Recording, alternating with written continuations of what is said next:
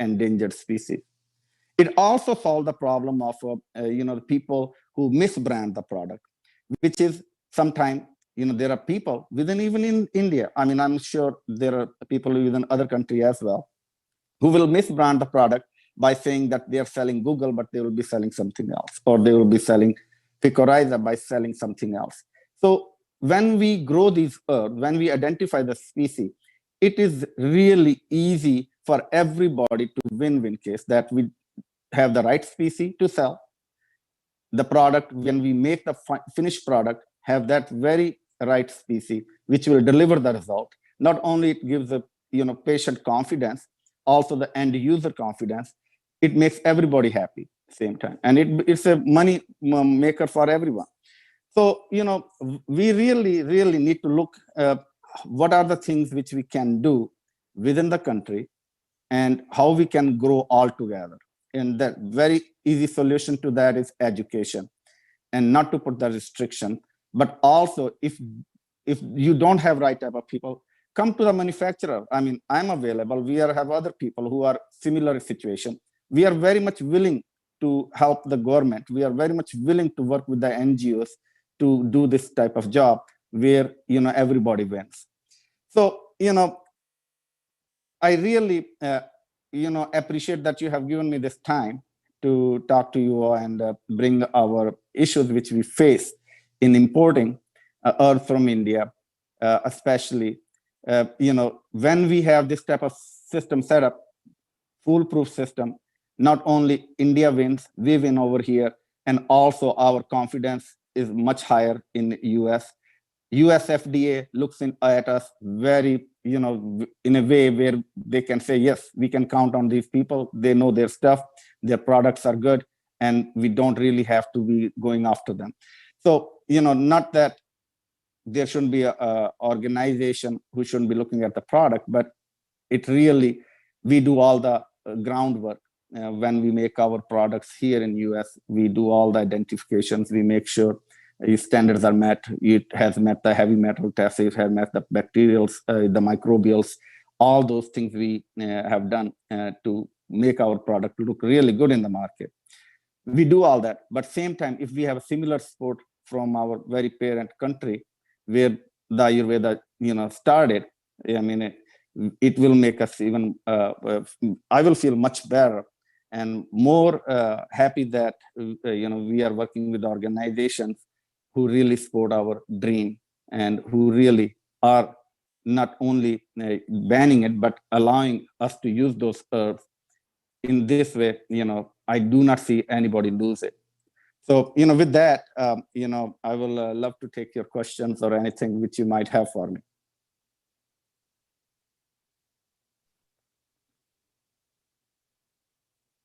Doctor, will you please spell out the demand actually which has been there after the COVID pandemic, particularly in your country? Right. Due to the COVID, we definitely have lot of demand for the berberine containing plants, like Tinospora cordifolia or Guloe or Guduchi have been in demand, and also Tulsi have been in demand as well. Amla is in demand. There is a Barbaris aristata, the thing, Daru haridra has been in demand. Kalmeg, Andrographis paniculata have been in demand. Picoriza is in demand, but we can't bring from India, so we have to look a little bit the other side. So all these herbs are in very much demand. The lots of antiviral, antibacterial herbs are in very much in demand in this country right now. So thank you very much, Dr. Saab. Thank you for sparing time for us, just telling us various issues which are involved in sourcing of medicinal plants from this Himalayan region. So we'll be in touch with you. And here in India, in Himachal Pradesh, we are working with Mr. Jitendra Sodhi ji to just connecting our farmers with him. And we are going for certification, cultivation, and other aspects. The only question which I would like to ask you again is, what happens is the inputs which are basically given to grow all Himalayan species like Kutki and all that, keeping in view the gestation period and all, the cost of cultivation goes very high. And you see in industry, it is always then comes on to the cost of the raw material which is produced by the farmers. So, and this is one question which I always even fail to address, and I feel how this could be actually solved, how the exact and good cost can be given to the farmers. Do you have any suggestions for that? Yes, I do have a suggestion for this. The reality is when we grow some premier herbs, if it is expensive, whatever cost that is, that's the cost, and that cost should be passed on, and farmer should be given whatever that premier cost is, and manufacturers, are willing to spend that type of money. Especially, I know I am willing to spend for the quality herb if I know I'm getting Kutki, which is certified and passes all the TLCs, and the species is very identical. I'm willing to pay that cost. There is no reason why we should not be paying the right price for the right thing. If people can go buy a Mercedes, for spending money, they know that they're getting it to Mercedes. Same thing is for me too. If I know I'm buying Picoriza and this is the right species, I'll be willing to do it. To go around, I think if we bring a lot of people, a lot of farmers, if there is a huge cultivation, a lot more cultivation going on, there will be definitely benefit to the farmers. They should be feeling happy that they're getting a premier price. But when a lot of people grow and they learn the techniques of growing, the price cost does come down eventually. That we have seen within even United States when we work with the farmers here. And when we do the thousands and thousands of acres of land growing, the overall cost of the maintenance of the land is the same. It's not a whole lot, especially with the herbs which grow naturally in that habitat. You don't have to do much because they grow wildly, in that particular area. I can grow Kutki in Punjab, that's very true. I mean, if I have to do it, I have to create that type of environment. But when we look into the Himachal or Himalayas, it grows naturally. And if we exploit that, we will have much bigger quantities, larger areas, and everybody wins. So I think, again, when we look into the cost effectiveness, is we need to look into, somebody should be doing a little bit work, that how many thousands of acres of land we grow, which will equalize the price cost for the farmers as well as for the the buyers. So it will probably turn out that it will give us some better price mark breakdown for everything. But by the end, like I said, when we buy some quality product, we better be willing to pay for the quality price too. Thank you. I would just like to tell you Government of India's stand on this. During COVID pandemic, there was huge demand for certain medicinal plants across the country. We were receiving demands from outside the country also. So National Medicinal Plants Board initiated one helpline for helping or even bridging the gap between pharmaceutical companies and farmers. So this helpline has resulted in a very positive manner. And currently there is a huge demand from the pharmaceutical companies. They are ready to buy material directly from the farmers. And even Dabur has done a lot of good work in Uttarakhand for this Kutki and all that. So yesterday only we shared one good experiment which is happening with biodiversity conservation committees in Uttarakhand. So again, today we will be sharing some more about that also. Thank you very much, Dr. Saab. So Dr. Chandan, I have one query from Dr. Sodhi. Can I ask that? Please, sir, please. Dr. Sodhi, it was nice hearing you. And I appreciate your contribution in this whole value chain. I just have one query. I was intently listening to you, and when you were speaking about the quality concerns. So, what are the quality issues that you would look into Picoriza? What is the quality parameter that you look, that you base your value of the material that you import from India? Because I believe this Kutki is endemic to Himalayas, and it cannot be grown outside Himalayas. For getting the kind of valuable bioactive compounds which are there, which come with the environment where it grows. So what would be actually the best quality parameter in picorizar which you would always appreciate and willing to pay higher price? Yeah, that's a really good question. When we look into the quality matters in the herbs in general, first of the thing is the identification of the species, that it has to be identified correctly. When you have right species, then we also need to look into the, where it was grown, and because the active constituents varies from, space to space where it is grown. So we definitely look into the active constituents. In this case, we will be looking at the cutkins, the picorizins type of alkaloids which are present in the plant to see, what is the percentage that it gives, minimum to maximum, because that also tells how the end product will be looking like. And then we also look into the quality in the when the people who harvested it, how clean is the herb, if there is the percentage of filth is there or not. We definitely pay attention to the the soil quality as well, that soil is free of the pesticides, insecticides, and we will definitely do the heavy metal testing as well, which should give us an idea that this herb is or the final product will be safer for the consumer and also safer for the human consumption. So these are the very much parameters which I use within our company to make sure, and that's fairly standard for us to make sure that the product meet all these qualities. So when this herb gets exported from here and you import it from there, how do you label this picorizar material as a medicinal plant or any other plant? How is it traded internationally?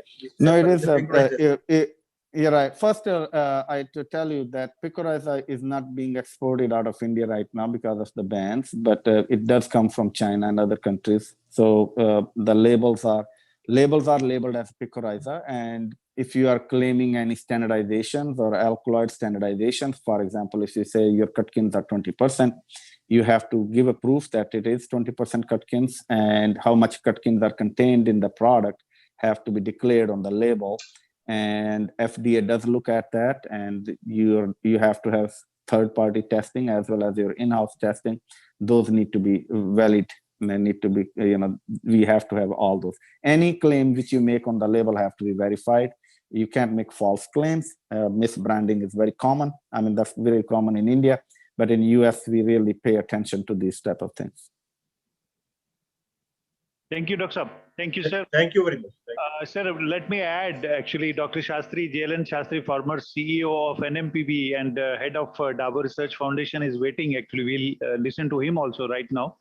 But let me tell you, last year we have started working with a company. It's a group which is working in Chandigarh, near Chandigarh. The technology of growing kutki under hydroponics, that has been taken from IHVT Palampur, and that company has started in Mohali actually. So it is in the initial stage, but I'm sure the hydroponic is going to help us to ensure the quality of the raw material in this matter. And secondly, the same process has been given to a company in Hyderabad actually. So there will be no surprise if the news comes after some time that kutki is now being grown in Hyderabad and Chandigarh.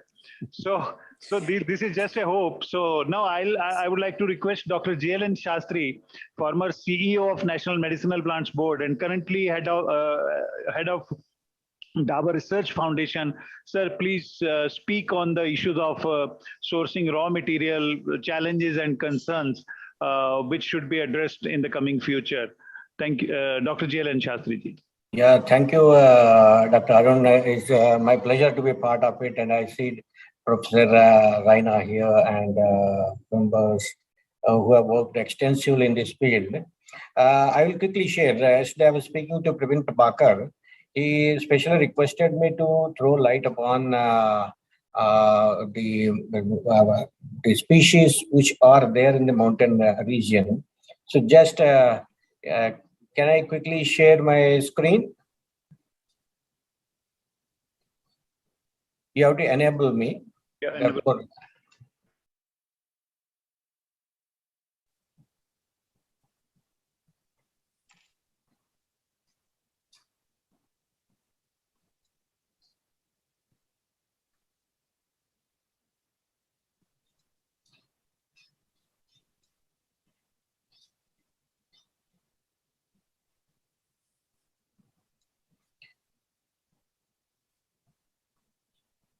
If there are any technical issue, probably I can discuss also.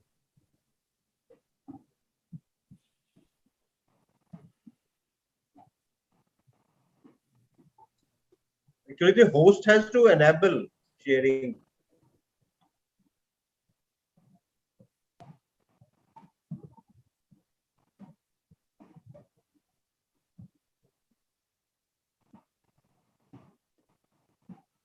Dr. Shastri, good to see you Yeah. again virtually. Thank you. Thank you, Professor Raina. Same here. Yeah. After this, I would like to take your contact details, because you were made as one of the committee members in NMBB, and they were. I did not. Yeah, they had written your name incorrectly, so I will come back to you on that. Oh, नमस्कार Shastri ji. Namaskar, Mehta ji, kaise hain? बस बढ़िया sir. I think if there is any delay, we can discuss also, but I have a few points to just share. Arun Chandan ji, if there is any technical lag, we can discuss also. Sir, just a second, please. I think it's done quickly now. Dr. Jalen Shastri.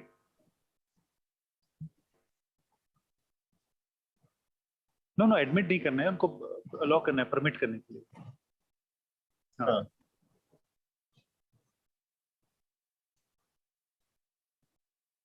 So just you have to tell them that Dr. Shastri Jalen is not a thief. Sir, on hai. You try it on. It is on. Okay, perfect. Yeah, now it's coming. On.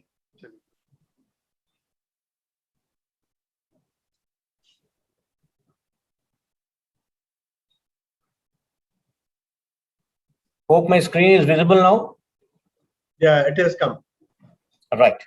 So I won't take much time. Just I wanted to share the experiences and again what we were planning for the Himalayan states during our upcoming project there when I was at NMBB. So quickly, these are the 12 Himalayan states which we always attracted me. I'm from plains, but always these mountain ranges have attracted me, right from your 8 northeastern states like Jammu, Kashmir, then recording stopped. West Bengal, then your Uttarakhand and Himachal. Recording in progress. So basically, the issues. Let us look at top 5 issues, top 5 challenges, and top 5 opportunities. That's how I wanted to give my message at least. The social unrest and frequent violence is an issue there, and especially when you come to the Northeast.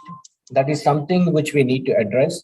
Then the migration and livelihood issues are the major issues. The lack of presence of Ayush industries in Northeast. It's okay when it comes to Himachal and Uttarakhand, though not in terms of population, but definitely the situation is good. But when you look at Northeast, all the 8 states together have about 56 total industries of Ayush, out of which 54 are from Assam, 1 from Meghalaya, 1 from Sikkim. That's how they're distributed. So you need to look at the avenues. Then in Himachal and Uttarakhand, the low land holding is an issue. Per capita holding is going to be very low, and making FPOs and getting into the act is an issue which needs to be addressed. And logistics add cost to the raw material, and that's something which we need to address as an issue. Then challenges here are stopping the migration is a big challenge. Providing a very healthy livelihood, it's not a big challenge, but it's a challenge still, because the exploitation is more. So we have to reduce the exploitation. Then collecting the raw material from the remote places is a challenge. Transportation of the raw material. So your issues and challenges are more or less interconnected. So you have to plan both together. Transportation of the raw material to the industry is a big challenge, and lack of education, the training and all those things. These are big challenges there because of the prevailing socio-economic conditions. Then what are the opportunities? So you will forget all the challenges and issues once you look at opportunity. Today, a commonly traded list of RET, if you look at it, there are 25 to 35. Okay, like just we were discussing with Kutki, yeah, you cannot export, but you can use inland, provided you have cultivation within your ambit. Then the high value species are there. That's something which will definitely take care of the logistics part of it. So that's one thing. And Ashtavarg as a major segment, we have not explored. Ayurveda has taken Ashtavarg as a major component, but somehow we as industry as well as the academic institutes seldom touch this for the commercial purpose, which is a big segment if we realize, and the nutritional benefits of the species and health benefits of the species, all the 8 species are going to really help us. Then the mushrooms and the cordyceps kind of opportunities are plenty, which will give real livelihood to the individuals. So we get focused. I have given 5 points. And then the last point here is very important. And the other day on a PLI scheme, I was mentioning homeopathy herbs. See, you have about 30, 40 kind of homeopathy herbs, which will give you 1,000 to 1,800 crores revenue. And you can reduce this as the foreign currency. So what I'm trying to say this, about 95% of your homeopathy tinctures are all being imported. And you can't cultivate the exotic species everywhere. Thanks to Dr. Anil Kurana and team from DGCCRH, in Uti, they have established a small hub for at least 30 odd species on a regular cultivation basis. Now you take it to Northeast, which is organic zone, and set up a what you call extraction unit somewhere and make tinctures there. So airlifting tinctures may not be a problem somewhere in Mizoram or Nagaland, or maybe somewhere towards Meghalaya. You can think about it, and that's going to really solve your purpose. These are the big opportunities. Let us not try for 100 things. Let us get focused, and we are there. So I will run through. Just I don't want to tell you what is RET species is established. My point here will be like NIBB started 2 projects on Ashtavarg. Just I wanted to mention.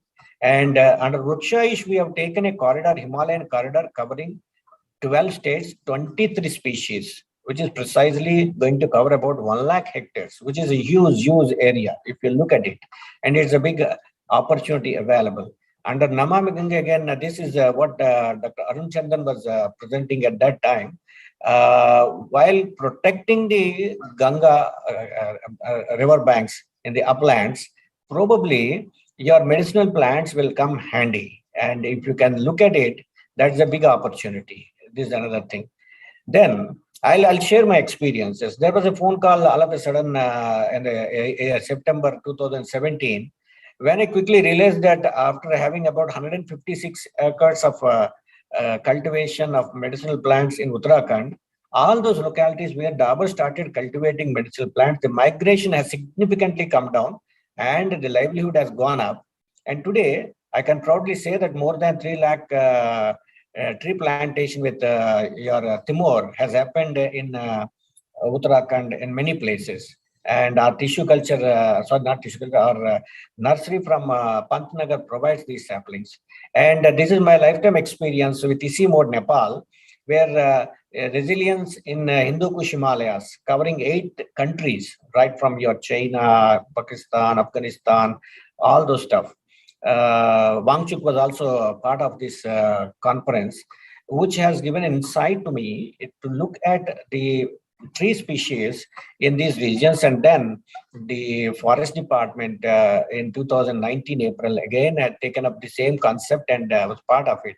Then Ladakh, when high altitude medicinal plant project was initiated 2019, today you can go and see 6 plants are already taking a commercial shape.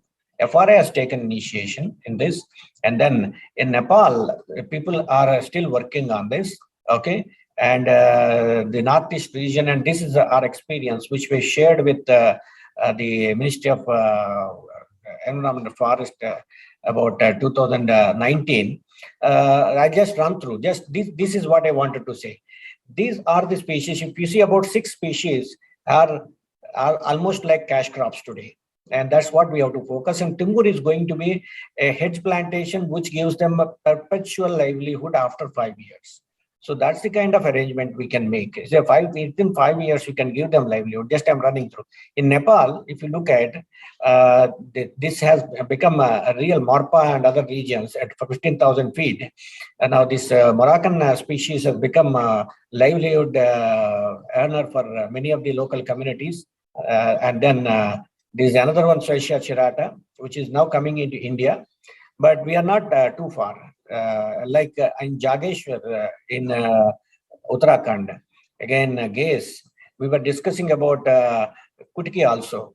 Kutki, 3 years back, we published a paper in Botanical Survey of India, and our monograph has been taken and accepted by US Pharmacopoeia. And today, if you see the Picorrhiza monograph, it is not Picorrhiza corova, it is Picorrhiza as it is with 2 species, Picorrhiza tunganathe and Picorrhiza corova. In Tunganath area, there's another species which was actually reported by R.L. Chopra in 1956, which we have ignored. It is published in Wealth of India. It is there. The picrosides, the glycosides are more than 1.5% than what it is available with your Picorrhiza corova. And we have published this paper in Nelombo in April 2019. Please go through that. And we have done the dendrogram, we have given the DNA fingerprinting, and today it is established as second species, which is a better one compared to your corova, but both look similar morphologically. Scrophulifloria has no relation with this, so we can easily segregate. And Tomer is something which is giving livelihood to plenty. It is already happening. Only thing, 15 days is the actual the viability of this seed. If you don't sow it within 15 days after harvesting, then the sprouting will come down, germination will come down to 5%, 6% kind of thing. So people should be aware of this. And now, and Kurkatsungi is going to be another major project where we can really give livelihood. A lot of study has been done recently by FRLHT, and we were associated. We are glad. And the reason for non-development of these galls has been identified. The aphids are being reared now by FRI, and wheat has been identified as the secondary host. If you keep the aphids which are non-pathogenic and leave them, they are symbiosis. You can leave them near the trees and the galls will form. That's the kind of outcome is coming. So it's going to be a bigger livelihood because these trees are plenty in Uttarakhand and Himachal, especially Himachal. And Ratanjot is another livelihood in Lahore Valley. And it has come to now Ladakh also.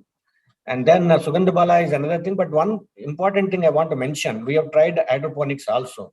But the real problem is in India, the root growth is not that robust like what we find in Nepal, exactly on the other side of the mountain region.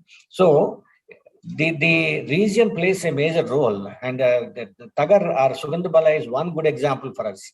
And they have both the species there. And Hedicame is another one which gives a lot of money. Pushkar Mool is, so I was mentioning about Spiti Valley, and this is Lahore. And Atish is also there. Then Picorrhiza I mentioned. Then South Syria is also there. So these have become cash crops already. Near Srinagar, some kind of tree species have also been introduced. So in the northeast, especially in Assam, in and around Tejpur, you have a hub. So if we can really create some avenue of collection and cultivation around this hub, you have more than 30 factories which can give really employment as well as livelihood to the local communities. And Pipali cultivation has taken up as a major replacement for the tea plantation, and other species are also there. There is an MOU signed between Manipur and Dabar for the collection of raw material, and nobody at this point of time, 2016, was believing that India can have sufficient quantities of timor. And now Arunachal Pradesh, just tonight I'm reaching Arunachal Pradesh, where we have a lot of activity for Vasanab, Atish, And Timor, best quality of Timor comes from Arunachal Pradesh. We have done the chemical analysis, and the best quality comes from Arunachal Pradesh. So in Manipur also you have plenty of plantation, the Arunachal Pradesh. Then as I mentioned, I'll run through this. Whatever that is happening in Nepal also is something eye-opener. About 300 hectares of Timor plantation has already happened there. So just this is what I wanted to share with you from my side, so that people will be aware about what is happening there.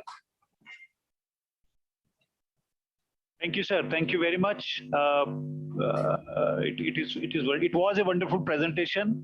We could actually even move around the entire Himalayan states, not only Himalayan states, but we were there in Nepal with you to know the activities of Dabar for cultivation of medicinal plants. So thank you very much, sir. Thank you very much for your time. Yeah, thank you. I have to rush to the venue for the second session, so you have to excuse me. Thank you, sir. Thank you, Ji. Thank you. So friends, आप अपना sir, just please stop the sharing. Yeah, I'm trying to do that. Just give me 1 second. Panelist can. So we have Mr. Rijul Bhaskar Gurang, who comes from Mount Everest Forest Botanicals Alliance, working in Nepal. So Mr. Bhaskar will be taking us to the journey of Mount Everest Forest Botanical Alliance. They are working on cultivation of high altitude medicinal plants. They are conserving environment. They are into a lot of other development sector activities. They are in carbon footprint and all that. So I would like to request Mr. Bhaskar to please start your presentation and tell us about detail of your activity. You are interested to explore partners for cultivation, contract farming in your area. So I would request that you please speak in details so that the stakeholders who are in this conference or watching us can be connected with you. Mr. Bhaskar. Thank you, Dr. Shukla. Hello, can you hear me, please? Yes, we can hear you, but just your video is off. Just please hold on. I need to share my PowerPoint. I'm just. No, it's already been allowed. You can. Okay. Thank you. I'm just working on it.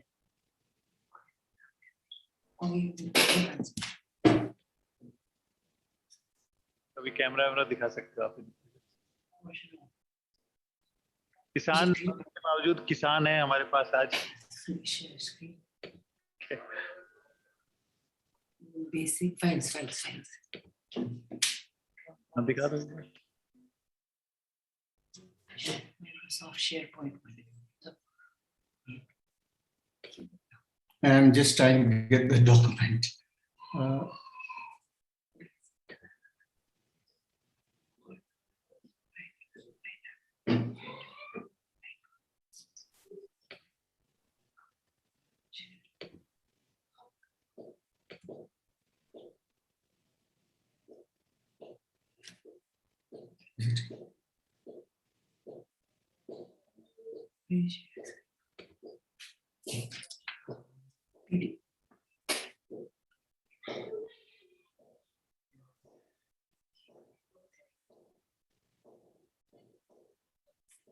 Desktop.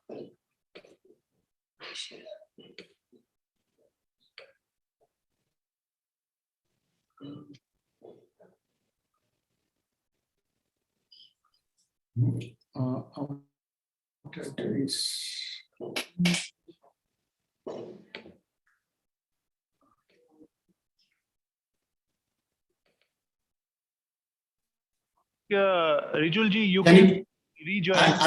I've shared it. Can you see? Not yet.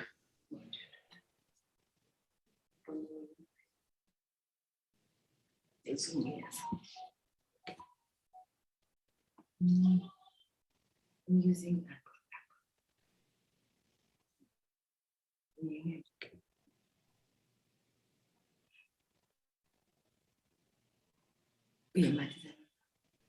वो PowerPoint.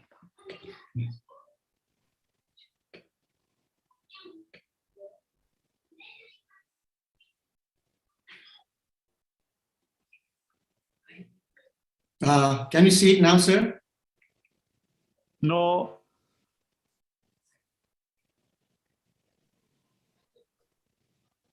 Share.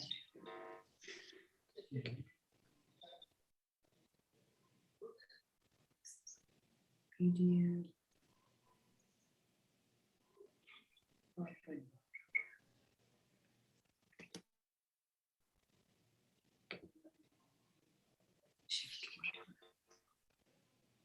Sure.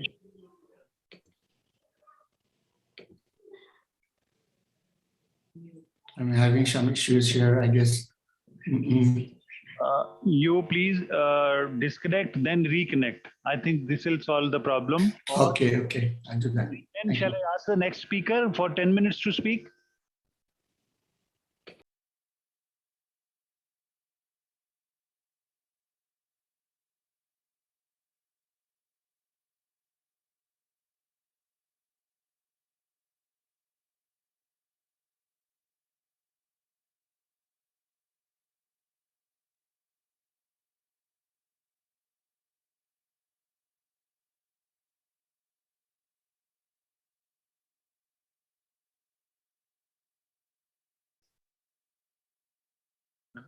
तो हमारे बीच आज कुछ किसान भी हैं। आप अपना माइक ऑन करके थोड़ा अपने बारे में बता दीजिए, कहाँ से आए हैं और क्या आप औषधि जड़ी बूटी की खेती करते हैं या नहीं? अपनी जड़ी बूटी की भी करते हैं? अच्छा, हाँ हाँ, तो बताइए अपने बारे में बताइए कुछ। ये हम आज क्या कर रहे हैं मैं बताता हूँ। आज हम ये एक नेशनल कॉन्फ्रेंस कर रहे हैं। आपको पता है कि जड़ी बूटियों की जो मांग है वो पूरी दुनिया में बहुत बढ़ गई है। तो जड़ी बूटियों में खास करके अश्वगंधा, तुलसी वगैरह, ये जो चीजें जिनको आप आसानी से अपने खेतों में भी उगा सकते हैं, उसकी मांग बहुत बढ़ गई है। और सरकार की भी इसमें बहुत सारी योजनाएं हैं। सरकार सब्सिडी के लिए भी, खेती के लिए सब्सिडी भी देती है। इसके साथ साथ और भी काफी कुछ इसके लिए योजनाएं उपलब्ध हैं। तो आप यहाँ आए, आपका स्वागत है। तो यहाँ भी सुनिए आज क्या क्या चर्चाएं होती हैं, क्योंकि आज अभी सुबह सुबह अमेरिका से एक डॉक्टर साहब ने बताया कि वहाँ पे किस तरह से जो अगर जड़ी बूटी देनी है तो कैसे खेती करके उनको कैसे उसको सुखाना रखना चाहिए ताकि उसकी शुद्धता बनी रहे और उसको अच्छा मूल्य मिल सके। यानी अगर धान और गेहूं की अगर बात करें तो उसकी तुलना में 2 गुना 3 गुना आमदन जड़ी बूटियों की खेती करके हो सकती है। अब ऐसा भी कोई फार्मूला नहीं है कि एकदम से आपको बोल दिया जाए कि आप एकदम से गेहूं से हट के ये काम करना शुरू कर दो। लेकिन ये है कि थोड़ा थोड़ा हम थोड़े ट्रायल लगाते हैं, देखते हैं कौन सी चीज आपकी जमीन में कामयाब होती है। जमीन का टेस्ट वेस्ट करना पड़ेगा, अच्छी किस्म की पौध लानी पड़ेगी। तो उसके बाद एक आध 2 साल के अंदर, 3 साल के अंदर एक स्टेज आ सकती है कि हमारी आमदन बढ़ सकती है। और दूसरा ये कि जितना भी पैडी का काम, धान का काम करते हैं, उसके लिए पानी की बड़ी जरूरत होती है। तो पानी भी भूमि के नीचे पानी बहुत नीचे चला जा रहा है। तो वैकल्पिक फसलें हमें इसलिए चाहिए कि हम पानी की कम खपत हो। तो इसमें पानी की भी कम खपत होती है और किसी तरह से बहुत ज्यादा हमें इंसेक्टिसाइड और ये कीड़े मार दवाइयाँ, नाशक दवाइयाँ वगैरह लगाने की जरूरत नहीं पड़ती है। तो आप यहाँ आए हैं तो ऊपर हॉल में भी जाइए। ऊपर कुछ लोगों ने हाँ हाँ प्लीज बोलिए। ये दवाइयाँ मेडिसिन प्लांट बोते हैं,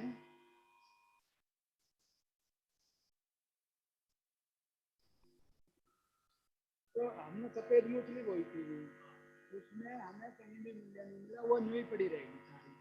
और जो हमें ऐसी दवाई है, वो चीज आप बता रहे हो ये बोते हैं, तो इनका हमें मूल्य या मंडी या बेचने की जगह कहाँ मिलेगी? समस्या ये है। हाँ देखिए, ये आपने ठीक बात बोली है। लगभग 5-7 साल पहले, 10 साल पहले सफेद मूंगफली को लेकर के कुछ समस्याएं हुई थी। उसमें क्या हुआ था कि सफेद मूंगफली जो लोगों ने लगाई थी, खरीदने वाले नहीं थे, या जब लगाई गई तो उगी नहीं। बहुत सारी इसमें चिंताएं हुई हैं। लेकिन अभी क्या हुआ है, अभी जो स्थिति ऐसी आई है कि हम किसान को ये कहते हैं कि आपको फसल वो लगानी चाहिए जिसका खरीदार आपके पास हो। पहले खरीदार से संपर्क करते हैं, खरीदार से मांग लेते हैं। तो भारत सरकार ने क्या किया है, भारत सरकार का जो नेशनल मेडिसिनल प्लांट्स बोर्ड है, जहां जिस कार्यालय से मैं भी आता हूं, तो यहाँ पर कंपनियों ने अपनी मांग दे दी है पहले। तो कंपनियों ने कह दिया है कि उनको इतनी संख्या में सफेद मुचली चाहिए या जो भी पौधा चाहिए, तुलसी चाहिए, अश्वगंधा चाहिए, तो हम उसके मुताबिक फिर खेती करने के लिए जा सकते हैं। ऊपर मंत्रालय का, आप हॉल में जाएंगे, मंत्रालय का एक प्रदर्शनी लगी है राष्ट्रीय औषध पादप बोर्ड की, वहां जाइए, वहां एक डॉक्टर विजय कुमार जी हैं, उनसे संपर्क करें आप एक तो पहले। नहीं तो हम तो हैं यहाँ बैठे, आप जब आएंगे, आपने यहाँ लिखवा दिया है और आप हमारे यहाँ से डिटेल ले जाइए, हम तो आपसे संपर्क कर ही लेंगे, कोई दिक्कत नहीं है, ठीक है। और दूसरी बात, मंडियों का जहां तक सवाल है, तो सरकार ने मंडियों की भी व्यवस्था की है। हमारी एक, आप सारे एंड्रॉयड फोन यूज करते हैं, आप गूगल प्ले स्टोर पे जाके ना एक ई चरक की एप्लीकेशन डाउनलोड कर लो, ई चरक के नाम से। तो ई चरक के नाम से एप्लीकेशन अपने इसमें फोन में डालो रजिस्टर्ड करके, फिर उसमें एक हमारा वेबसाइट भी है, वो वेबसाइट पे आप रजिस्ट्रेशन कर लेंगे, आपके ने कोई चीज बेचनी है तो उस पर डाल सकते हो, खरीदनी है तो भी उस पर डाल सकते हो, कोई पौधा कैसे उगाना है इसकी जानकारी भी यहाँ से मिल सकती है आपको आराम से, इसी के अंदर सब कुछ है। यहीं आपको हमारे नंबर सबके मिल जाएंगे, आप हमारे से संपर्क कर सकते हैं। और अधिकारी हैं पूरे देश में, हमारे जो है 7 केंद्र हैं पूरे देश में, तो उन केंद्रों के इसमें फोन नंबर पते सब दिए हुए हैं, उनसे संपर्क करें आप। और आपके यहाँ ट्रेनिंग प्रोग्राम का आयोजन भी हो सकता है, सब तरह से व्यवस्थाएं हो सकती हैं। मैं डॉक्टर अरुण चंदन मेरा नाम है, और ये जो नेशनल मेडिसिनल प्लांट्स बोर्ड का एक रीजनल कम फैसिलिटेशन सेंटर है जो नॉर्थ इंडिया के लिए है, जिसमें उत्तर प्रदेश, पंजाब, हरियाणा, चंडीगढ़, दिल्ली, हिमाचल और उत्तराखंड, उत्तर प्रदेश भी, ये 7 राज्य आते हैं। और हमारा जो कार्यालय वो हिमाचल प्रदेश के जोगिंदरनगर में है, आयुर्वेद अनुसंधान संस्थान जोगिंदरनगर में। वहां से हम इस राज्य में किसान, उद्योग जगत के जितने लोग हैं और शोध करने वाले जितने संस्थान हैं, इन सबको जोड़ते हैं, और जड़ी बूटी से संबंधित हर तरह से जानकारी देना ये हमारे काम के अंदर शामिल है। आप हमें कभी भी संपर्क कर सकते हैं। मैं आपको अपना कार्ड भी दे देता हूँ, और ये जब आप ई चरक से जाएंगे उस पे आप आराम से हमारी आपको जानकारी मिल जाएगी, आराम से कर सकते हैं। आप ये 2-3 कार्ड रख लीजिए, इसमें नंबर शेयर कर लीजिए, ठीक है जी। तो हम फिर शुरू करें। हमारे साथी नेपाल से जो जुड़े हैं, Rijul ji, are you there? Can you start sharing your presentation now? And I am happy to tell you that we have some farmers from Haryana who are desirous to start who is interested to start cultivation of medicinal plants. कहाँ से हैं UP से आप?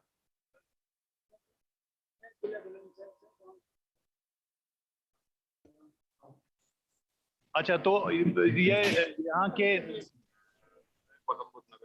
हाँ। Doctor साहब, जी this is Rizul here. I've just shared you the PPT in your email. Could you kindly check that, because I'm here with my PC and I'm not been able to load the PPT. Okay, so let me download that. In the meantime, I am requesting Mr. Abhishek Handa to start his presentation. So Abhishek, can you hear me? Mr. Abhishek. Mr. Abhishek. So let me tell you about Mr. Abhishek Handa. Abhishek Handa is a researcher. He is working with us for the last 4 years. तो इन्होंने हिमाचल प्रदेश और मध्य प्रदेश और देश के दूसरे हिस्सों में the issues which are related to the collectors of medicinal plants from wild. So he will be throwing light on the issues related to collection of medicinal plants, raw material from the wild across the country. So he will be sharing his some of his slides and let us know what are the issues and what are the of the government which have been declared for cultivation of medicinal plants. Mr. Abhishek Handa. Thank you, sir. Thank you. Am I audible to everyone? Carry on. Okay. मैं जो PPT slide share कर रहा हूँ, क्या आप देख पा रहे हैं? हाँ, बिल्कुल देख पा रहे हैं। Thank you, everyone. First of all, I would like to thank the conference organizers, especially Dr. Arun Chandan ji, who gave me this opportunity to present my research work with all of you. So, thank you, everyone. Today, I will present on the issue and the topic on medicinal plants and its market supply chain in the Himalayan region, issues, challenges, and probable alternatives from the collector's perspective. So,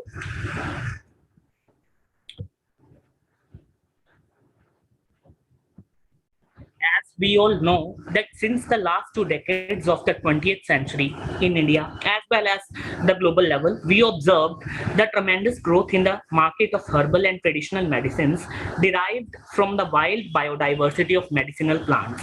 The major reason for the boom in the international demand lies in the increasing public awareness of the side effects of synthetically made allopathic medicines. This trend directly motivates the big multinational pharmaceutical corporations to produce these herbal medicines with a large scale, centralized industrial mass production system that is based on the logic of returns to scale. Making these medicines accessible to a large market of consumers enables high profit and accumulation of capital. Large-scale industrial manufacture requires raw material be available in bulk, priced low, so that a reasonably cheap product can be mass-produced and then sold far and wide. This logic gives rise to collection and harvesting practices which are inimical to the species of these plants in the long run. While new norms for efforts towards regeneration have been introduced, they are not implemented effectively.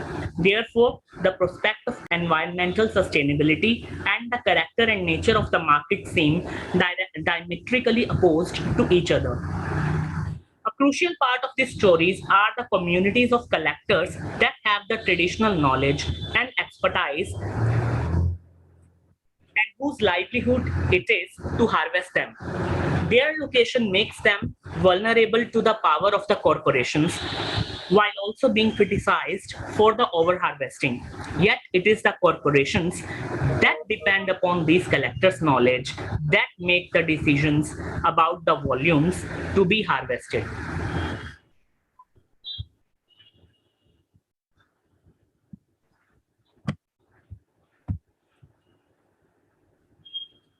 So the contemporary discourse around overharvesting and deterioration of biodiversity of the species of wild medicinal plants is deeply rooted in the existing structure of uneven power relations of the market supply chain of the medicinal plants. In this context, therefore, we need to understand the structure of the market and how the chain of the intermediaries from the forest to the big wholesale market work. The modern market supply chain of the medicinal plants open up the vast reserves of wild natural resources of medicinal plants for industrial exploitation for corporate stakeholders. They have neither any historical linkage with the habitat in which these plants grow and exist, nor do they have any direct contribution in the maintenance and identification of these plants. So while their market has grown enormously, it has also led to the overharvesting without any concomitant efforts at regeneration. Big pharmaceutical corporations have promoted the trade of medicinal plants such that near around 80% of the medicinal plants required as a raw material are now sourced from the wild because they are cheap and believed to be of higher potency. These corporations otherwise do not get the various species of wild medicinal plants directly from their source of origin in the forest areas. The pharma companies and pharmacies usually does not get their raw material in the form of raw herbs directly from their source of origin in the forest areas.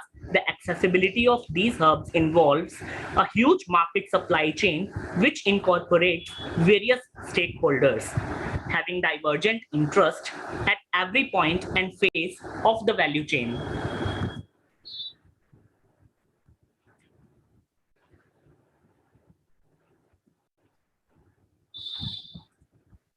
This market supply chain can be broken down into several subsets of activities: collection, processing, storage, transport, marketing, and sale. Each activity is being carried out by a specific stakeholder at each point. This market is based on a huge chain of intermediaries and middlemen, which includes traders and commissioning agents that link the collector and cultivator to the final buyers, the pharmaceutical companies. The existing market of medicinal plants is not an organized one and largely illegal and unregulated. Presently, we have seen that very big, powerful players access this market, but its very disorganized and illegal nature makes it easier for them to access and indeed control it. The stakeholders source the medicinal plant through these stakeholders, through which one can get the information regarding the availability of endangered species, which are part of the huge trade secret of the big commissioning agents and middlemen. What is clearly evident in this sector is that existing market of medicinal plants in India does not come under the perfect competition parameter, where every stakeholder has complete and freely available information about the source, quality, and prices. This market suffers from acute information gaps and secrecy, where organizing information transactions is not only costly but also involves uncertainty. These informal institutions and stakeholders ultimately create an informal structure of power, which crucially influence the way in which decisions related with trade, contracts, production, and distribution are taken. This whole process ultimately leads to the creation of transaction cost at each point of supply chain, which ultimately contributes in profitable value addition for each middleman, while ultimately results in the marginalization and exploitation of the collector's knowledge, because they not only severely lack the crucial market information such as price and demand, but politically unorganized and do not have the political and bargaining power.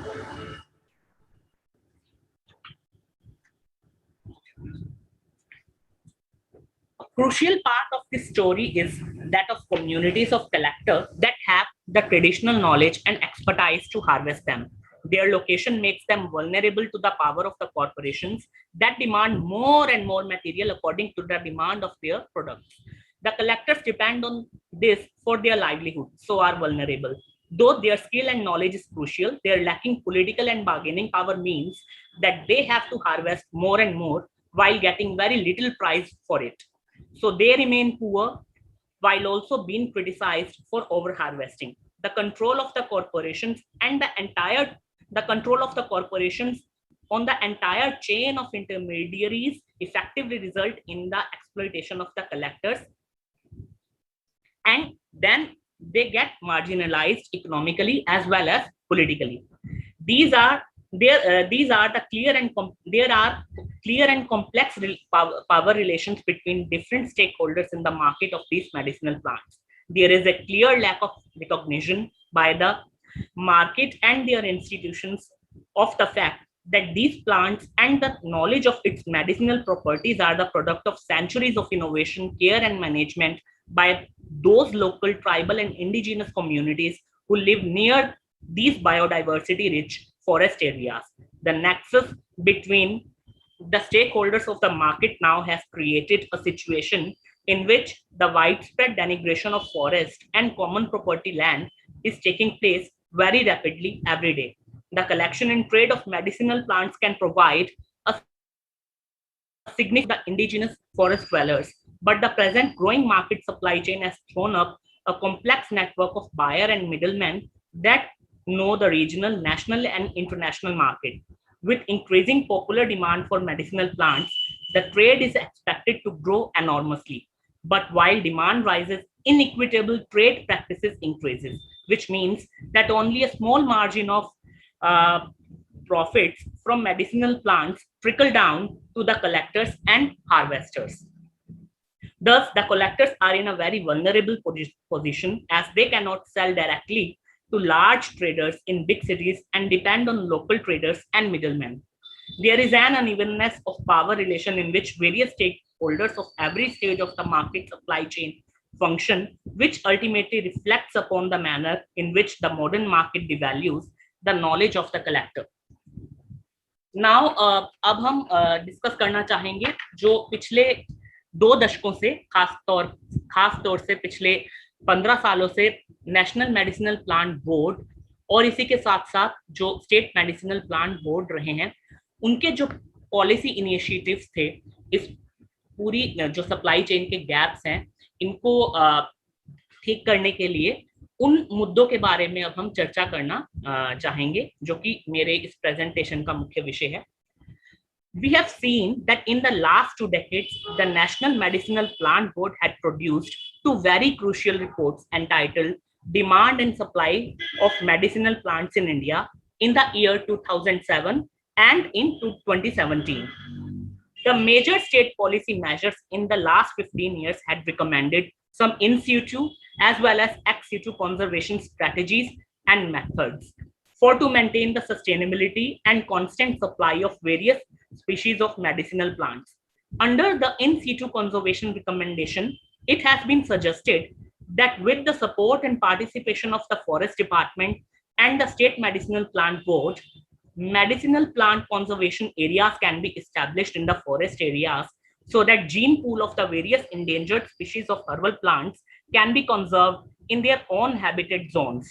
But over the years, it has been felt that despite the relevance of this approach, the Forest Department as well as NMPB both have not been able to conserve the endangered species in that sense, which was expected. One of the major reasons behind this inability was that both of these institutions had not taken this initiative seriously.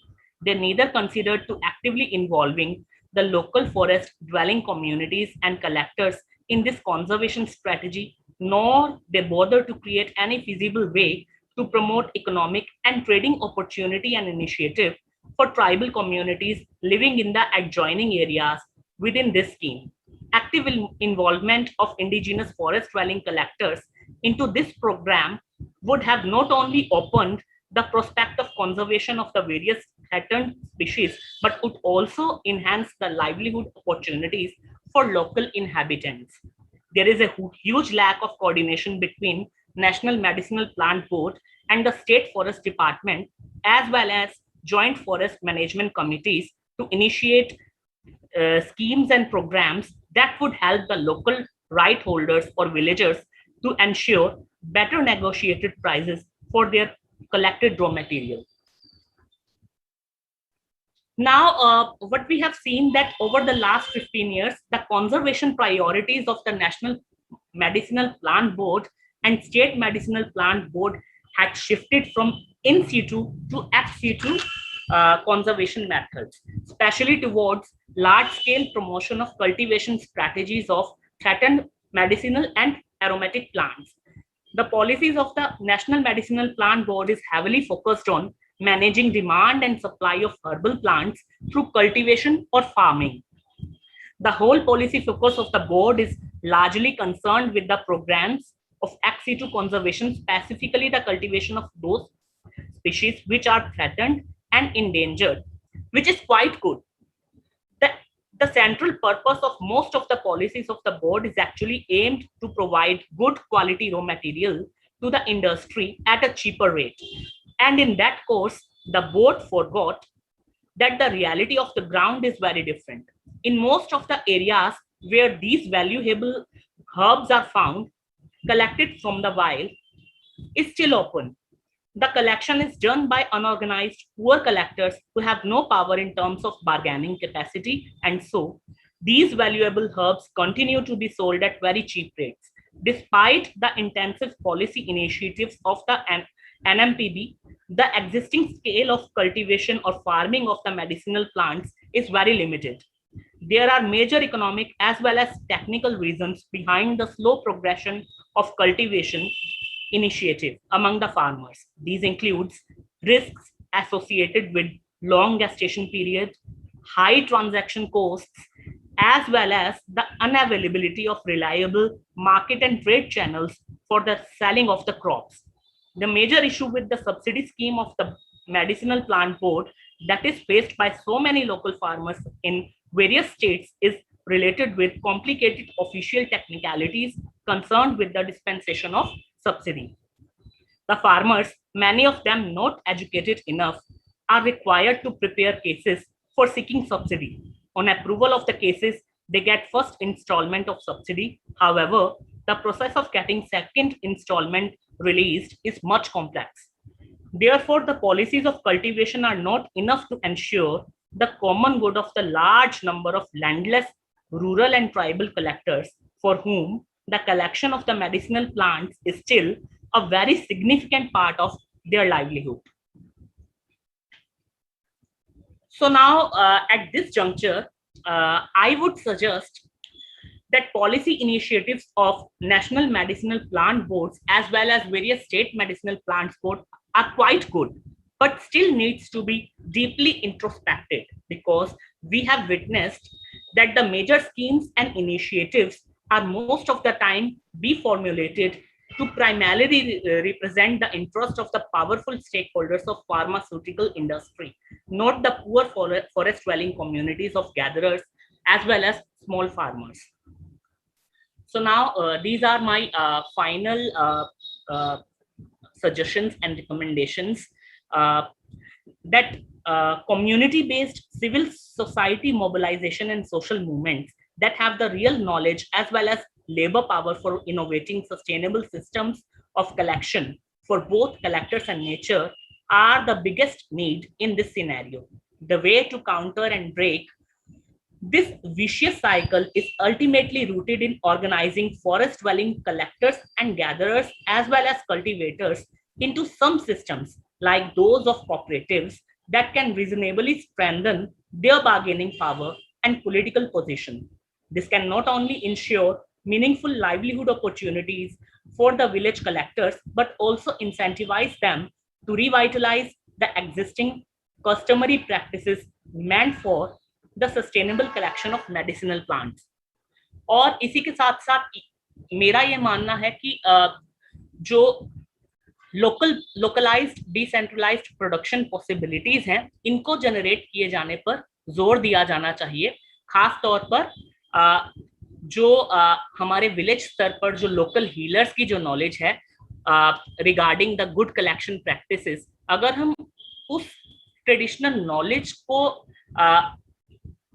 ठीक तरह से utilise करके collectors को mobilise करें और cooperatives के माध्यम से अगर हम एक ऐसी व्यवस्था स्थापित करने की कोशिश करें जहां हम जो एक दूसरा ही नैरेटिव है उसको प्रोड्यूस कर सकते हैं, जहां जो लोग जिनके संसाधनों को इस्तेमाल किए जाने की आवश्यकता है वो अपने संसाधनों के माध्यम से ही अपनी जो प्रोडक्शन पॉसिबिलिटीज हैं उनके थ्रू अपनी जीविका जो है वो एक तरह से पुनर्जीवित कर सकते हैं। इसी के साथ साथ ये जरूरत है कि मेडिसिनल प्लांट बोर्ड जो है वो स्टेट मेडिसिनल प्लांट बोर्ड के साथ कॉर्पोरेट करके विलेज लेवल पर जो प्राइमरी यूनिट्स हैं उनको इस्टेब्लिश किया जाए, ताकि विलेजर्स को, लोकल पीपल को एक स्तर पर एक अपॉर्चुनिटी मिल सके जहां वो अपने जो रॉ मटेरियल्स हैं उनको प्रोसेस्ड करके उनको वैल्यू एडिशन करके उनको आगे जो है सेल आउट कर सकें।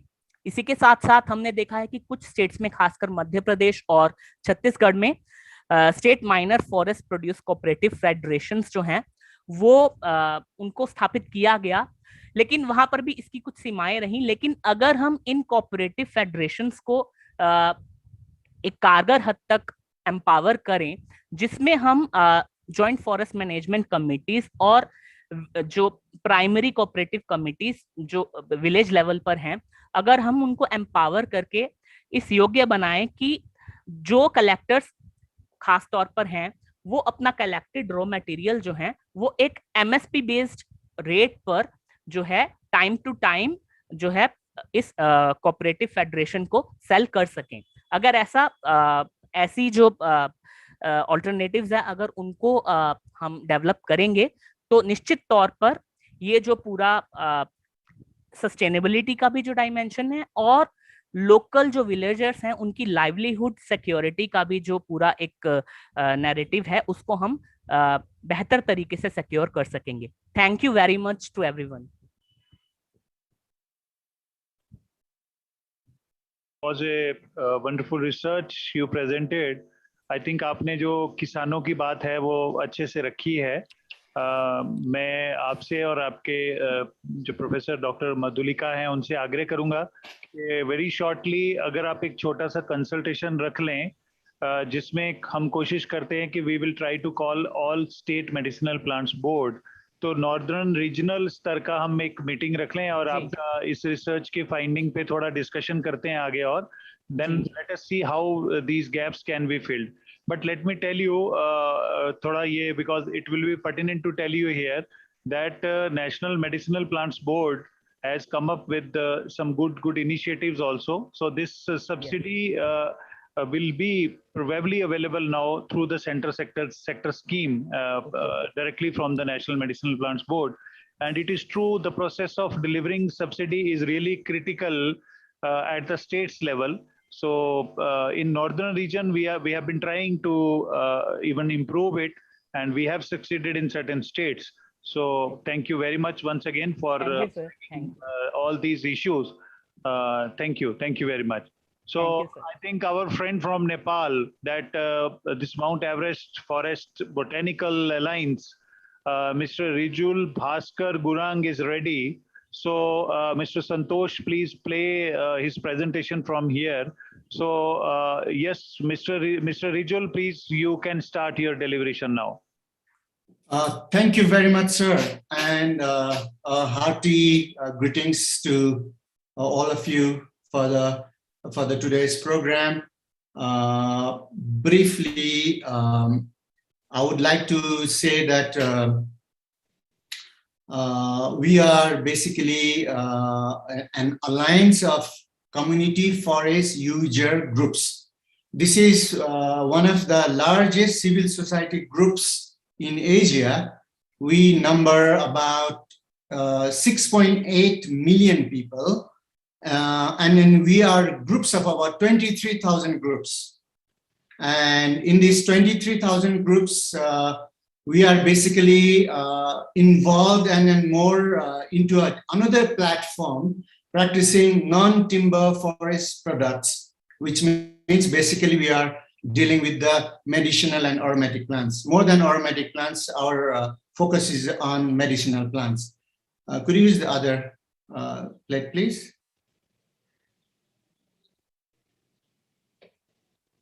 Next slide, please.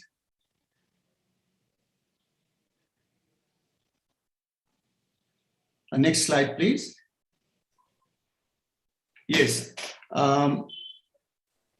Like I said, we are one of the largest community forest user groups practicing NTFC in Asia. And we have, in the smaller group, out of the 23,000 groups, we are 2,348 groups with 187,000 people. And then basically in Nepal, the community forests are basically the forte, in the sense that the government has given the complete rights over the community forest areas where we manage the forests for conservation, and then also we enjoy the usufructs of the forest for sustainable economic activities.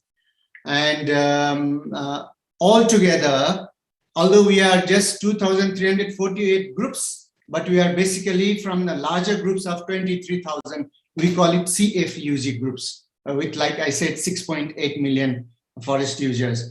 And we have altogether 532,000 hectares of forest lands under our stewardships. And then you can just get the impression that how much of land we can put under cultivation of medicinal plants. Say, as per the international researchers of forestries, they say broadly 10 to 12% of all the forests are degraded. So you can imagine, out of the 532,000 hectares, if you can calculate even just at the lower figure of 10%. So that many thousand hectares of land we have, which is degraded, which we can use for the cultivation of medicinal plants. Next, please. Basically, how we have resolved ourselves to lay out the programs of cultivation of medicinal plants is basically we have our strategy is called 4 returns forest landscape restoration. While we do for the cultivation of medicinal plants, our 4 returns for forest landscape restoration, it really gives us the level of philosophy, and then also the objectives, and then the aims, and then the scope for our entire rolling out of the cultivation of medicinal plants is basically for 4 returns of the forest landscape restoration. So if we have healthy landscapes that offer tremendous opportunity for business, society, and people, but restoring landscapes takes time. In order to make large-scale landscape restorations a reality, we have to think about what a landscape looks like in 20 years' time. So all our projects have we call it lifetimes kind of a tenure, which is broadly everyone accepts being 20 years. So 1 generation. So when we do that cultivation of medicinal plants in the agroforestry, we have basically segregated this 20 years into 4 units of 5 years each. So each 5 years we have plans and projects, and then we create kind of a lens to imagine what is possible under 4 returns. So we will discuss broadly.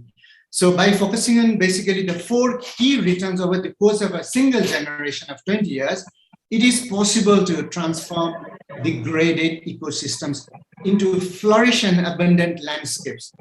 So flourishing and abandonment of landscapes is meaning if the people living around the forests, they have economic well-being, and then the farmers, land users, government bodies, businesses, and conservationists, if they all work together and there is a co-vision for the future, the forest landscape restoration can really, really deliver goods. And then basically the services of 4 returns is our pivot. So whatever we do for the cultivation of medicinal plants, the 4 returns is pivoting for us. Next, please. Yeah, so basically out of the four returns, the principal thing that really carries us forward is the inspiration, giving people hope and a sense of purpose, which is very, very important. This brings the emotion of the community with the environment. So today, many people are disconnected from nature and the landscape around them. So by inspiring people through engagement and awareness, a sense of hope and purpose will return. This can be pursued by a deeply understanding local and indigenous ownerships and wisdom, grasping the meaning of long-term commitment for governments, companies, and investors, and taking time for inner reflection. So this is the inspiration, what we get from out of one of the 4 returns. Next, please.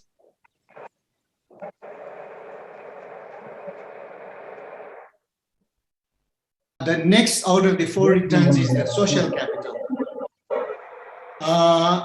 Basically, under social capital, this is bringing back jobs, business activity, education, and security.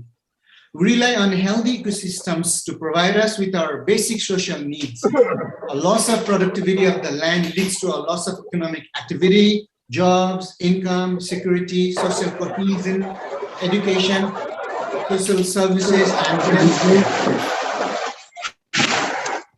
hello, am I audible? Hello? Hello? You continue, please. You are audible. Okay. Landscape restoration provides a solution by attracting investment in the land.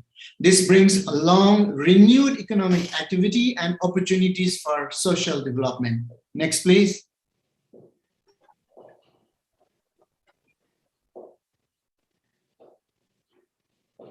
So the next from the 4 returns is the natural capital. So restoring biodiversity, soils, water quality, and capturing carbon. So the world's landscapes and ecosystems are degrading rapidly. Everyone knows about that. It is becoming a threat to human well-being in many aspects. We are experiencing problems in health, agriculture, forestry, water, and migration. It is becoming a threat. So this will return essential ecosystem services on which we are heavily depending, including fertile soils, water, biodiversity, biomass, and carbon storage. That is the carbon sequestration. Next, please.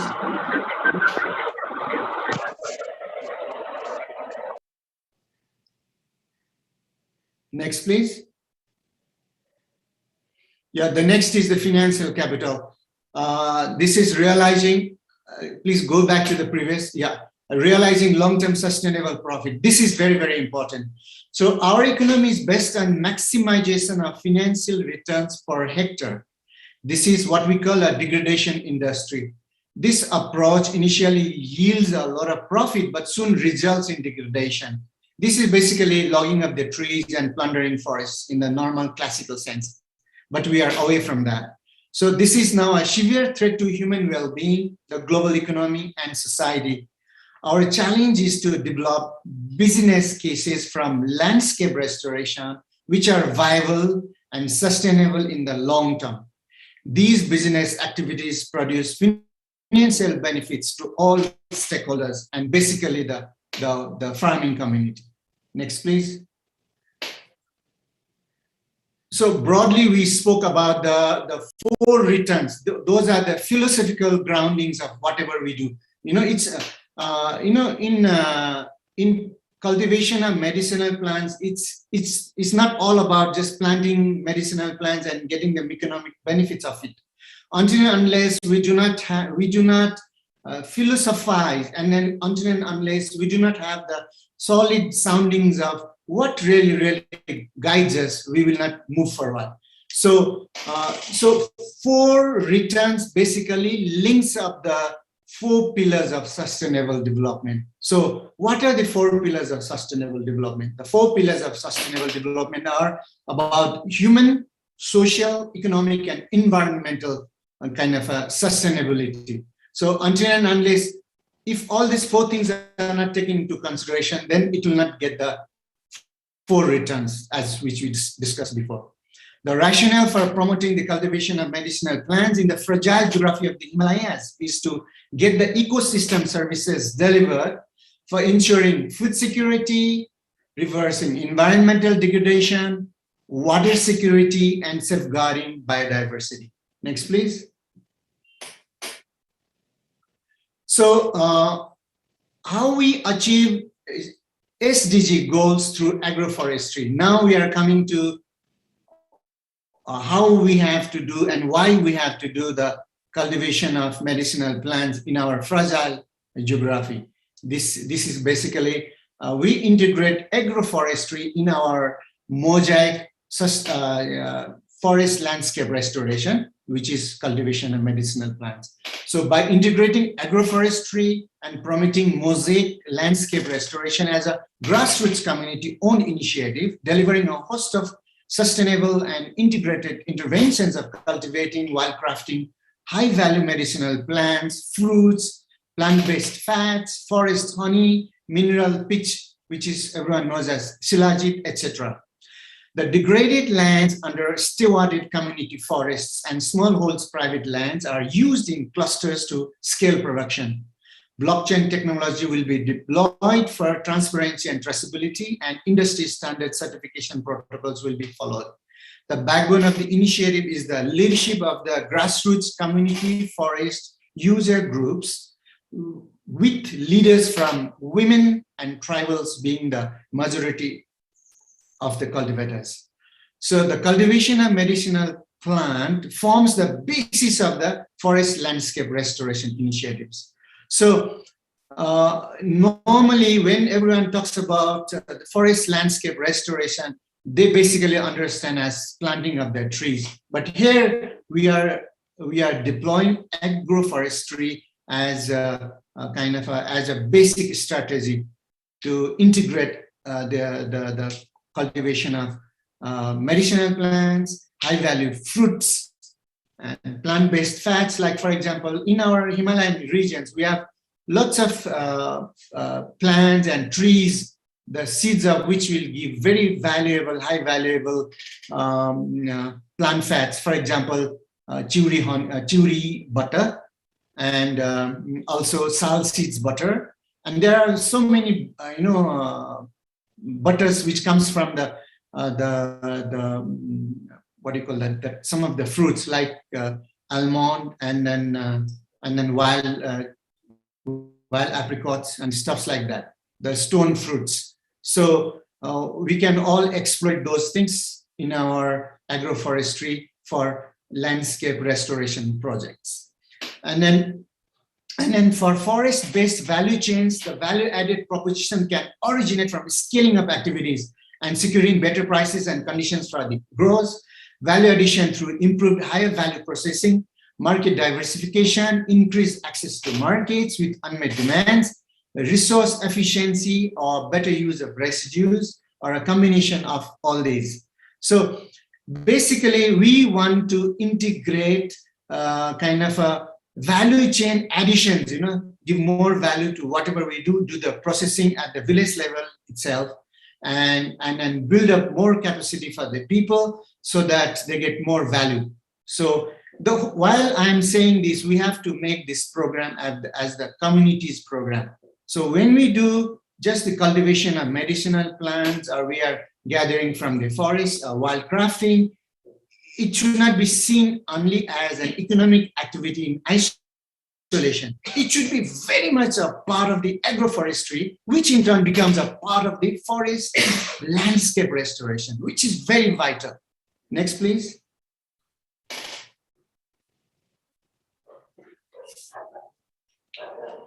Yeah, and then while cultivating medicinal plants, we should basically think of two things, which is ecological functionality and enhancing human well-being. These are the two principal kind of benefits that we see while cultivating medicinal plants. Like I was saying, we see beyond mere activities of planting botanicals in our lands, that which goes beyond that.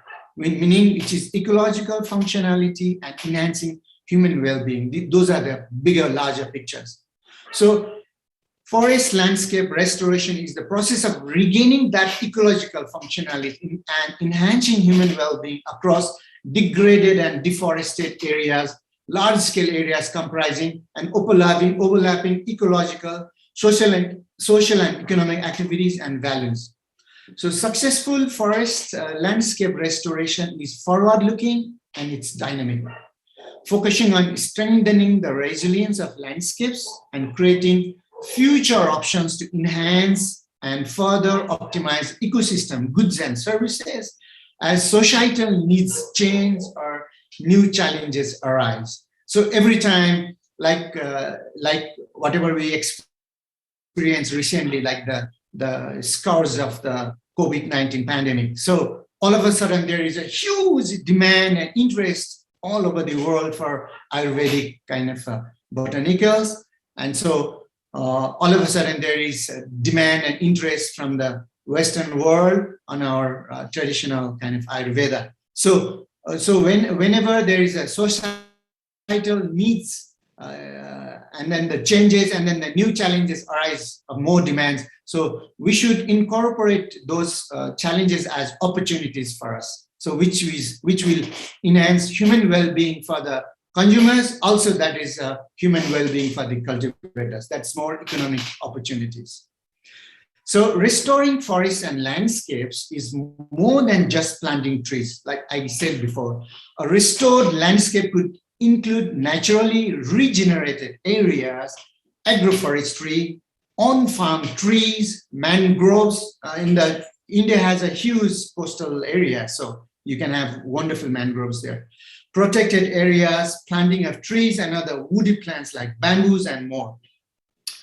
And restoration takes place through an active process that allows the integration of various sectors, plans, and programs, bringing local communities and other stakeholders together to identify and implement appropriate restoration activities.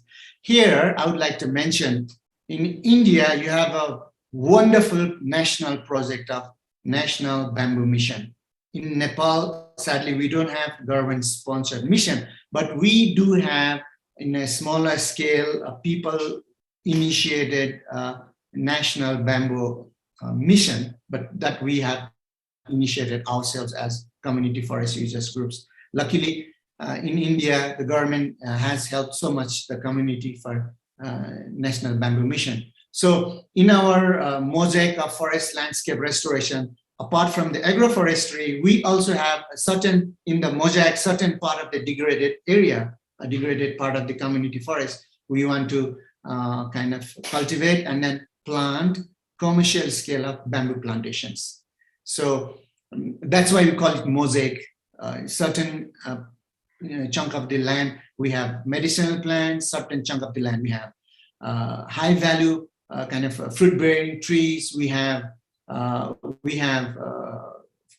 of economical beneficial trees, and then fodders for the animals, and then for fuel, and then also you know, some of the kind of like other major important activity is also beekeeping. So these are all incorporated overall in overall FLR. Next, please. So whilst doing all those 4 important things, 4 important missions, 4 important goals, we have community, when we have community cultivation of medicinal plants, we basically are having 7 goals to restore. So, so you can see, you know, cultivation of medicinal plants in a larger perspective.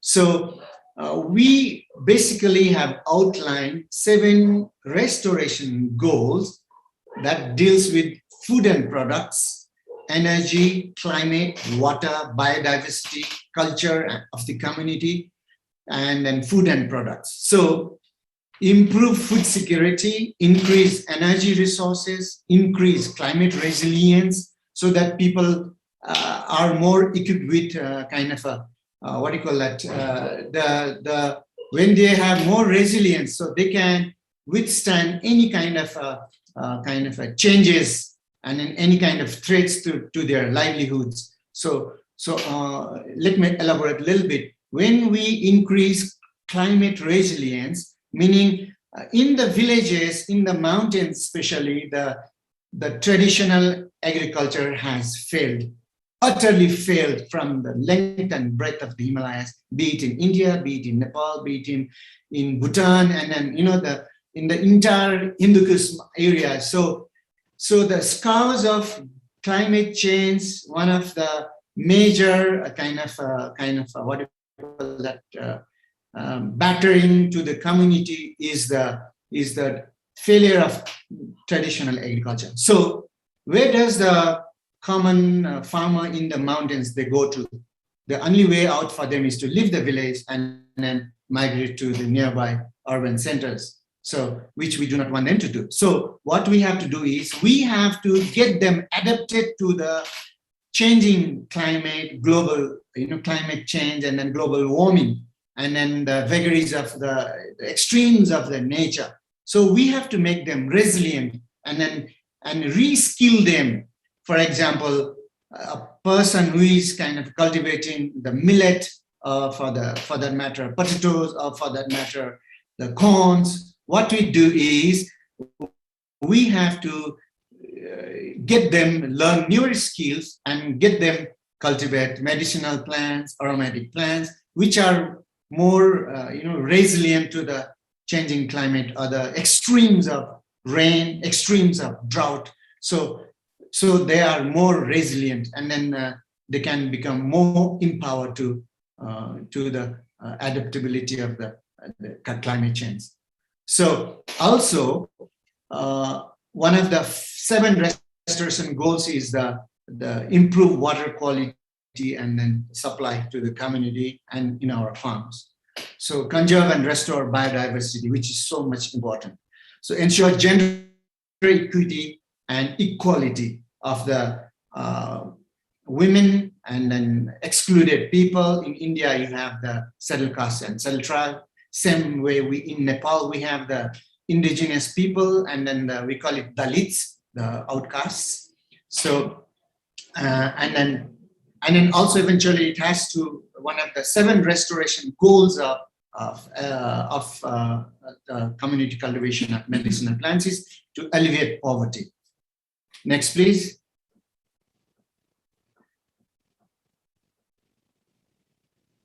Next, please.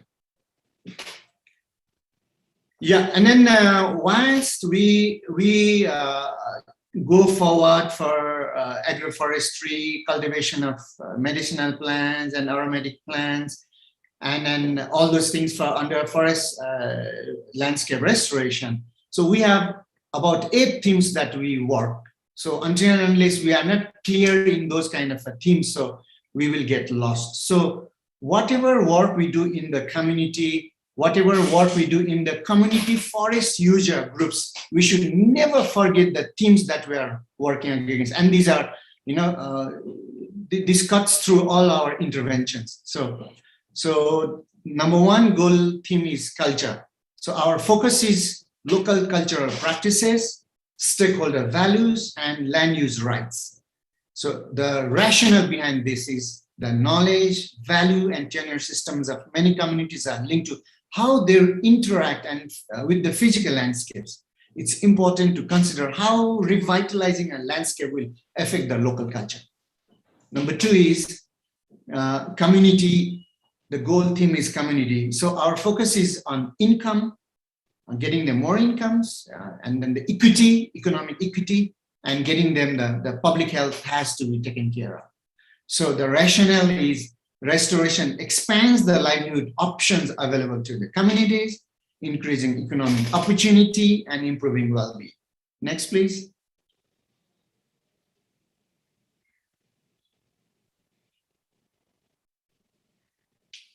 So the next goal theme is food and products. So our focus is restoration product yield, market value, and available financing.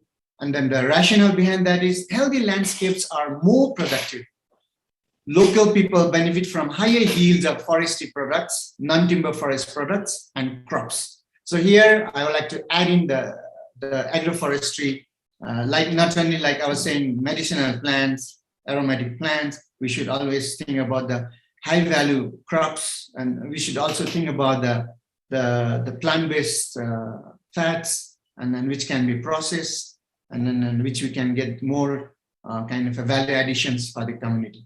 So also, we should also think about whilst doing, we should move away from the, in the recent past 30, 40 years, we had moved away from the natural foods and the traditional foods which we used to consume in our habitat in the mountains. Basically, we mountain people are not rice eaters, right?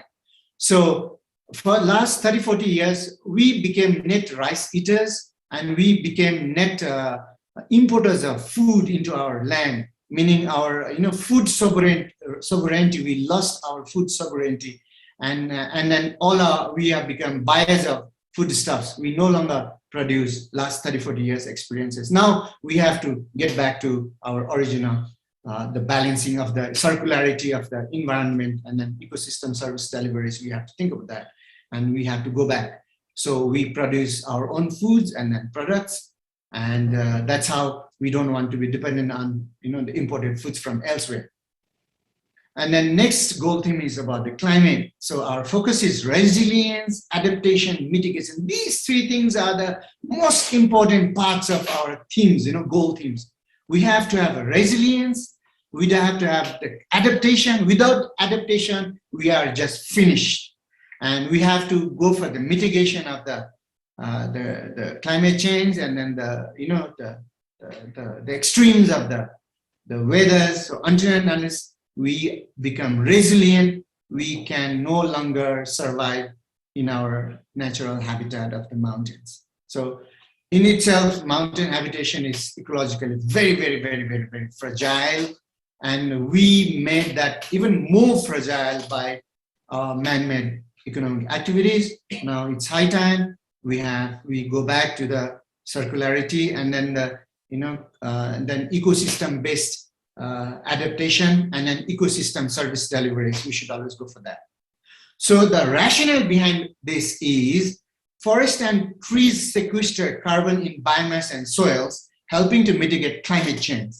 Landscapes need resilience and adaptation measures to protect against current and future pressures from climate change. So one of the most important things which we have to incorporate is the sequestration of carbon. So basically, whatever we do, all activities we do, we have to see that the carbon is sequestered, and then also, while not only that will help the global environment, but that will also give us some benefits if we create a kind of a carbon assets while we do a proper way of in our what do you call that medicinal plants cultivation. If we do in a more structured plan of cultivation, and we also incorporate how the template has to be used for creating carbon assets, then we can get additional value from carbon sequestration. So in Nepal, whatever projects we have even for the we do, our communities do the cultivation of medicinal plants for branded botanicals abroad. We are also creating carbon assets so that there's additional revenue generated for the community, and then also the actors in between. Thank you. Next, please.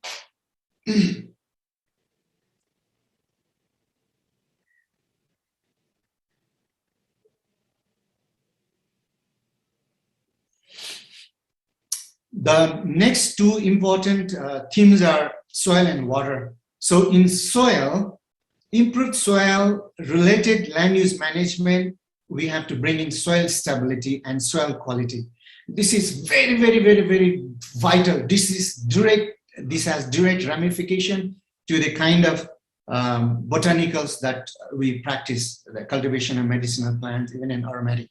So what we do is, now the soil has lost all its natural properties even in the mountains, because mountain we have our own problems with the leaching of all the quality soil qualities, and then also the lashing of the rain. So as it is, the quality of our soil is exposed to the vagaries of extremes of nature.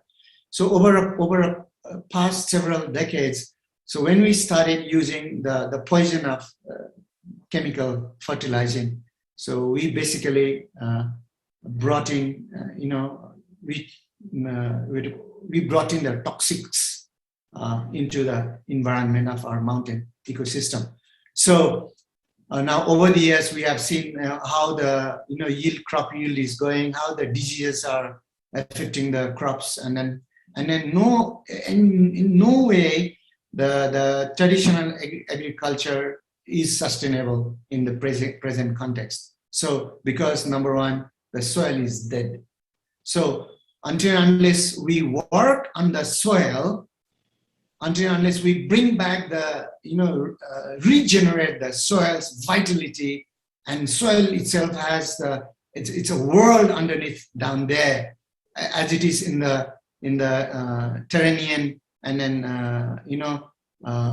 upper atmosphere. So there is a vibrant microcosm of the world in the soil. So until and unless we bring it back to its natural health, so the community, the practitioners of the medicinal plant cultivators will not get good results. So we have to work on the soil.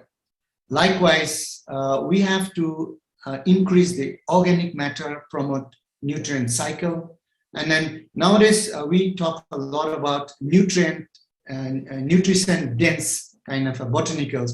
So until and unless your soil is, it's really a natural, and then and then it has a good health of its own. So the botanicals will not be dense in its phytochemicals and its active ingredients.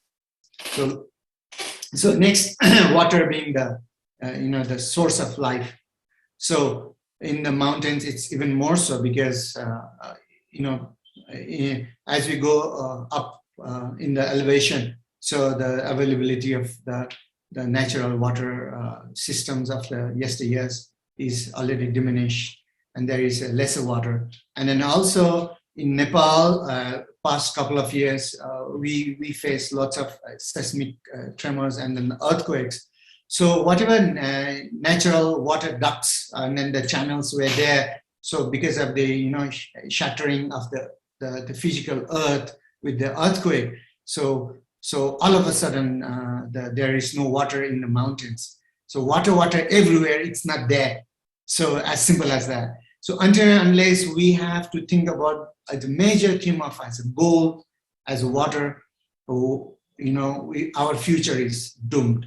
So we should focus on improved water-related land use management and water quality, both for our drinking purpose, both for our farms and for our animals. Water is very, very vital.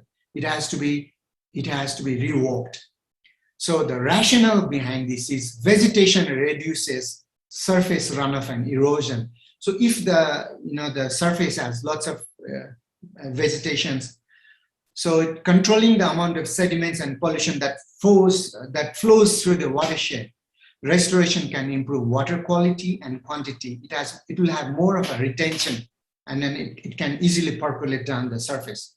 So restoration can also include reshaping the land to retain more water. So this is very, very, very vital focus areas for us. Next, please.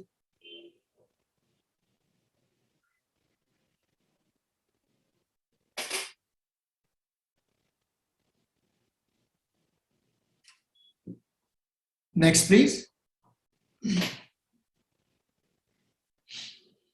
Now, we basically, I discussed basically about the strategies of how we should go about the cultivation of very high value, precious medicinal plants in a very natural way, where our focuses should be, and what are the basic returns that we expect out of it, and then what are the structured way of planning, and then how to involve the community. All those things are there. So basically, in Nepal, in the Himalayas, and then not only in Nepal, throughout the Himalayas, these are Devbhumis. These are the land of the Devas. So we call not only our forests the forests, simple forests, but these are Vedic forests. So when we restore these forests, we want to see that something divine, the divinity of the forests has to be rediscovered. It's already there. It was always there. It will always be there in future as well. But it has to be rediscovered, and then how to incorporate the emotional elements of the ancient Vedic kind of the cultural heritage back into forest landscape restoration. This is our major focus. So all our Vedic forest landscape restoration project aspires to lift livelihoods of the rural and mountain people significantly by a market-oriented approach to lift rural dwellers out of subsistence. Throughout the world, the mountain people are the most economically poorest of the poor. So likewise in the Himalayas, all the mountain people are poor. So if we really want to lift the mountain peoples from their subsistence living, we have to rework market-oriented approaches to the cultivation of medicinal plants. So the systematic change for community forest landscape restoration projects should include the processes, which is very important. In any any interactive work, any result-oriented work, any work which we want to involve the community, it goes through certain processes. So this process, the following processes are very, very, very important for all our medicinal plants, cultivation, and then the business to flourish. That is, it has to be scalable. Local economic development that sustainably counteract the poverty driving deforestation and continued land degradation. So these are the, the basic drivers of our poverty is the deforestation, and the basic driver of our land degradation. So if we want to thwart that, so the local economic development, whatever model we follow, it has to be scalable. Because in the mountains, the dwellings are in isolation. Like we do not live in clusters like in the plains or in the foothills. In the mountains, we live in isolation. There are small hamlets, small dwellings, all scattered. And if we have a grandiose plan of bringing all these people together in a community way, it will not work. If we want to do that, we have to understand how they are living. They are living in isolation, physical isolation. So if we want to do anything that is scalable, we have to keep that point, keep that the reality, how people are living in the mountain. So whatever we devise, whatever economic development plan we have for those mountain people, eventually has to be scalable. Meaning, if we have a small community, we are asking them to cultivate atis in, say, there is a village of 25 households, and we have these 25 households, we have maybe 5 hectares of land. So, but if our plan is to cultivate 200 hectares of land with atish, so we have to see the tiny, small holdings of the farmlands of this community. That is the reality. So if you want to make it scalable, we have to go for cluster approach. Unlike in the plains, cluster approach for the mountains is a different ballgame. So if you want to make it scalable, it has to keep that into consideration. So whatever poverty driving deforestation is there, we have to sensitize those people living in the forest areas.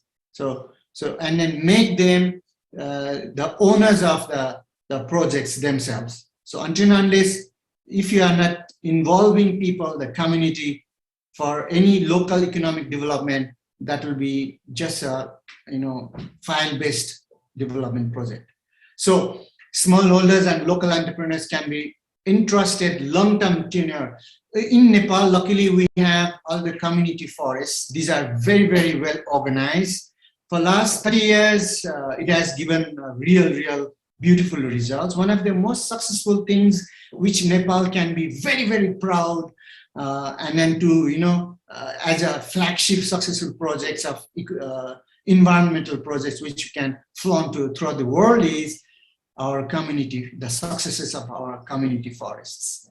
So India can also learn from Nepal's experience, as we learn so many things from India, our big brother. India can also learn from the successes of Nepal, which is community forestry. So when the government trusts local people, trusts local community, they can seed certain forest areas to the community, and these communities take care of the forests because it's part of them, it's part of their diversity, it's part of their ecosystem. And since the forests, the community forests are part of their system, so they take very good care of it because it's their life, it's connected to their future, it's connected to their present. So, so we should learn to trust the community. And then if we give the ownership of the community forests to the community, and then the community will make sure that is they conserve the community and then community forests, and eventually this will scale up. More areas will be greener, more areas will have forest cover, more areas will have agroforestry, there will be less of unemployment in the community. You know, they can have food, they can have medicines, they can have all the benefits coming out of the you know, community efforts, communal efforts in the community. So we have to trust the community. So for one of the foundations of sustainable forestry successes is trust the community, and then give the ownership of the community forest to the community. So, and then see the result. So we have seen the result past 30 years, and then millions of hectares of land came under the forests, which were degraded, which were plundered, which were felled, you know, ridiculously. And then, when the government decided to trust the community, look at the result we have in Nepal. So we wish the same for everywhere. So also when we think about the landscape restoration project, the Vedic forest landscape restoration project, this would be spurring the bio-based national economies, giving opportunity to catalyze and connect entrepreneurial spirits of local people with increasing societal demands for medicines, food, timber, fuel energy from urban growth and technological shifts for housing construction in the nearby urban centers. Meaning our community forests can give and provide and supply medicines, it can supply food, it can supply timber, it can supply fuel, energy requirements for, you know, urbanization is happening everywhere, including Nepal, including India. So our community forests can be bio-based kind of a, what do you call that, the supply source, the plethora of supplies for all these, what do you call that, bio-based economic, national economies can be based on this. So circularity, the green circularity can deliver goods to even the nearby urban areas. Next, please.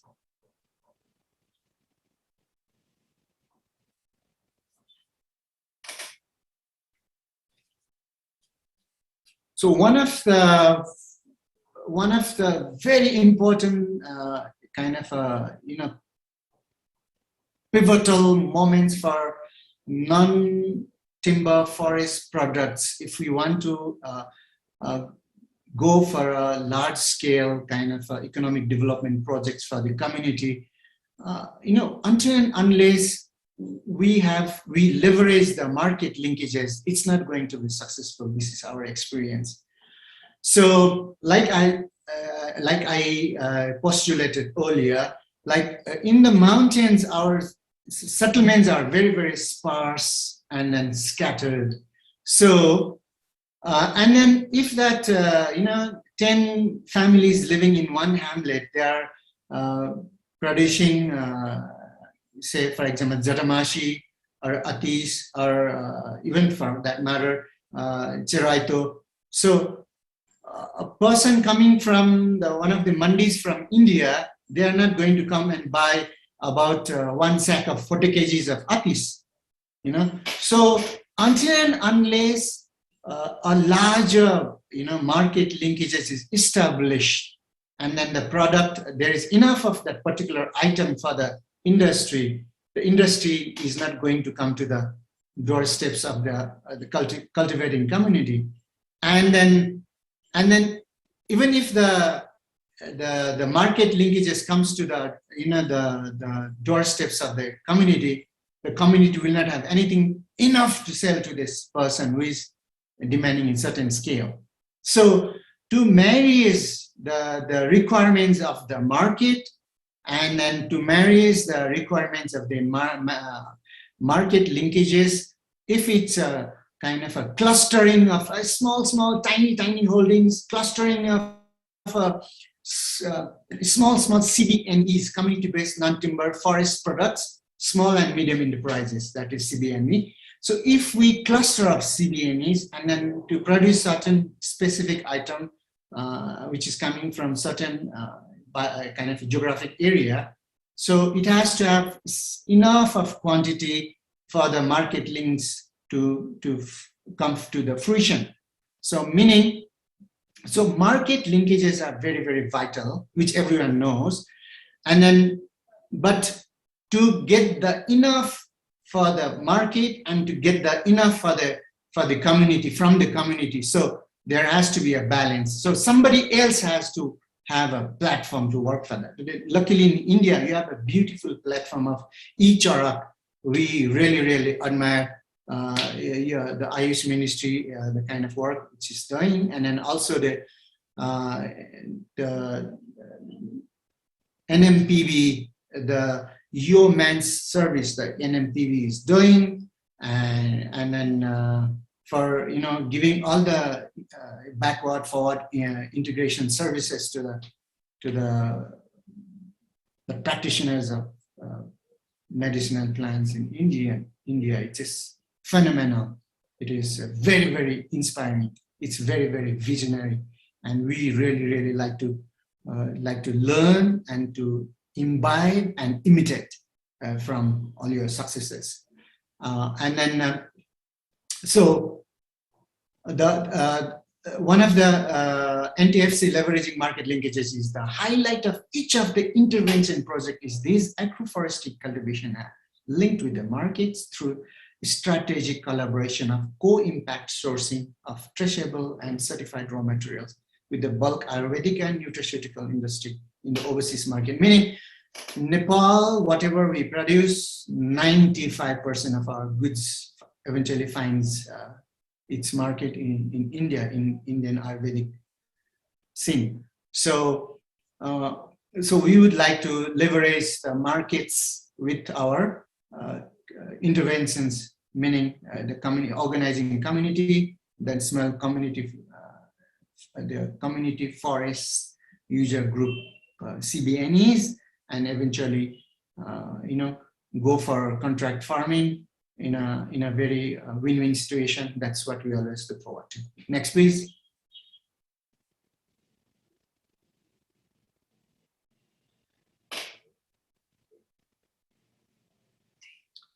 So basically, we want to go for the cluster cultivation of medicinal plants and to scale and traceability through contract farming. So this leverage model suits the government of Nepal's existing policy of promoting sustainable cultivation of medicinal and aromatic plants under non-timber forest product sector.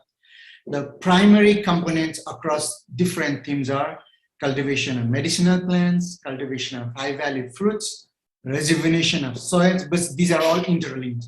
Planting of trees that are useful local species in a mosaic landscape, and forest honey and bamboo plantation in degraded community forest lands. So one of the successful projects which we have launched and that gave us amazing outcomes which could create impacts for the economic development of the community and also for the ecological benefits of the environment is we could have a suite of different programs all put in the basket.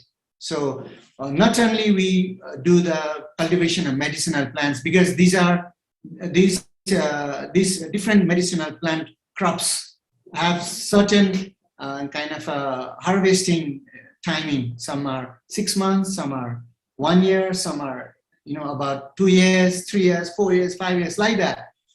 So what they will do when they are just finished planting their saplings, so they will not have much to do. So until and unless you have to kind of dovetail other interventions, like we can bring in the high value fruits, we can go for kind of some of the ultra poor from amongst the poorer people. They in our projects, they go for the vermicomposting, and then they sell their vermicompost to their cohorts, their fellow farmers.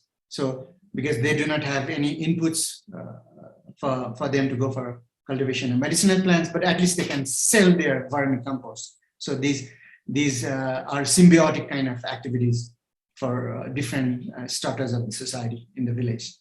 So also in the mosaic landscape, we do not want to bring in just exotic trees or invasive kind of trees. We do not believe in monocropping. We believe in every biosphere, every local habitat, the nature, it has gone through millions of years of selection process, and then it has decided which is best for which particular climatic region, geographical region, and then in what do you call that? So agroclimatic regional dynamics plays very vital role in the selection of species. So we have the plants which are very rich in nectar, which is very useful for the forest honey, and which is very useful for the nearby plantation of the medicinal herbs. And then also the forest honey is very, very lucrative for the women, the tribal women. And then also it's very, very easy for the young students, if they have come back from the city schools, they can come back and help their parents, and then they would be fascinated. The youngsters, they are fascinated with the beekeeping.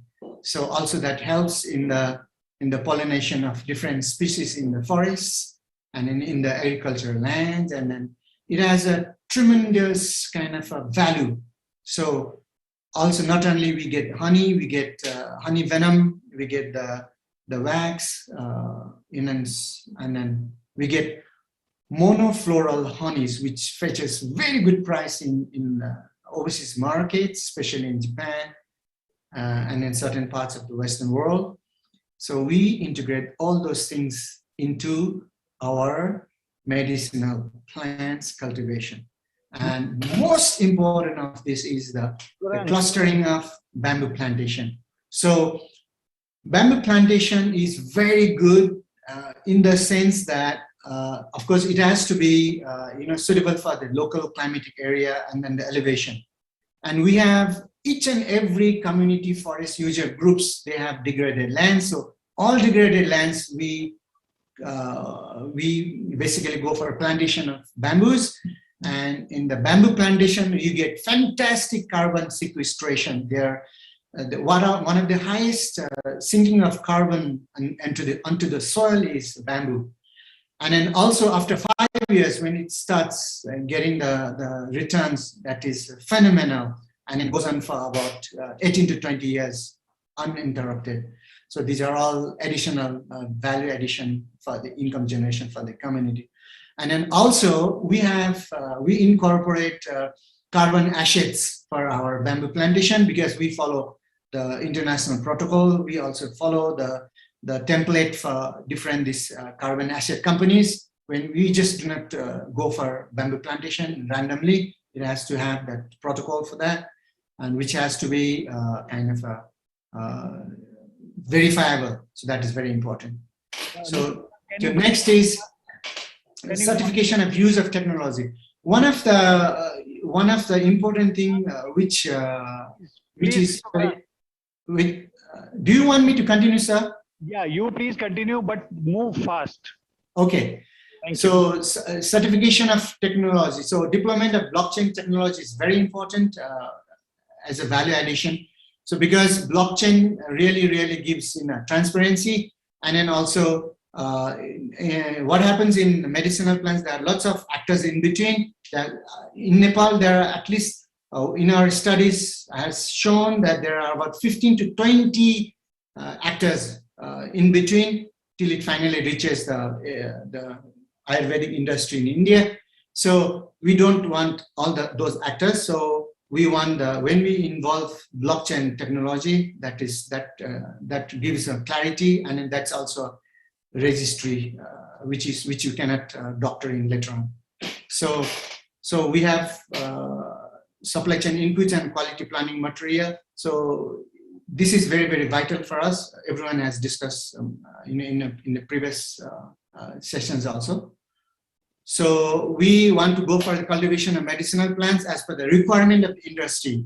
So And then integration of credit requirement of the cultivators is very, very vital, because for their consumption credits, until and unless we have somebody to take care of, the middleman is going to come in. So we have to make sure that whatever interventions we have for the community for cultivation of medicinal plants, the credit requirements for the credit requirements for the consumption credit requirements, that has to be a vital component.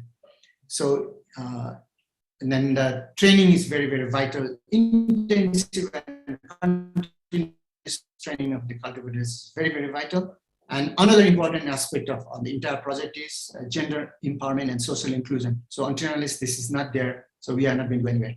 So these are the basic medicinal plants. In Nepal, we have all the 3 climatic zone. The highest is the alpine zone, where almost high value medicinal plants comes, like for example, Atis, Bichara, and caterpillar fungus and stuff like that. We have about 18.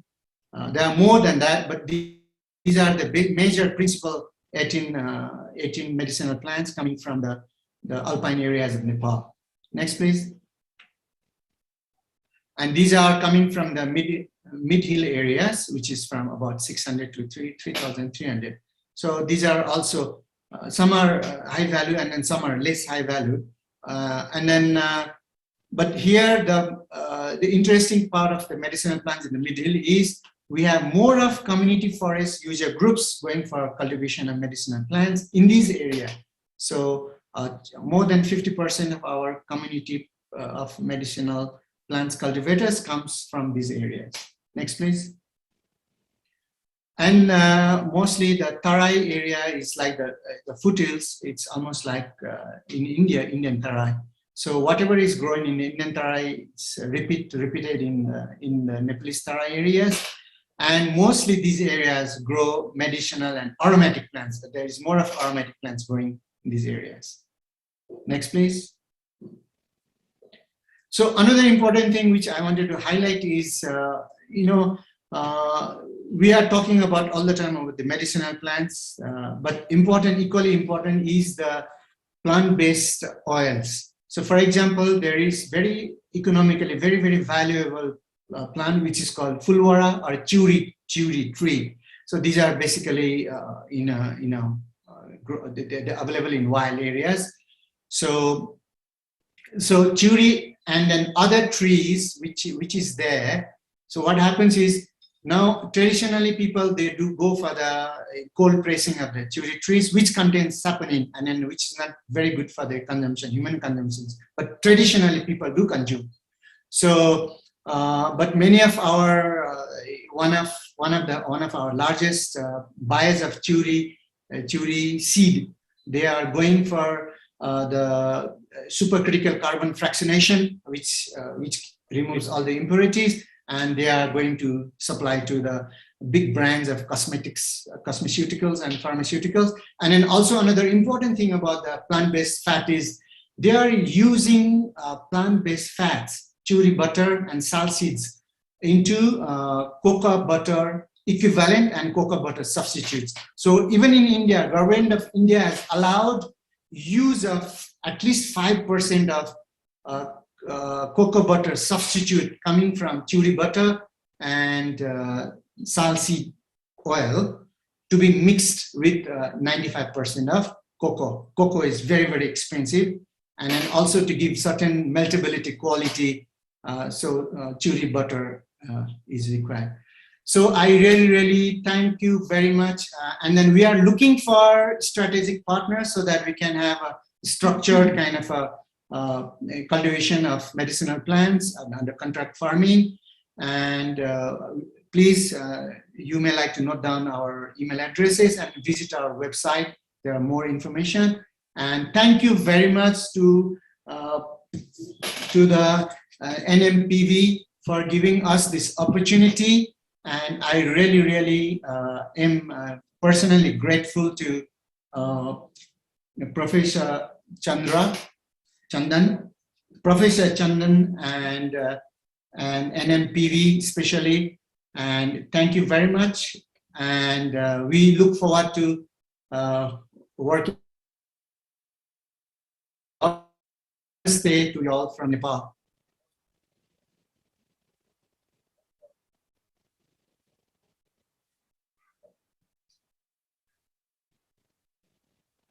Thank you.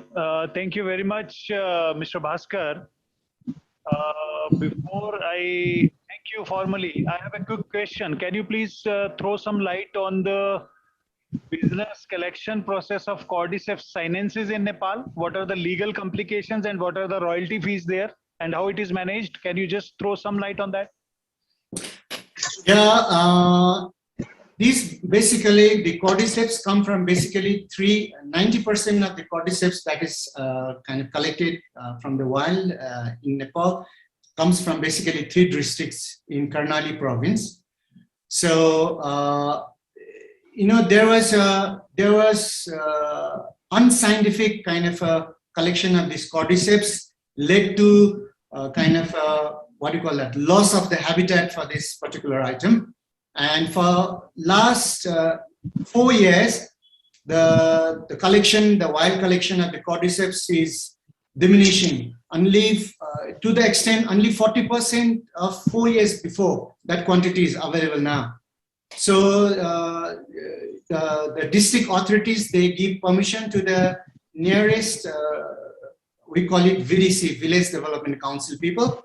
They collect and then they give certain revenue to the government, and they also have to give certain revenues to the community forest user groups in the locality, in the district, and that's how it is collected. But whatever is collected is not scientific and it's not sustainable.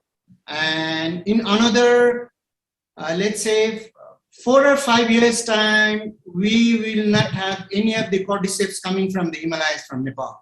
That is the sad state of affairs now. So thank you very much, Mr. Bhaskar Guran. It was really a wonderful presentation and the wonderful work you are doing there in Nepal. We would be interested to collaborate with you definitely. Our team will be visiting you shortly there to know more about your activities and connecting you to the people to whom you are looking forward. Thank you very much. We have certain corporate and certain big houses or the government pharmaceuticals who may be interested for certain Himalayan herbs you mentioned in your presentation. Yes, sir. And let me tell you, आपने हमारे वैदिक forest and इस तरह की बातें करके ना आपने हमारा दिल चुरा लिया. That is really true because, you know, traditionally in Nepal, we did not have the practice of cultivating the medicinal herbs. We just used to go to the nearby forest and collect whatever was required for ourselves and whatever was required for the Baidas, local Baidas. So eventually that changed because there was so much of demand from the markets, and then that's how it went commercial.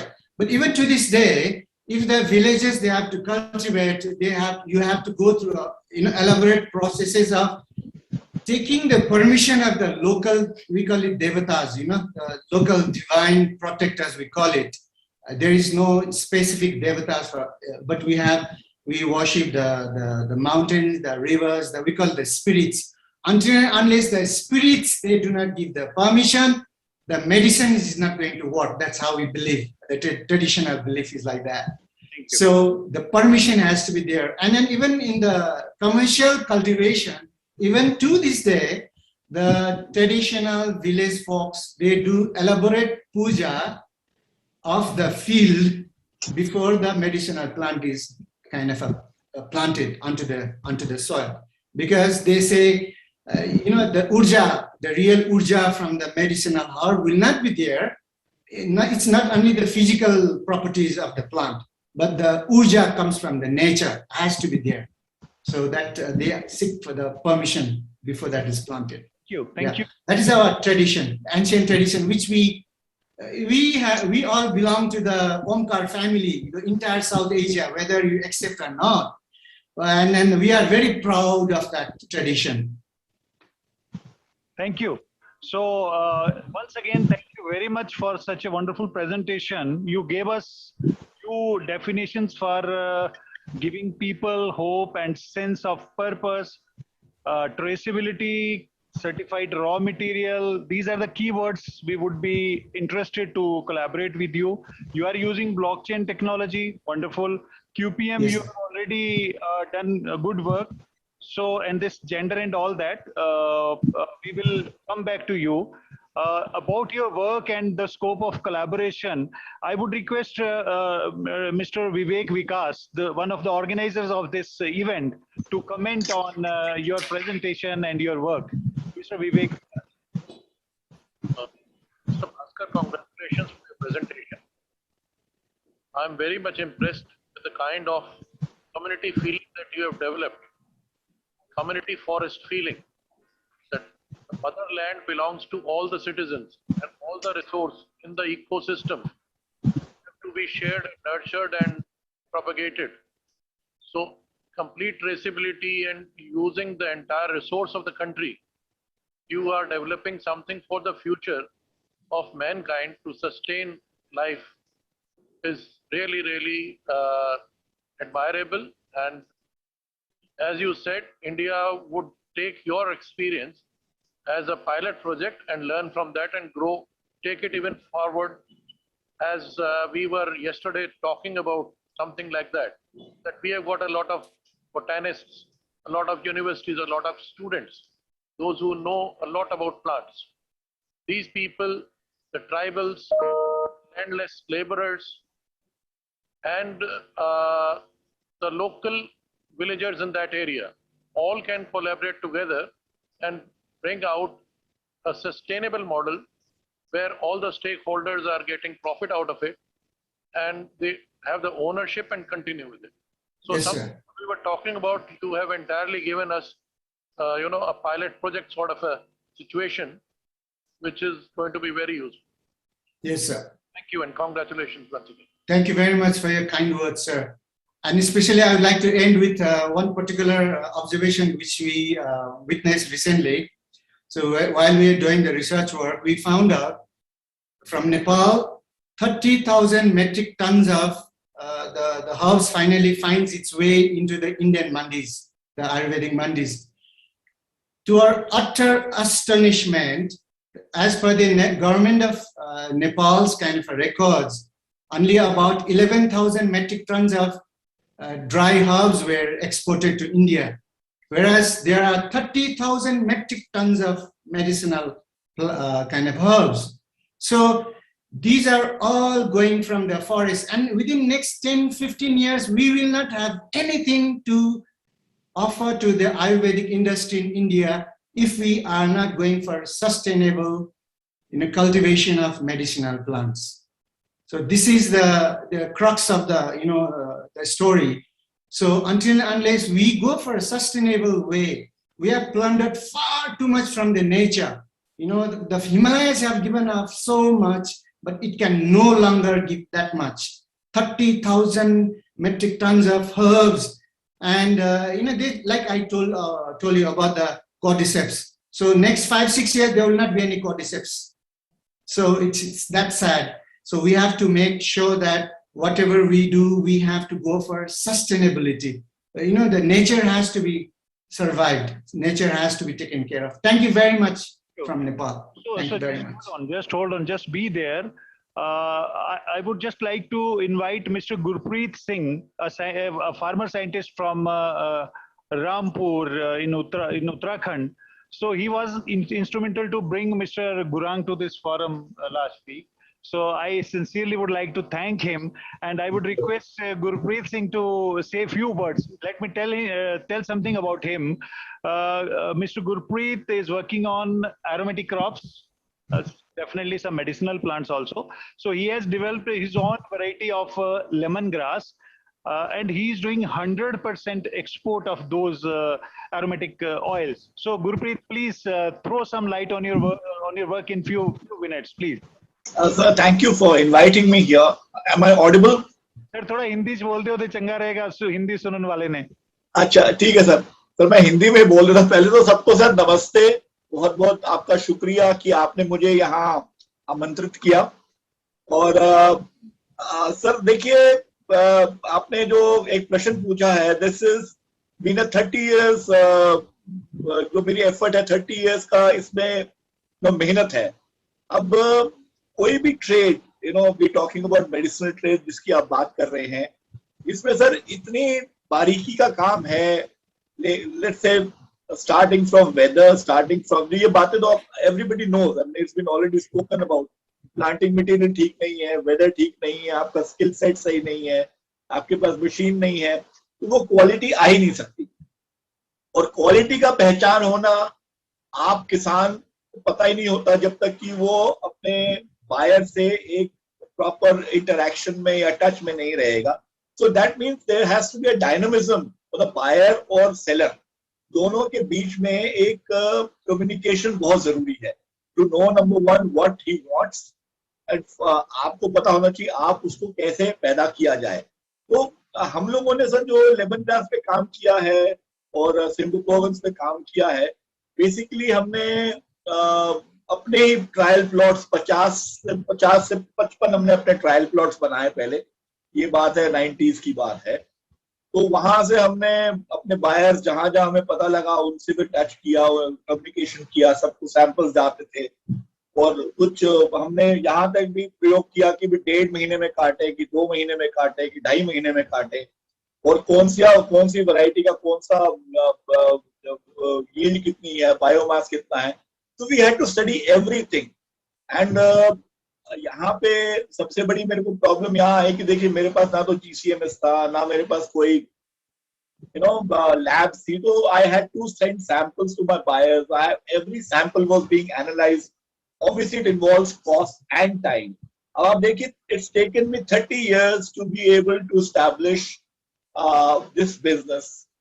So it's not just growing and selling. It takes a lot more than growing and selling, doing the right variety at the right place and in the right quantums. आपने थोड़ा बढ़ा दिया वो rate गिर जाएगा. आपने थोड़ा value addition आप किस लेवल तक ला सकते हैं, बिकॉज इसमें इस स्टेज में सर क्या है कि फार्मर और एंड यूजर, जो एंड यूजर में बी परफ्यूमर, मे बी फ्लेवरिस्ट और person who is in fragrance, उसके बीच में जैसे अभी मिस्टर गुरु ने भी बताया कि कम से कम 15 से 20 लोग हैं बीच में. तो जब तक आपका क्रिटिकल मास नहीं होगा एज ए फार्मर, आपके पास कोई आएगा नहीं. आपको जब तक क्वालिटी का नहीं पता होगा, आप ऐसे ही पैदा करेंगे चीज को, तब भी नहीं बिकेगी. So I mean it is a maze of problems. तो जो अभी इन्होंने जिक्र किया मॉड्यूल्स बनाने का इन एंडेमिक एरियाज, इन एग्रोक्लाइमेटिक जोन्स, डिफाइन करके भाई ये चीज यही हो सकती है, बेस्ट यही होगी. तो वो यहाँ पे भेड़चाल जो चली आ रही है कि हमने वो यहाँ पे तराई में आए थे अश्वगंधा लगाने. अश्वगंधा डेक्कन की क्रॉप है. अब आप उसको तराई में लगाएंगे, उसमें कैसे आ जाएगा वो एक्टिव इंग्रेडिएंट्स? आ ही नहीं सकते. तो मैंने यहाँ पे एक जो भेड़चाल है of not knowing what can grow where and then trying to sell off planting material. I mean those the business जो बीच के middlemen है. So middlemen have to be dedicated enough to provide the right inputs to the farmer. जब तक every step of the way honesty नहीं आएगी sir, इस trade में हम घूमते रह जाएंगे, I mean around basically in circles. जब तक talking of planting material, let's start from planting material. हमारे पास, हमें ये नहीं पता जी कौन सी चीज का प्लांटिंग मटेरियल कौन सी जगह में क्या ड्रग वैल्यू देगा और किस टाइम पे हार्वेस्ट किया जाए. You will be surprised. I was reading and I tried it on my self. अब आप देखिए geranium and mint, they are related families. Mint का तेल जब आंधी आने वाली होती है बिल्कुल जीरो हो जाता है, whereas जेरेनियम का तेल बढ़ जाता है. अब आप इसको कैसे एक्सप्लेन करेंगे? I mean it's so nature dependent. This is called the terroir effect. जब तक कि किसान को ये बारीकियां नहीं पता होंगी, हम लोग प्रोडक्ट तो बना देंगे बट वो बिकेगा नहीं. So I mean these are the problems of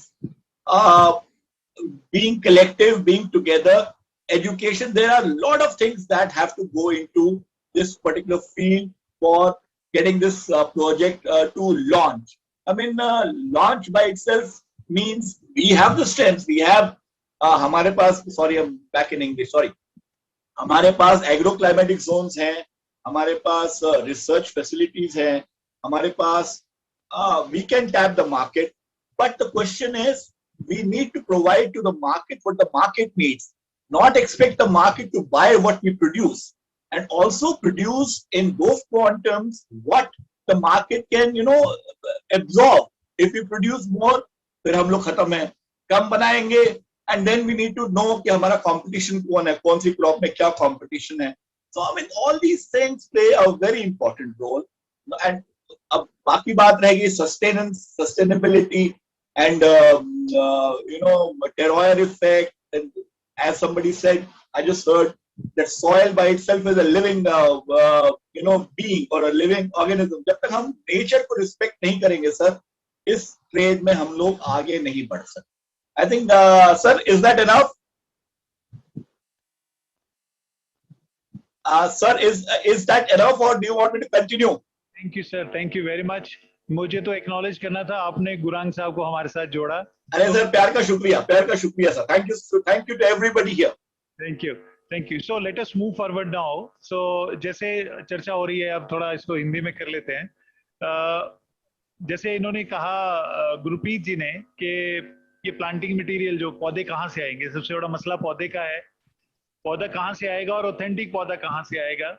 जैसे मैं आपको बताना चाहूंगा, 2 अनुभव हम आपके सामने अब शेयर करेंगे यहाँ बिल्कुल फील्ड से, जिन्होंने बहुत अच्छा काम किया है. पहला तो ये था कि हमारी योजनाएं खूब हैं, सरकार की योजनाएं हैं. राष्ट्रीय आयुष मिशन में औषधीय पौधों की, जड़ी बूटी की खेती करने के लिए अनुदान दिया जाता है. अभी आपने एक दिल्ली यूनिवर्सिटी की रिसर्च भी देख ली कि उस अनुदान को लेकर के अभी कुछ समस्याएं भी हैं, जिन समस्याओं पे कुछ काम करने की जरूरत है. मैं अभी आग्रह करूंगा अपना मैडम मिसिस रीवा सूद से कि वो बताएं, उन्होंने दिल्ली से यहाँ से उठ के वो हिमाचल गई और हिमाचल में जाके उन्होंने जमीन ली.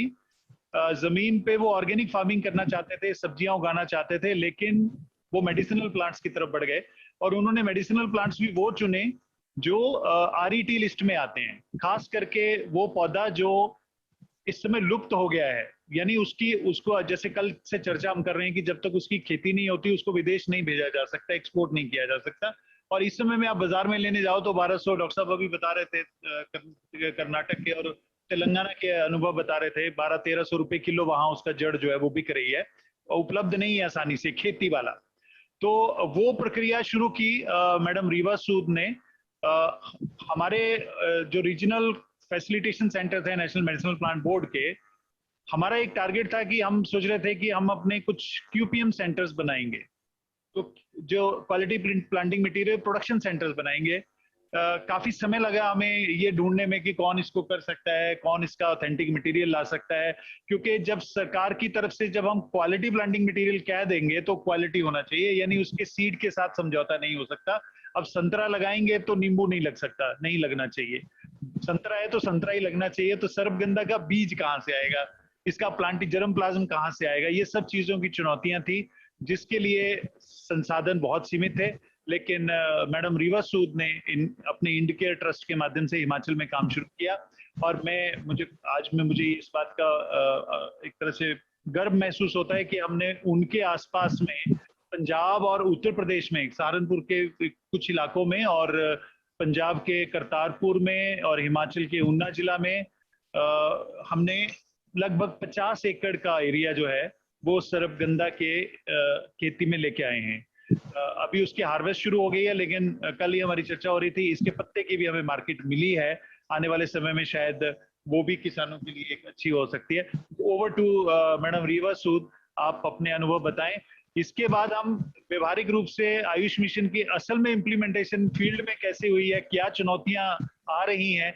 हमारे बीच डॉक्टर सुनील और उनकी टीम, अनूप जी बहुत दूर से हिमाचल से यहाँ आए हुए हैं, उनसे भी हम आपको मिलवाएंगे. वो उनके क्या चुनौतियां इस समय हैं वो भी हम बात करेंगे. मैडम रीवा सूद.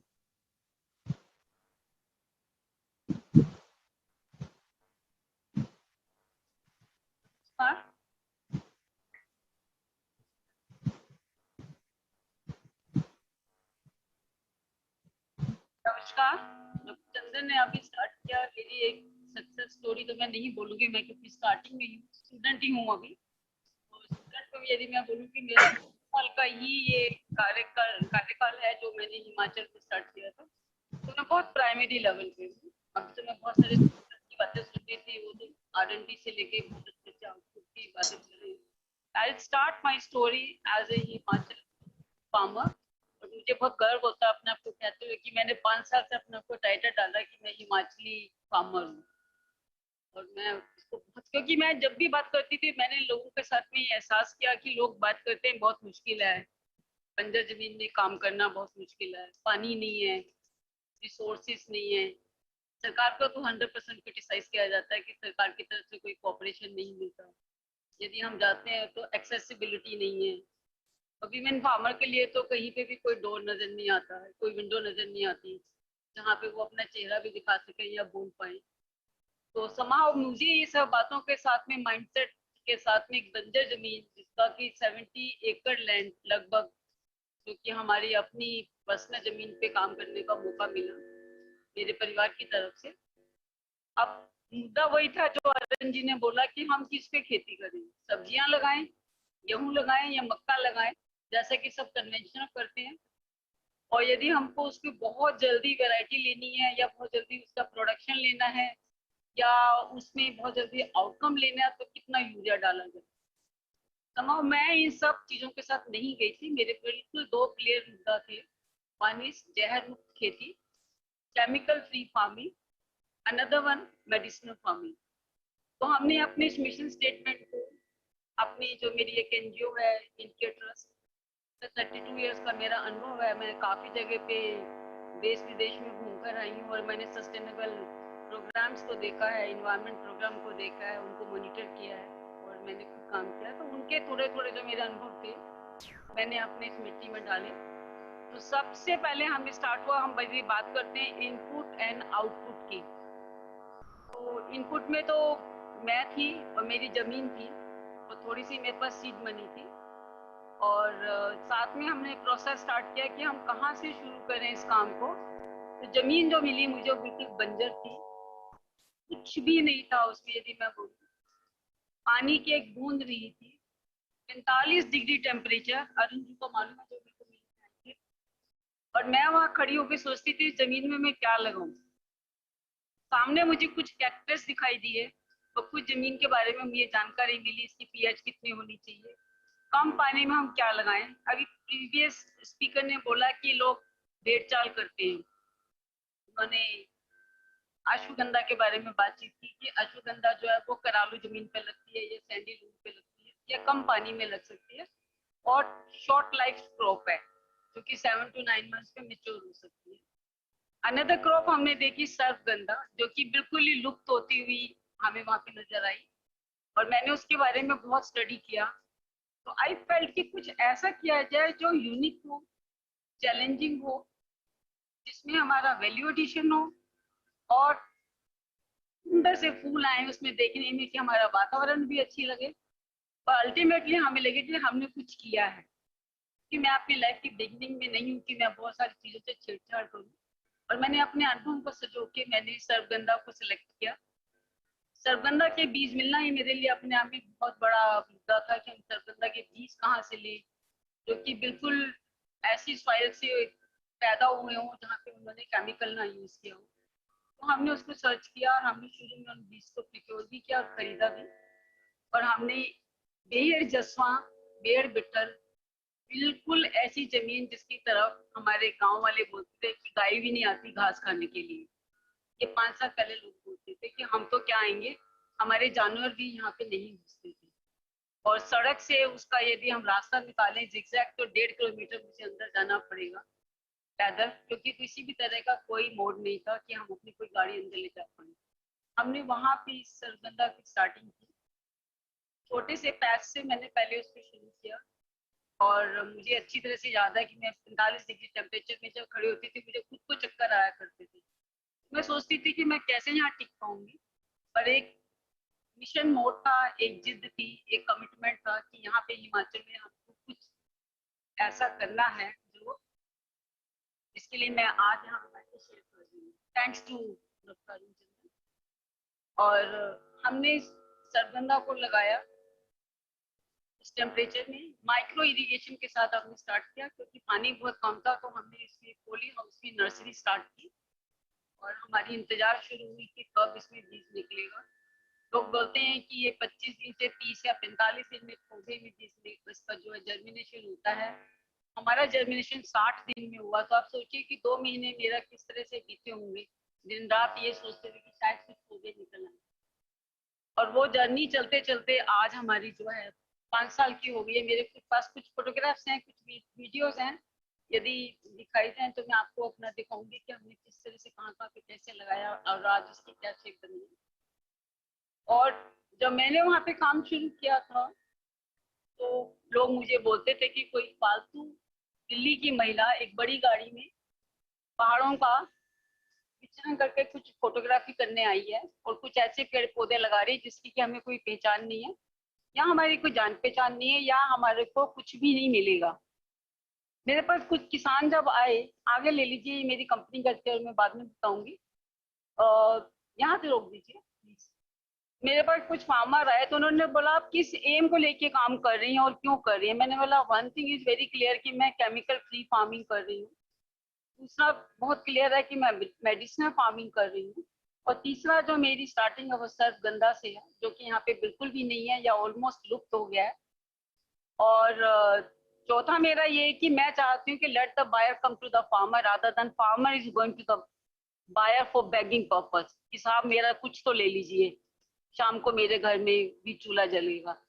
10 रुपए के माल को 2 रुपए में भी मैंने देखा लोगों को बेचते हुए। तो मैंने सोचा नहीं, मुझे अपने स्टेटमेंट को कन्वर्ट करना है एक अच्छे मॉडल में कि farmer has to come to me और buyer has to come to me. तो आज की तारीख में मैं आपको बताऊंगी कि मेरा आउटपुट क्या है। हमने इस तरह की सारी चीजें स्टार्ट की। सरबंदा की प्लीज फोटोग्राफ्स आगे कर दीजिए। ये मेरे कुछ एरियाज हैं, आप बीच में फोटोग्राफ देखिए कि जमीन को आप देखेंगे तो जमीन ऐसी थी जब मेरा पहला पौधा सरगंधा का बच्चा जिस तरह से उत्पन्न हुआ था। आप राइट एंड लेफ्ट में आप देखिएगा कि उसकी खेती देखिए आप कितनी सुंदर लग रही है कि आज की तारीख में भी आप यदि मेरे वहां जाते हैं तो तितलियां भी हैं वहां पे, पक्षी भी हैं, मोर भी हैं, बंदर नहीं है। और हम लोगों ने वहां पे लगभग, जैसे अरुण जी ने बोला है कि मैंने शुरुआत तो बहुत छोटी की थी, लेकिन आज की तारीख में मेरी 70 एकड़ जमीन में से 20 एकड़ जमीन जो है वो इस खेती के साथ चल रही है। और इसमें हम 3 बारी हम जो है अपनी फसल ले चुके हैं। इसमें हमने बीज भी तैयार किए हैं और हम अपना बीज खुद तैयार करते हैं। और हमारे साथ में, नेक्स्ट स्लाइड प्लीज, हमने क्योंकि सोचा था कि हम अकेले नहीं काम कर रहे हैं, हम फार्मर्स को लेके काम कर रहे हैं, तो हमने आसपास के गाँव में फार्मर्स को बताना शुरू किया। तो उन्होंने बोला कि हम तो हल्दी लगाते हैं, तो हमने हल्दी भी लगा दी सरगंधा के साथ में। आप देखिए इसमें हल्दी भी लगी हुई है, हमने हल्दी भी लगाई। हमने बोला कि आप हल्दी के साथ भी सरगंधा को लगा सकते हैं। तो सरगंधा और हल्दी हमारी बहुत सुंदर ढंग से निकल कर आई। फिर हमने सोचा कि हिमाचल में फलों की बातें लोग करते हैं, हिमाचल सेब के साथ जुड़ा हुआ है, 80 रुपए किलो सेब लगता है। हमने ड्रैगन निकाला, उसमें 80 रुपए का एक ड्रैगन, क्योंकि वहां पे आसपास बहुत कटीली झाड़ियां हैं, कैक्टस हैं, तो कैक्टस में से हमने ड्रैगन को प्रमोट किया। तो हमने इंटीग्रेटेड फार्मिंग की तरफ प्रमोट किया कि किसान को कुछ ना कुछ मिलता रहना चाहिए, चाहे वो हल्दी बेचे, चाहे वो फल बेचे, चाहे वो सर्वगंधा बेचे, क्योंकि सर्वगंधा 2 साल में मैच्योर होता है जड़ को बेचने के लिए। लेकिन हमने उसके बीच में कहा कि हम पत्तियां भी बेचेंगे, इतनी सुंदर पत्तियां हैं, हम उसका मैनुअल बना रहे थे, तो हमने कहा इसकी हम पत्तियां भी बेचेंगे। तो हमारे पास कुछ फार्मेसी तो कुछ बायर आए जिन्होंने हमारे सैंपल लिया है और उनको बहुत अच्छा लगा कि ये बहुत अच्छी पत्तियां हैं, बहुत हेल्दी पत्तियां हैं। क्योंकि जब अश्वगंधा का सब कुछ बिकता है तो सर्वगंधा का मुझे लगता है कहीं ना कहीं तो अडल्ट्रेशन हो ही रहा होगा, तो क्यों ना उसको लीगलाइज किया जाए, क्यों ना उसको टेस्टिंग की जाए या प्रोसेस किया जाए। तो उस प्रोसेस मोड में हमने सर्वगंधा की पत्तियां भी सैंपल के लिए भेजी, एंड वी आर वेटिंग कि हमको इसके अच्छे रिजल्ट्स मिलेंगे कि हम पत्तियां भी सेल करेंगे। बीज हम फार्मर्स को भी देते हैं और खुद भी लगा रहे हैं। और इसके अलावा जो हमारी जो जड़ें हैं वो अरुण जी को मालूम है कि हमने सैंपल के लिए भेजी थी इनके यहाँ पे भी, और कुछ फार्मेसीज को भी हमने भेजी हैं, and we are getting positive results की होपफुली हम जो अभी जो इसका मेच्योर स्टेज आएगी नवंबर में, हम जो अपने सारे के सारे हार्वेस्ट करेंगे तो हमारा सारा का सारा पौधा दिख जाएगा, जैसा कि मैं उम्मीद भी कर रही हूँ और मेरे पास पॉजिटिव वाइब्स भी हैं और इन्फॉर्मेशन भी हैं। Next please. यहाँ पे हमने कुछ फार्मर्स के साथ में ट्रेनिंग प्रोग्राम शुरू किए। फार्मर्स हमारे यहाँ आने लगे और हमने फार्मर्स को ट्रेनिंग दी कि ये क्या प्लांट है और क्यों डिपार्टमेंट के साथ जुड़ना जरूरी है और इसकी क्या इम्पोर्टेंस है, हमने उनको बतानी शुरू की। Next please. और इसमें हमें डिस्ट्रिक्ट एडमिनिस्ट्रेशन ने भी बहुत काम दिया। तो यहाँ हमारे पास एक चैलेंज आया कि क्या एज ए एनजीओ हम इसमें बिजनेस कर सकते हैं, तो आंसर था नहीं, क्योंकि NGO is not a basically for profit. फिर हमें लगा कि हमें यदि कम्युनिटी बेस्ड प्रोग्राम को लेना और वीमेन एम्पावरमेंट प्रोग्राम करना है, क्योंकि हमारा एनजीओ का हमेशा मुद्दा रहा है livelihood programme for the women, तो हमने वीमेन फार्मर का हिम टू हम, हिमालय से हमने इसका एक मैसेज दिया, क्योंकि मैं हिमालय की गोद में काम कर रही हूँ। और दूसरा मुद्दा था हिम टू हम is a gender perspective, why a woman cannot be basically look forward and work with the people or work themselves as a women entrepreneur. So that was the message through him to hum. हमने 300 women का एक farmer producer company first time in Himachal. I feel good to say and I feel happy to declare we are the first women farmer producer company meant for medicinal farm cultivation in Himachal. And it's not a cooperative, it's not a CBO, it's 100% limited, private limited company.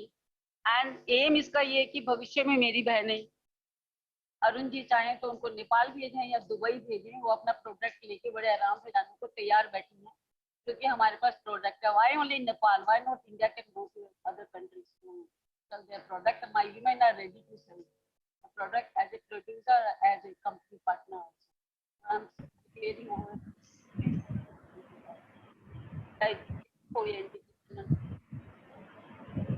हमारे पास products है देने के लिए, और एक ही product नहीं है सर्पगंधा के साथ में, हमने और भी प्रोडक्ट तैयार किए,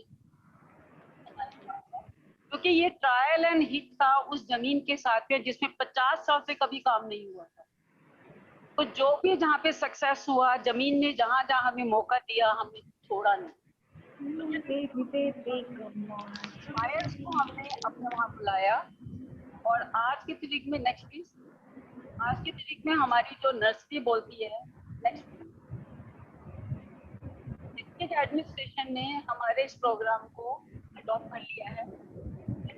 फार्मर को उन्होंने सब्सिडी दी है 1 lakh rupees to encourage medicinal farming first time in Pune district. जसवा पंचायत सारा हमारा हो चुका हुआ है और 22 फार्मर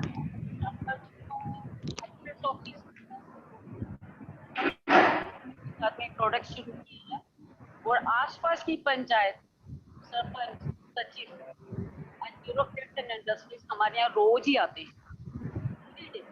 मैं आपको बताना चाहूंगी कि मेरे यहाँ कोई मैनेजर नहीं है, each and every farmer is manager and each and every farmer is entrepreneur. कि हम डे वन से उनको बोल रहे हैं कि तुम लेबर नहीं हो।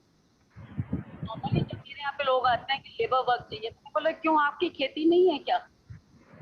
है तो मैं अपनी खेती में काम करती हो तो लेबर किस लिए बोलते हो? क्योंकि किसान हमको मनरेगा में डाला गया है सरकार ने, तो वो सरकार की गलती है कि आपको वो लेबर बोल रहे हैं। वो क्यों नहीं आपको बेसिकली एज ए वर्कर बोलते हैं, और क्यों नहीं आपको एज ए एंटरप्रेन्योर बोलते हैं, क्यों नहीं एज ए फार्मर बोलते हैं? मुझे बड़ी सफोकेशन होती है वर्ड्स के साथ, सब्सिडाइज के साथ प्रमोट करते हैं और एंड ऑफ द डे में हम जीरो करते हैं। We have to change our message and we have to change the mindset. किसान mindset, वो किसान है, मेहनती है, 18 घंटे काम कर रहा है, रखवाली कर रहा है, तो he should be considered as a agri entrepreneur. And women जो बिल्कुल कंधे से कंधा मिला के काम कर रही हैं, उनको फोकस करना चाहिए, उनको अपॉर्चुनिटीज मिलनी चाहिए, उनको ट्रेनिंग मिलनी चाहिए। उनके पास प्रैक्टिशनर्स की तरह से बहुत ज्यादा एक्सपीरियंस है, आपको अपनी R&D में यूज करना चाहिए। महिला आपको बता सकती है कि आज मौसम के अनुसार लगेगा या नहीं लगेगा। वो बीज लगने से पहले आपको बता देती है कि इस मिट्टी में जान है या नहीं है। वो घर का जो पहले लस्सी नाली में फेंक देती थी, आज हमारे साथ में वो के साथ समृद्ध तैयार। तो गाय मेरे यहाँ पे सड़क पे घूमती थी, जिसे हम बोलते थे बिछड़ी हुई गाय या छोड़ी हुई गाय या अबेंडन काउ, तो हम अपने पास रख गाय को हम अपने पास रखते हैं, जिसको शायद मैं शब्द बोल रही हूँ शेल्टर नहीं है, वो मेरे पास है, और वो मुझे अपना गौमूत्र और गोबर देती है। तो हम बहुत हेल्दी तैयार करते हैं। और बहनें जो मेरी लस्सी को सड़क पे फेंक देती थी या नाली में फेंक देती थी, वो आज की तारीख में अपनी जमीन में डालती हैं। तो पता है बहुत बड़ा फर्टिलाइजर है वो। यदि हम अमृत को अमृत की तरह से बोलें तो हमें अमृत आज के तारीख में प्रोडक्ट के रूप में मिल रहा है। Very good. At the end of the day I just say कि हमने 71 लाख आज तक।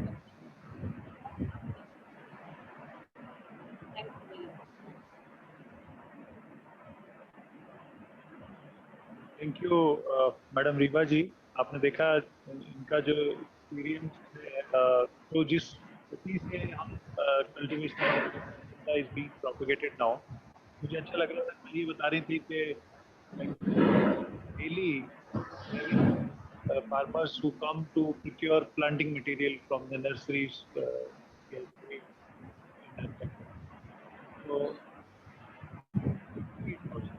So thank you very much ma'am for sparing time.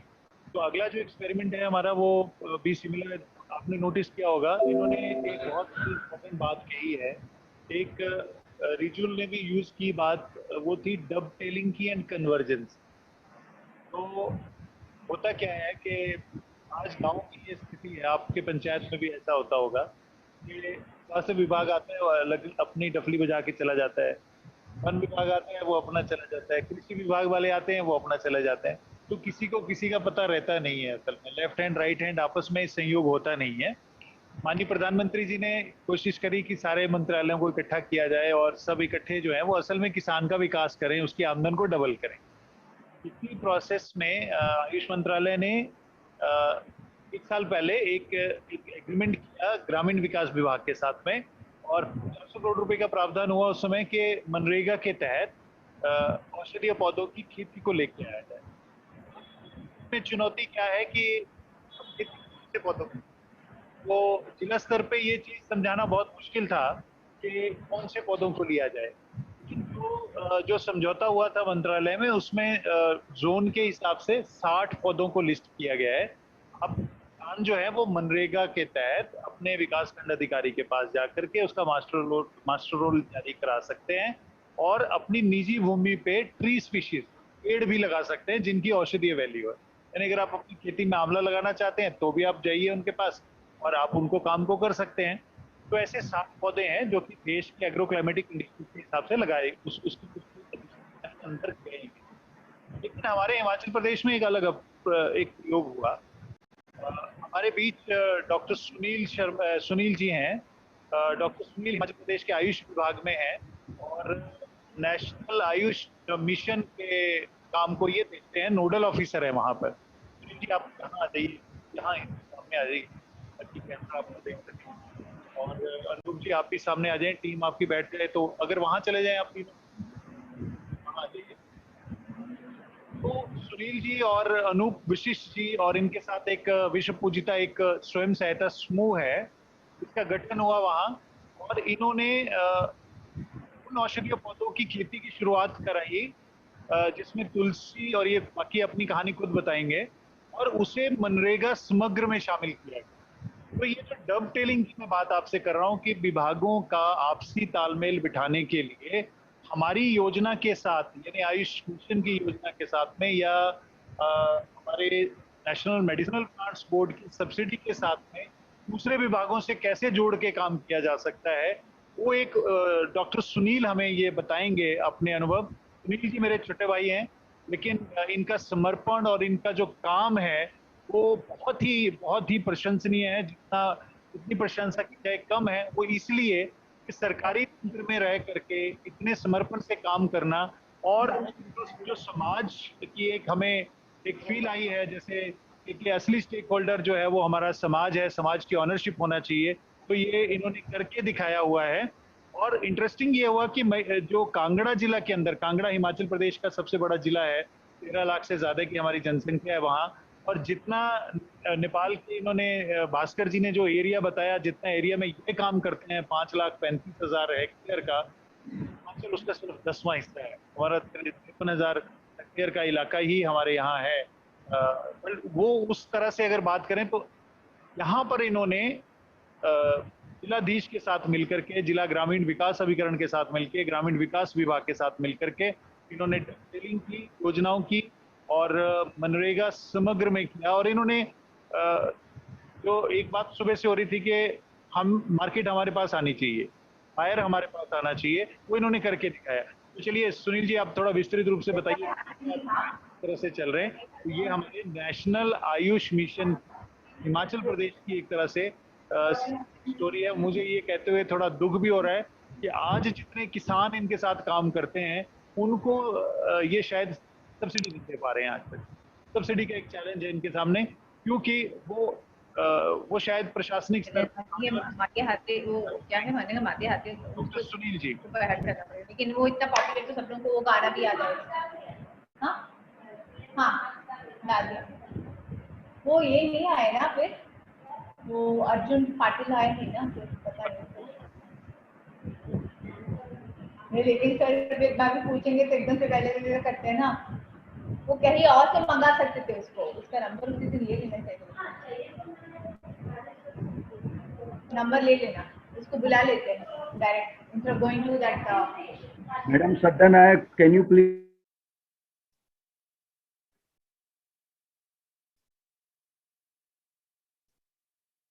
Ayur Expo के ये इनको इनकी तरफ कैमरा भी कर दे जरा प्लीज डॉक्टर। आयुर एक्सपो के इस सभागार में उपस्थित सबकी माननीय अधिकारियों आदर नमस्कार। मैं विशेष धन्यवाद अर्पित करना चाहूँगा आदरणीय डॉक्टर अनुचंदन जी, क्षेत्रीय निदेशक RCFC जुन्नर से, जिन्होंने हमें यहाँ आमंत्रित किया और एक मौका दिया कि हम थोड़ी सी एक्टिविटीज हमारे जिला कांगड़ा के सब डिवीजन देहरा में शुरू हुई 2019 से, उनको यहाँ पे रखने का जो अवसर दिया, इसलिए सर धन्यवाद। और विशेष मैं धन्यवाद करना चाहूँगा हमारे बीच इंडिया ट्रस्ट के रीवा मैम उपस्थित हैं। तो जैसे अभी सर ने बात किया, बहुत सारा हैंड होल्डिंग के माध्यम से हुआ, तो आपका मैं विशेष धन्यवाद। और मैं विशेष धन्यवाद करना चाहूँगा अपने साथ जो हमारे किसान जुड़े हुए हैं और इस माध्यम से शायद ये सारी एक्टिविटीज को वॉच कर रहे हैं। जितने भी किसान, जितने भी हमारे महिला संगठन जुड़े हुए हैं इस वॉइस नहीं आ रही है से लेकर के इसके वैल्यूडेशन तक, उन सबको सादर याद करते हुए मैं जो मेरे साथ उपस्थित हैं आदरणीय अनूप वशिष्ठ जी, उनके फैमिली और के प्रधान और मेंबर्स हमारे बीच हैं, तो उन सबका भी मैं धन्यवाद करता हूं कि यहाँ पे आने का मौका दिया और आपसे अपनी बात साझा करने का। तो माननीय, मैं बहुत ज़्यादा तो नहीं है हमारे पास कोई ऐसा सफलता कहानी या कोई ऐसा परिणाम नहीं है, एक बहुत छोटा सा प्रयास किया गया है और उस प्रयास की शुरुआत जो है वो अगस्त 2019 में बड़े गर्व से मैं कह रहा हूँ कि हमारे बीच जो माननीय डॉक्टर अनुचंदन जी हैं, मैम जी से शुरुआत हुआ। नेशनल आयुष मिशन की जो मेडिसिन प्लांट कंपोनेंट है उसके अंतर्गत जो हमारे 5 क्लस्टर वहाँ पे बने और लगभग 3.25 लाख रुपये उनको सब्सिडी मिली। इसमें हमारे सरगंधा के क्लस्टर के सरगंधा की अश्वगंधा का और तुलसी की, तो जो सबसे प्लांटिंग मटीरियल की जैसे सर ने बात किया, एक बहुत बड़ा चैलेंज रहता है कि किसान कहाँ से ले, और हमारे लिए तो ये सरगंधा एक नई क्रॉप थी। तो मैम और सर के माध्यम से वो अगस्त में ये नर्सरी जो है हमें मिली और किसानों ने बहुत उत्साह दिखाया, बहुत अच्छा परिणाम रहा। लगभग 50,000 प्लांट्स जो थे वो वहाँ पे लगाए गए। कुछ एडवर्स कंडीशन आई, मौसम कुछ बिगड़ा और कुछ हालात ऐसे हो गए कि उसमें कुछ नुकसान हुआ फसल का। बावजूद इसके किसानों का जो एक लगाव था और जो हैंड होल्डिंग था हमारे रीवा मैम जी का, सर का, लगातार संपर्क बना करके और दोबारा से किसानों को गठित करके 7 क्लस्टर जो थे वो दोबारा बने, जिसमें कि 45 किसान और जुड़े और दिसंबर 2019 में इसलिए ट्रेनिंग प्रोग्राम जो था वो आयोजित हुआ। तो यहाँ से शुरुआत हुआ।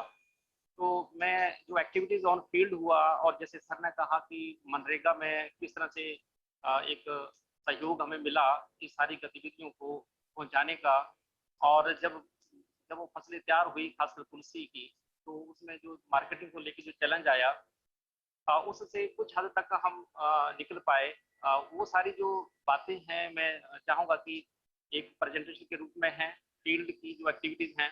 तो मैं प्रार्थना करूँगा सर से कि सर थोड़ा ये 2019 की जो एक्टिविटीज हैं उनको थोड़ा आप शो करें। हाँ जी, हाँ जी।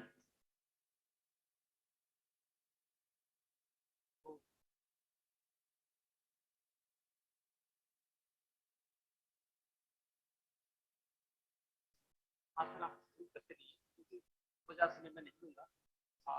आप एक बीच में आप करते रहेंगे, मैं बोलता जाऊँगा।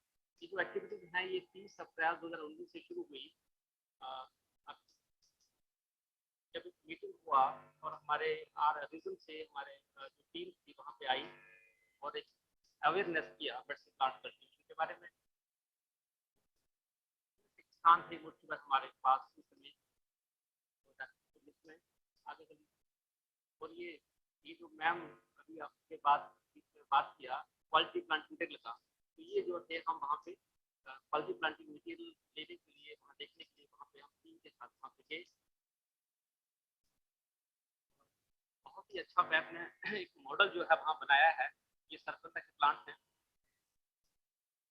ये उसके बाद ये जो आप देख रहे हैं ये रिजम जोगिंदर नगर में हम अश्वगंधा का और तुलसी का सीड लेने के लिए गए, वहां से सीड लाया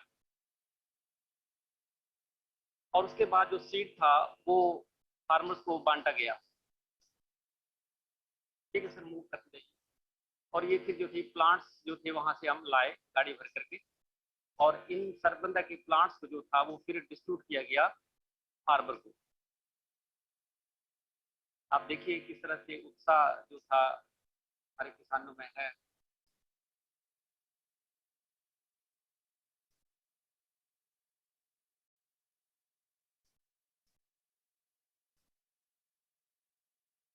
ये देखिए मैं बात कर रहा था हमारे डॉक्टर देवा मैम, साथ में हमारे नोडल और इस तरीके से मीटिंग हुआ। ये सारे जो खेत आप देख रहे हैं ये सारे खेत लोगों ने छोड़ रखे थे क्योंकि वहाँ पे जो जंगली जानवर हैं वो फसल नष्ट कर देते थे। तो नए सिरे से इन खेतों का जो था वो पुनरुद्धार किसानों ने किया। कुछ प्लांट्स हमारे बच गए, इनके लिए जगह नहीं मिल पा रही थी, तो नए सिरे से वहाँ पे जो थी यहाँ की जेसीबी लगा के एक किसान है हमारे ये सोनू जी, राम रखा इनका नाम है। तो उन्होंने लगभग 14 घंटे जेसीबी चला के बहुत लैंड इन्होंने तैयार की स्पेशली उन प्लांट्स के लिए जो हमारे पास एक्स्ट्रा थे उसको लगाने के लिए। और वहाँ पे ये था कि वहाँ पे ज्यादातर खेती बैलों से होती है। ये आप देख रहे हैं।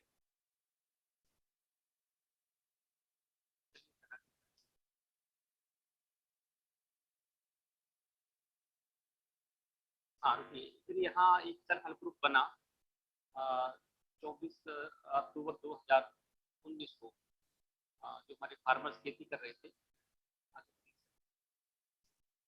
हमारे प्रोजेक्ट ऑफिसर डॉक्टर जो आए थे, और ये आप देखिए ये जो प्लांट थे वो खिलना शुरू हो गए, इसमें फ्लावर और बीज आना शुरू हो गए। और एक मीटिंग हुआ हमारा 1 दिसंबर 2019 को, और उसमें उन सभी किसानों को सम्मानित किया गया हमारे जिला अधिकारी द्वारा जो जिन्होंने की औषधि खेती की शुरुआत किया, एक सोच को बदला।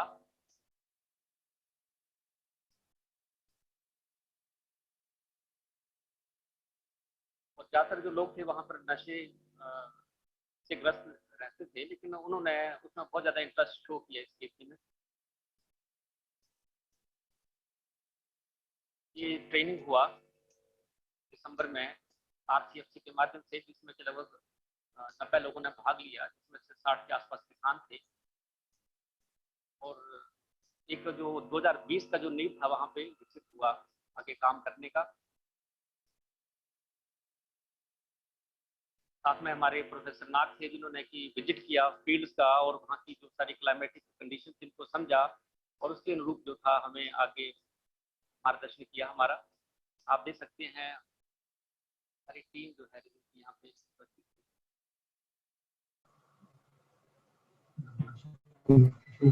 बाद में कुछ गड़बड़ कंडीशन के कारण कुछ फसलें नष्ट हो गई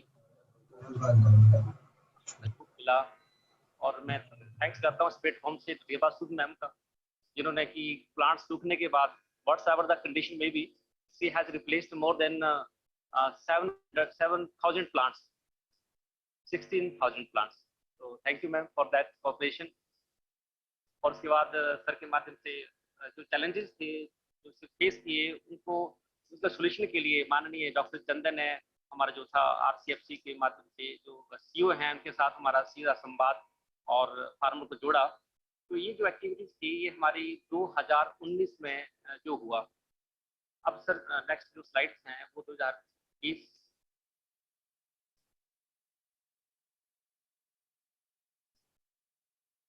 तो ये जो सफर था शुरू हुआ और अभी 2020 में बहुत बड़ा एक कन्वर्जेंस की तरफ हम लोग बढ़े। मैं हमारे डिपार्टमेंट का एडमिनिस्ट्रेशन का बीडीओ का बहुत सहयोग रहा और फर्स्ट टाइम जो था ये लोकल नर्सरी जो थी वहाँ पे 4 लोगों ने शुरू की। ये आप देखते हैं ये विजय सिंह जी हैं आगे तरीके उन्होंने जो था तुलसी अश्वगंधा का जो सीड हमें रिज्म से प्राप्त हुआ उसकी नर्सरी तैयार हुई। ये प्रीतम चंद जी हैं हमारे चतेड़ से इन्होंने भी इसकी मोरिंगा की सावर की नर्सरी तैयार की। हमारे समूह के प्रधान आदरणीय ताराचंद जी जिन्होंने तुलसी अश्वगंधा की नर्सरी बड़े स्तर पे और हमारे बीच हमारे समूह सचिव श्री नु विशिष्ट जी बैठे हैं इन्होंने ग्रीन गार्डन के नाम से अपना नर्सरी जो थी स्थानीय किसानों के लिए तैयार किया क्योंकि कोरोना काल में बहुत ज़्यादा दिक्कत हो गई थी ट्रांसपोर्ट की प्लांट्स लाने की तो छोटा सा प्रयास किया गया। अभी plantation activities of the farmers field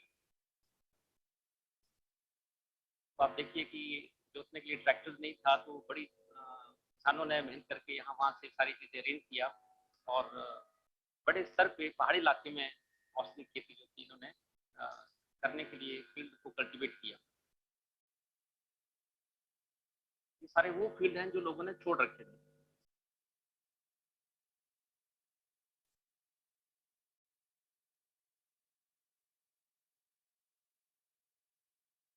अभी जो भी कल्टीवेशन है जैसे मैम ने कहा कि टोटली रसायन मुक्त खेती जो है हम लोग कर रहे हैं तो देसी गाय के जो गोबर से जो और गोमूत्र से जो चीजें बनती हैं जीवामृत है घन जीवामृत है कीट नियंत्रक है इसकी अवेयरनेस भी हमें इसी माध्यम से हुई।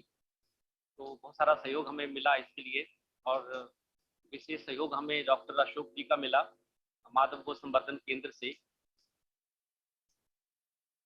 यहाँ से बहुत सारा जो था हमें जीवामृत घर जीवामृत और बनाने की विधि जो थी वो किसान के घर घर जा करके सिखाई और इसमें जो हमारे विजय जी हैं उनका भी बहुत सहयोग रहा। और जब ये प्लांट्स खेत में लगा दिए गए बहुत सारे प्लांट्स हमारे पास बच गए थे लगभग कोई 1.5 लाख के आसपास नर्सरी जो तैयार हो चुकी थी।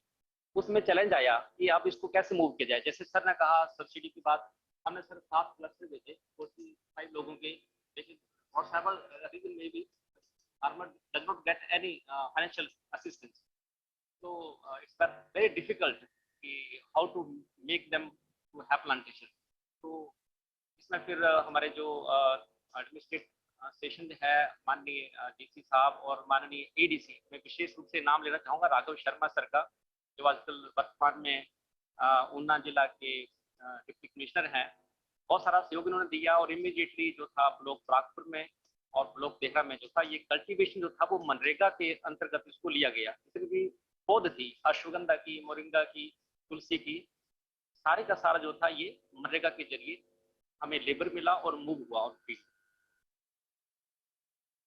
तो उसके बाद जब ये सारा चीज तैयार हो गया लगभग 700 किलो तुलसी जो थी वो ड्राई मास लगभग इतना पैदा हुआ इसमें 2 क्विंटल पत्ते थे और 500 केजी जो था वो पंचांग था। तो उसके लिए भी सर्च हो गया कि अब क्या करें। तो जैसे आयुष हाउस में हम मिले, उसके बाद RCFP में डॉक्टर चंदन जी से, अपने प्रोफेसर नाग जी से गाइडेंस लिया। और मैं धन्यवादी हूँ सर आपका और विशेषकर प्रोफेसर नाग का, जिन्होंने हमें इस स्थानीय वैल्यू एडिशन के लिए हमें प्रेरित किया और हमें एक लिस्ट दिया इक्विपमेंट्स का कि अगर ये इक्विपमेंट्स आप कहीं से इमीडिएटली प्रोक्योर कर पाते हैं, खरीद कर पाते हैं, तो इन सारा तुलसी का जो था वैल्यू एडिशन हो सकता है। तो इसी को आधार बनाते हुए इस तरह से तुलसी के रिलेटेड जो वैल्यू एडिशन था, इसके वेबिनार्स जो थे वो अरेंज हुए RCFP के माध्यम से, और साथ ही साथ जो था ब्लॉग के माध्यम से, जो पीछे के साइड आप देख रहे हैं, ये ब्लॉग से जो LSEO और LVDC जो अधिकारी होते हैं वीडियोस के अंदर, वो फील्ड पे आए, तो उन्होंने सारा खेत का विजिट किया and they were very happy. हमारी जो ज़्यादातर गांव की लेडीज हैं जो कि राष्ट्रीय ग्रामीण आजीविका मिशन के तहत काम करती हैं, ज़्यादातर वो सीमित होता है उनका काम कि वो थोड़ा सा सेमियम नाली बढ़िया नाली, लेकिन it was a work for them. तो उसके बाद जो था थोड़ा सा हमने जायका की हेल्प लिया, क्योंकि उसमें कोई मशीनरी नहीं थी। जायका की हेल्प लेकर के उसका वैल्यू एडिशन शुरू किया एक ट्रायल बेस पे।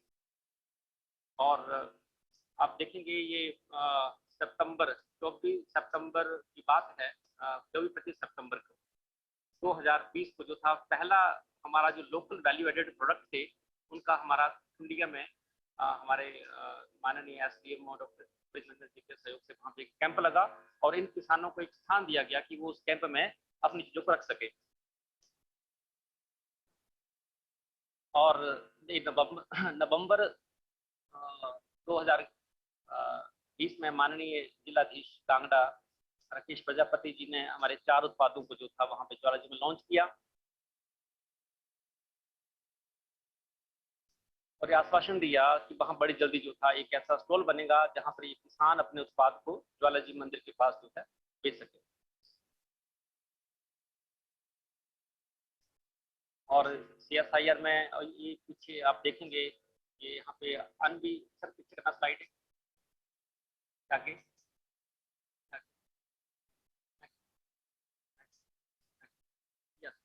ये अनबी बैजनाथ में एक कंपनी है जो कि ग्रीन टी बनाती है।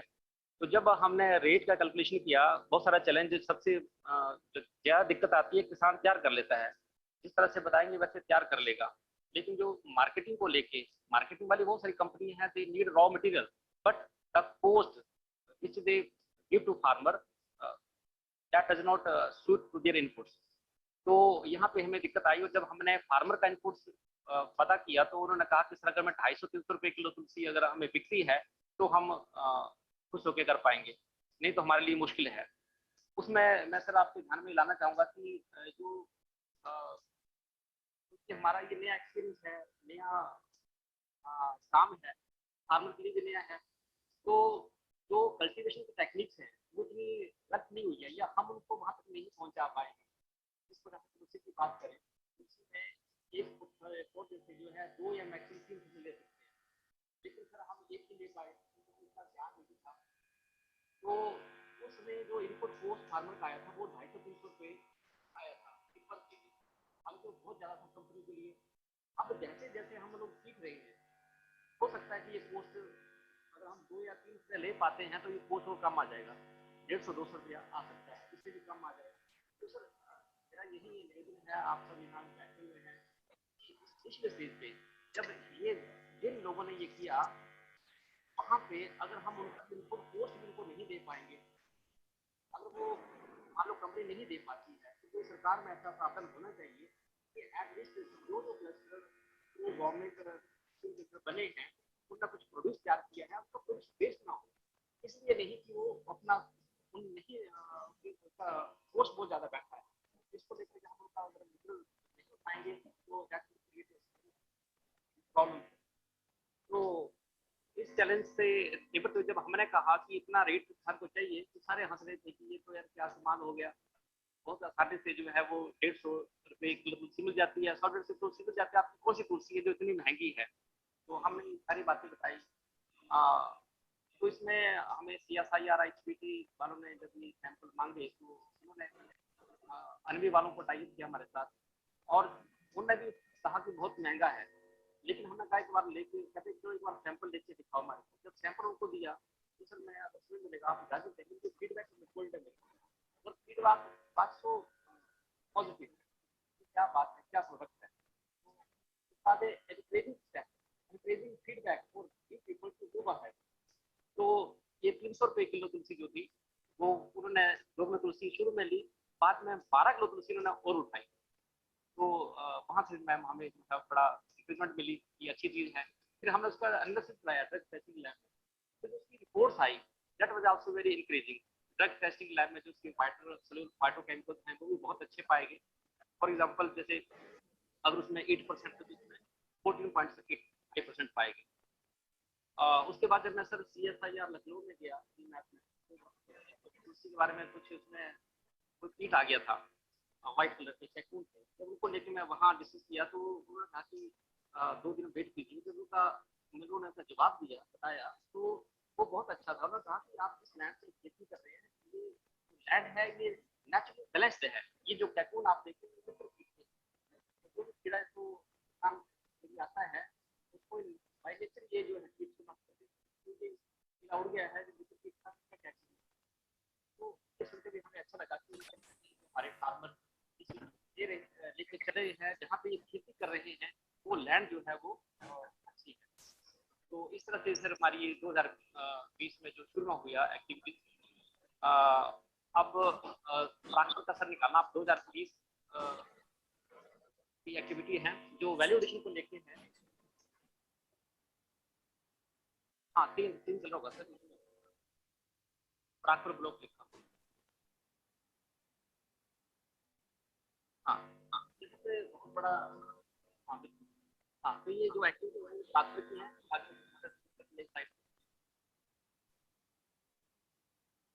इस तरह से एक्टिविटीज हैं जैसे मैंने पहले बताया। आप वो प्रतियोगी साइट पर आगे चलिए। हमारे सारे लोकल आयुष डिपार्टमेंट में हर जगह जो प्लांट थे वो हमारे लोकल फार्मर्स के प्लांट उग गए।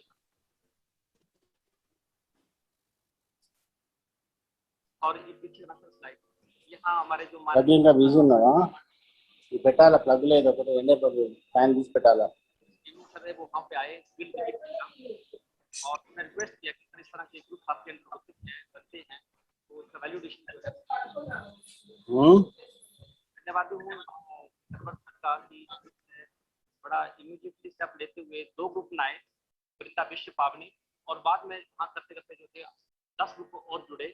उसके प्रधान हमारे बीच हैं, और तुलसी को हार्वेस्ट पहले जो है विधिवत जो है पूजा की गई। ये हमारा वैदिक परंपरा रही है किसी औषधि खेती के लिए। हमारे रिदम सारे यहाँ पे देखते हैं, बदल भी हैं, सारे मनरेगा में सारी लेडीज इसकी हार्वेस्ट कर रही हैं। और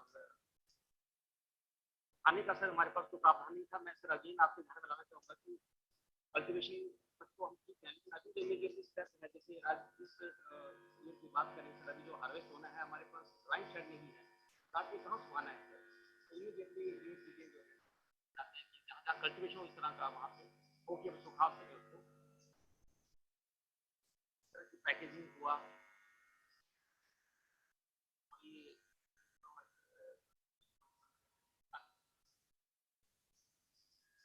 ये जो ब्लॉक के माध्यम से लोन सैंक्शन होता है 3.5 लाख रुपए का इसके लिए, और solar dryer, packaging machine, spring machine और मल्टीपर्पज प्रो मशीन बनाई है।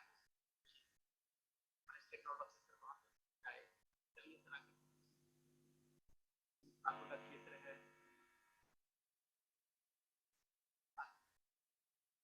लखनऊ में जाने का मौका मिला। ये जो मशीन है मल्टीपर्पज, ये DC ऑफिस में स्टॉल लगा, जो लोकल वैल्यू हमारे उत्पाद हैं।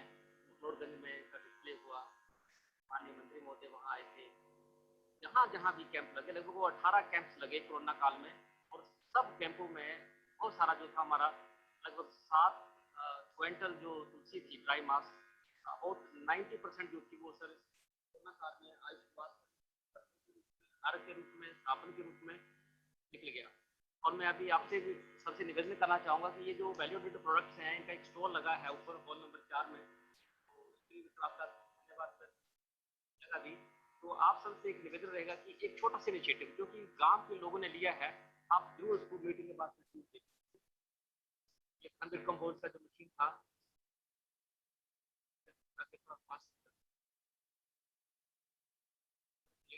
है, और ये सारी लेडी जो थी वो बहुत खुश है इसको लेकर के, ऐतिहासिक है। ये जो तुलसी की पत्नी आप देख रहे हैं मार्केट में, ये 90-120 रुपए की है 50 ग्राम, और ये ग्रुप वाले 30 रुपए की दे रहे हैं। गिलोय है, ये 50 ग्राम 20 रुपए की है। मेडिकेटेड सॉल्ट है, अर्ड का अचार है, तुलसी का अर्क जो कि मार्केट में 250 से 550 का 30 ml है, ये 100 रुपए में ग्रुप वाले दे रहे हैं। ये क्रीम है, ये शैम्पू है, इनको ट्रेनिंग दी गई जो हमारा आयुष विभाग है, उसमें जो टेक्निकल एक्सपर्ट थे उसके माध्यम से उनको थोड़ा ट्रेनिंग दिया गया। कोरोना काल में लगभग 2 लाख रुपए का जो काढ़ा था, आयुष्वाद था, वो समाज सेवी ने लिया इन ग्रुप से।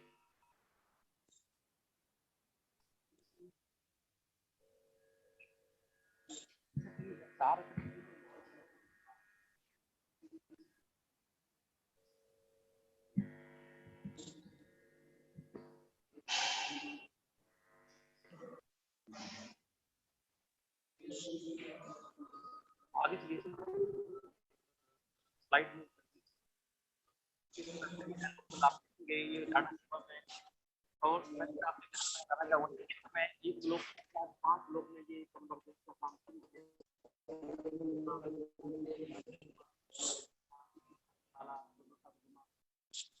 एक पंचायत के साथ 23 पंचायत फार्मर का फिर आज 123 फार्मर जो है छोटे स्तर पे, कुछ बड़े स्तर पे, बहुत नॉन लेवल पे से जुड़ चुके हैं। ये सर हमारा माननीय कांगड़ा सर वर्मा जी तो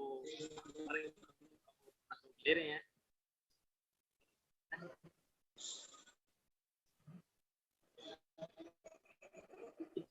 जो लेडीज हैं जो आप देख रहे हैं, ये सारा ग्रुप है लेडीज का, लगभग उसमें लेडीज हैं।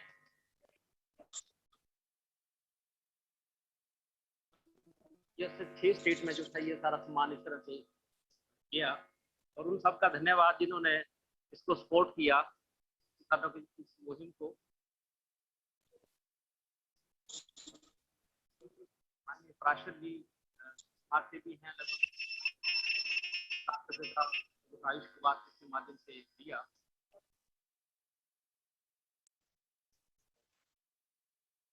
और हमारे जो छात्र के सर हैं, उन्होंने जब शुरू में दिक्कत आए मार्केटिंग को लेके, तो उन्होंने अपनी हर एक पंचायत में, ब्लॉक की जो 73 पंचायतें हैं, सब में 1000 रुपए का सामान पंचायत समिति को भेजा। तो आई अप्रिशिएट करेंगे जो स्टेप लिया।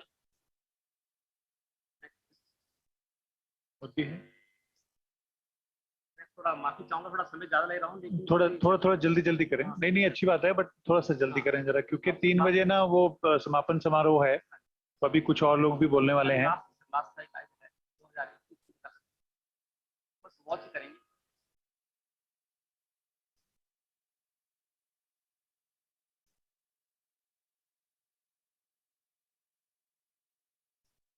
आपके ध्यान में सर ये भी है कि अभी ये जो इनिशिएटिव था ये थोड़ा सा कोरोना की वजह से जो पायलट उत्पाद थे वो लोगों ने ले लिए, लेकिन अभी सर हैंड होल्डिंग है आपकी तरफ से बहुत जरूरी है सर, ताकि आपने कुछ और दिखाना है?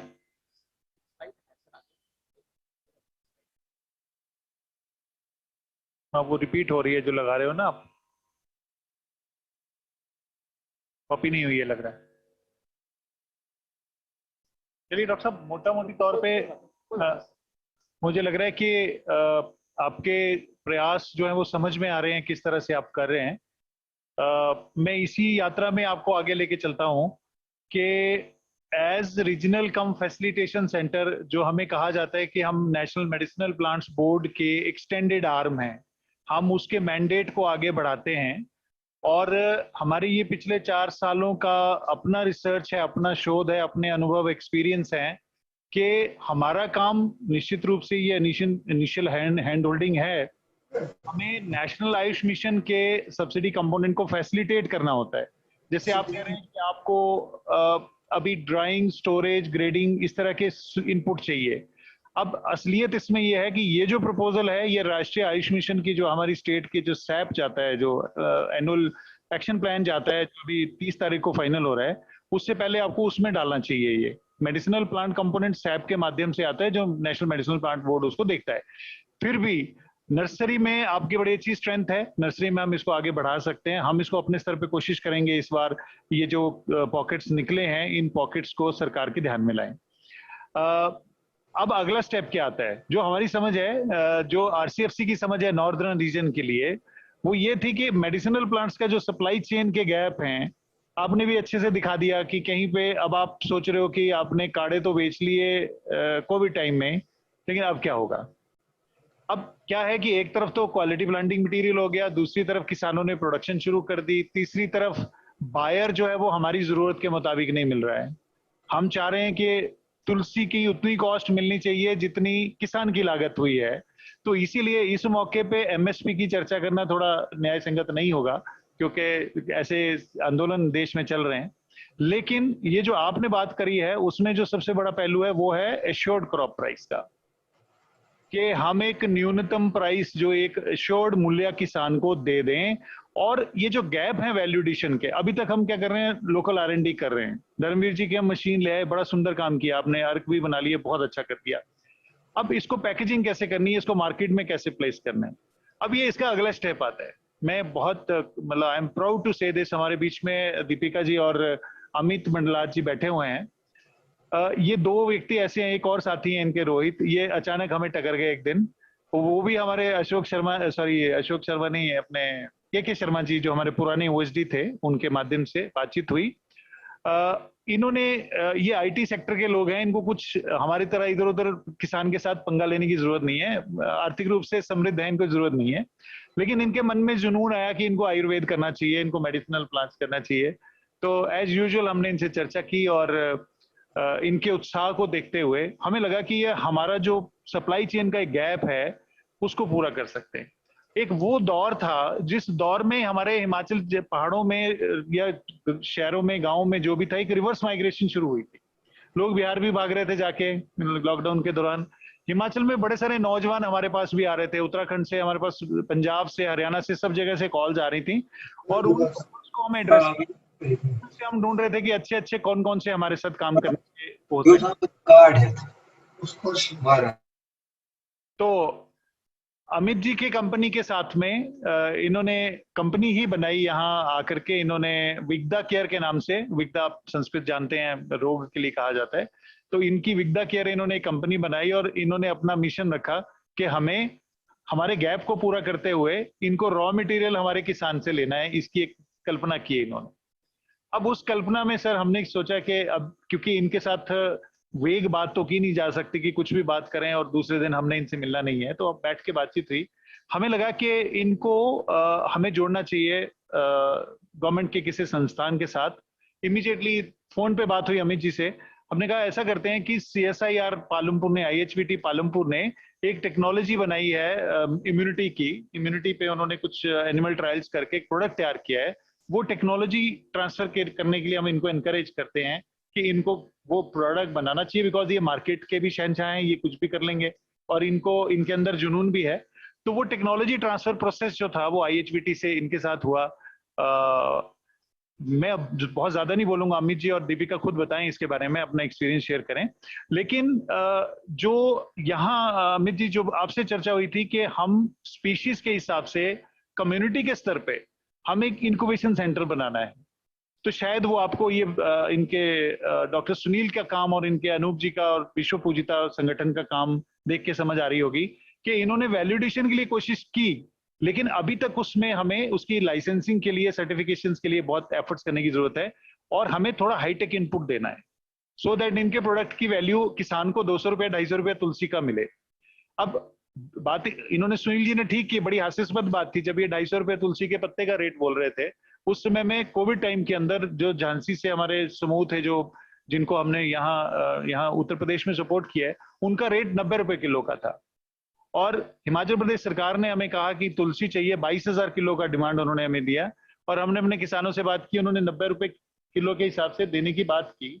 बाद में हमारे तेलंगाना से निर्माणशाला के चीफ मेडिकल ऑफिसर बैठे हुए हैं, तो ये कहते नहीं साहब मैं तो टेंडर के बिना नहीं लेता। हमारी सरकार ने भी बोला टेंडर होगा, है ना, तो टेंडर का प्रोसेस चला, और उस टेंडर के प्रोसेस में तुलसी जो 132 किलो मध्य प्रदेश सरकार को खरीदनी पड़ी सिविल सप्लाई कॉर्पोरेशन के माध्यम से। तो हुआ ये कि वो जो ह्यूज रेट का जो गैप है, यहाँ हम बार बार ये मतलब जैसे ये जो प्रयास हैं, ऐसे संगठनों के प्रयास हैं, हमारे पूरे देश के अंदर 59 सरकारी दवाइयां बनाने के कारखाने हैं।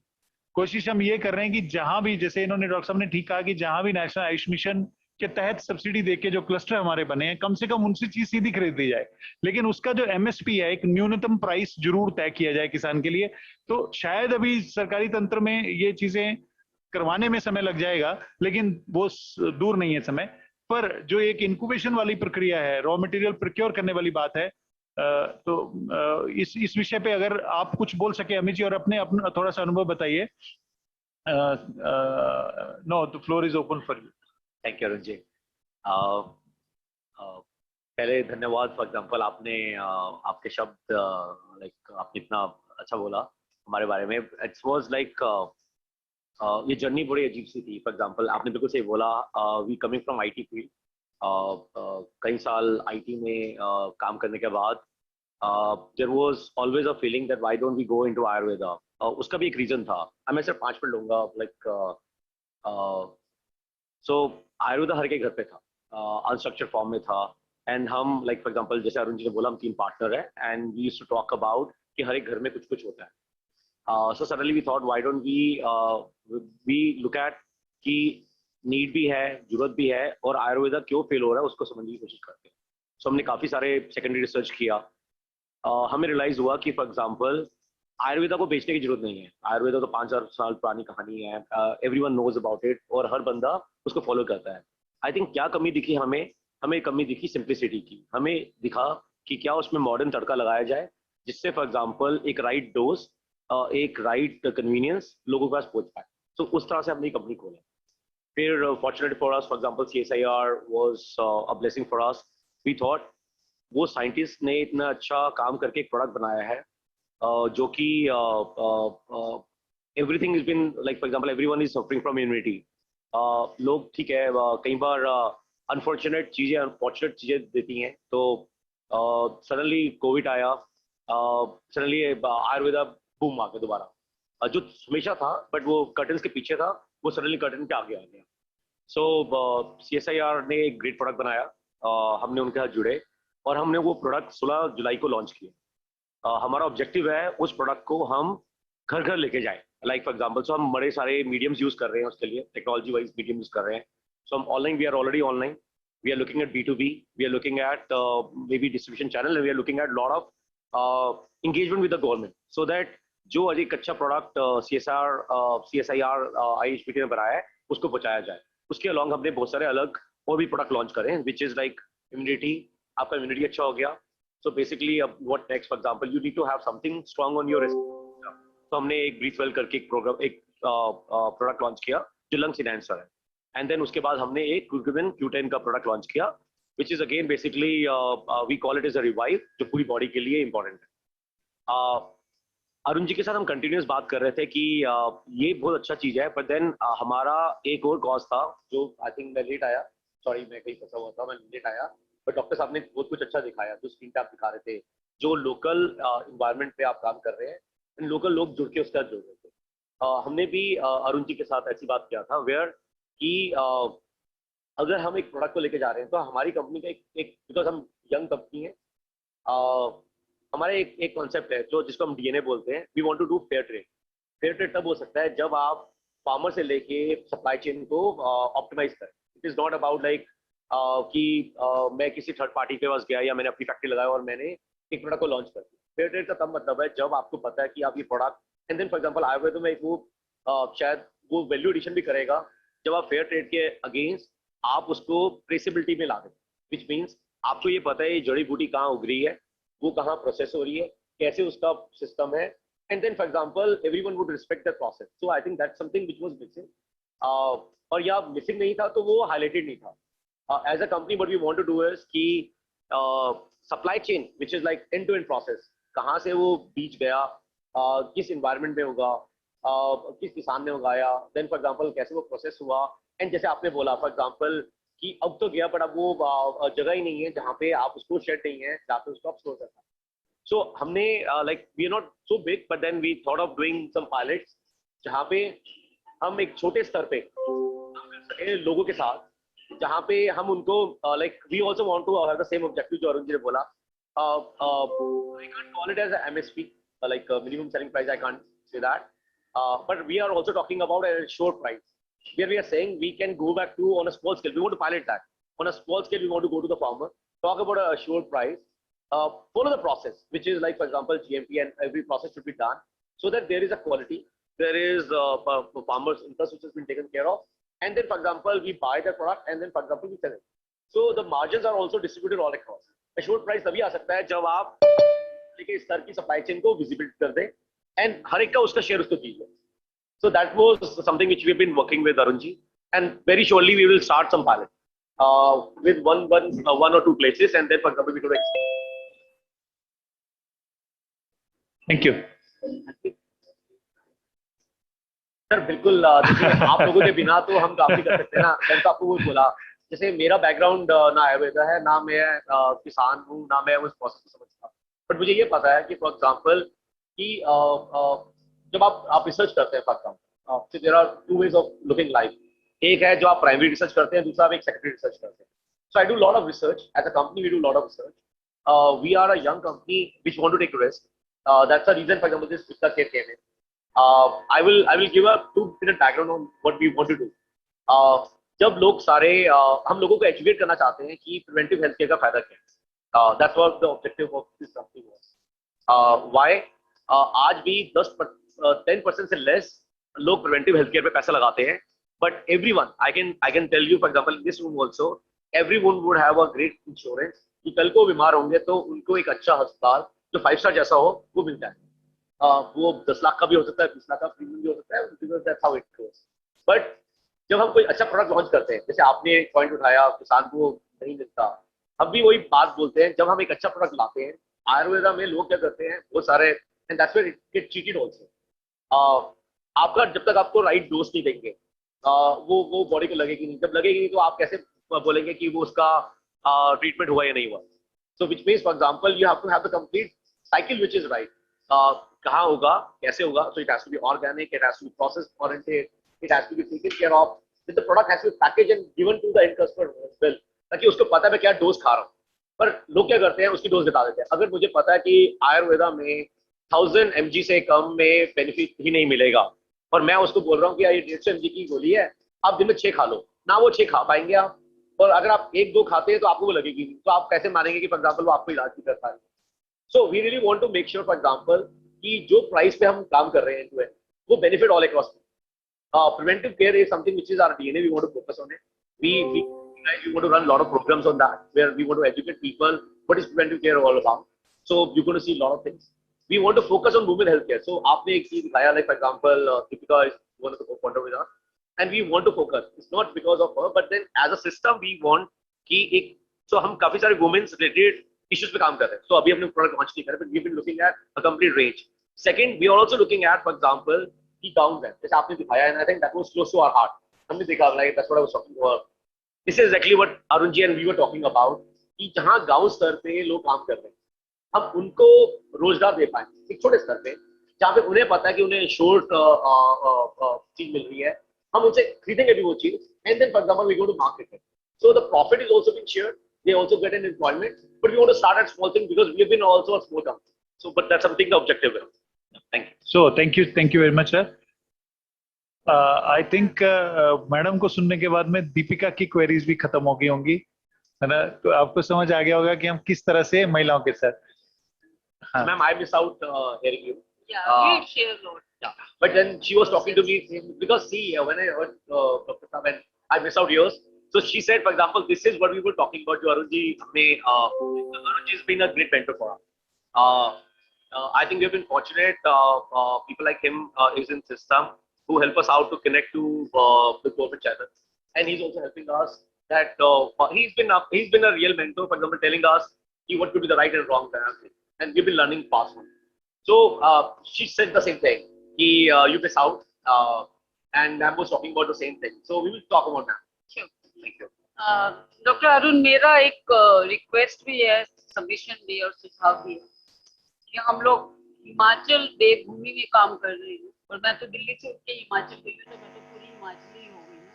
तो पहले मैंने अपने आप को ही कन्वर्जेंस पे पाती हूँ, और नेटवर्किंग में यदि बात करते तो सुनील जी अभी उदाहरण दे ही रहे थे कि सर्वगंधा का ट्रैवलिंग कहाँ से शुरू होके ऊना के एक छोटे से गाँव से कांगड़ा गया, और कांगड़ा से हम लोग करनाल में भी आ गए हैं, मेरे से वहाँ के प्लांट लेके गए हैं, पंजाब में भी लेके गए हैं, और यहाँ पे अभी एक फार्मेसी, बहुत बड़ी फार्मेसी जो है आयुष हब, उन्होंने प्रोडक्ट्स यहाँ पे लगाए हैं। मैंने भी एक छोटी सी दुकान लगाई हुई है, हम भी मार्केटिंग में लॉन्च कर रहे हैं अपना।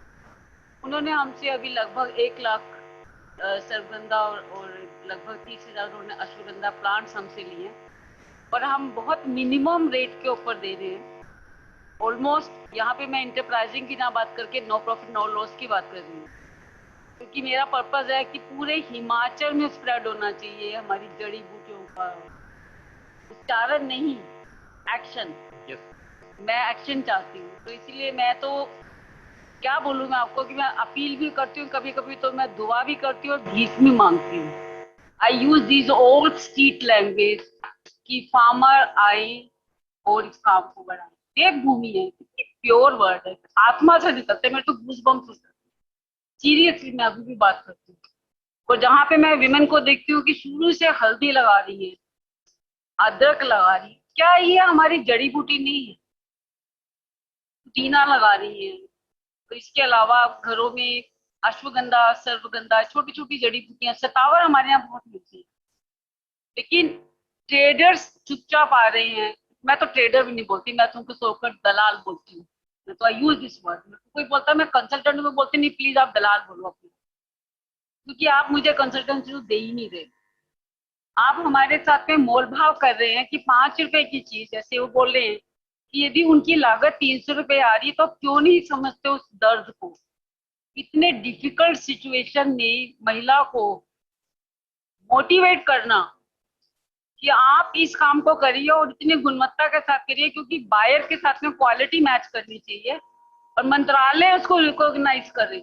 It's a very difficult task. I must say कि आपने यदि इतने अच्छे पे सेल किया तो hats off to you Sunil ji, क्योंकि आपका कंट्रीब्यूशन है और हमारी बहनों का बहुत बड़ा कंट्रीब्यूशन है। और इतनी डिफिकल्ट सिचुएशन होती है कि पैदल चलना, वहां पे मेरी तो टांगे टेढ़ी हो जाती है। मैं तो खुद 62 ईयर्स की हूँ, लेकिन आई स्टार्ट फीलिंग यंग कि मैं एनवायरमेंट में काम करती हूँ और सबसे आगे लीड कर रही होती हूँ। ओनली दिस एग्जाम्पल के लिए कि देखो मैं कर सकती हूँ, तो तुम 18 साल तक ब्लडी क्या कर रहे हो?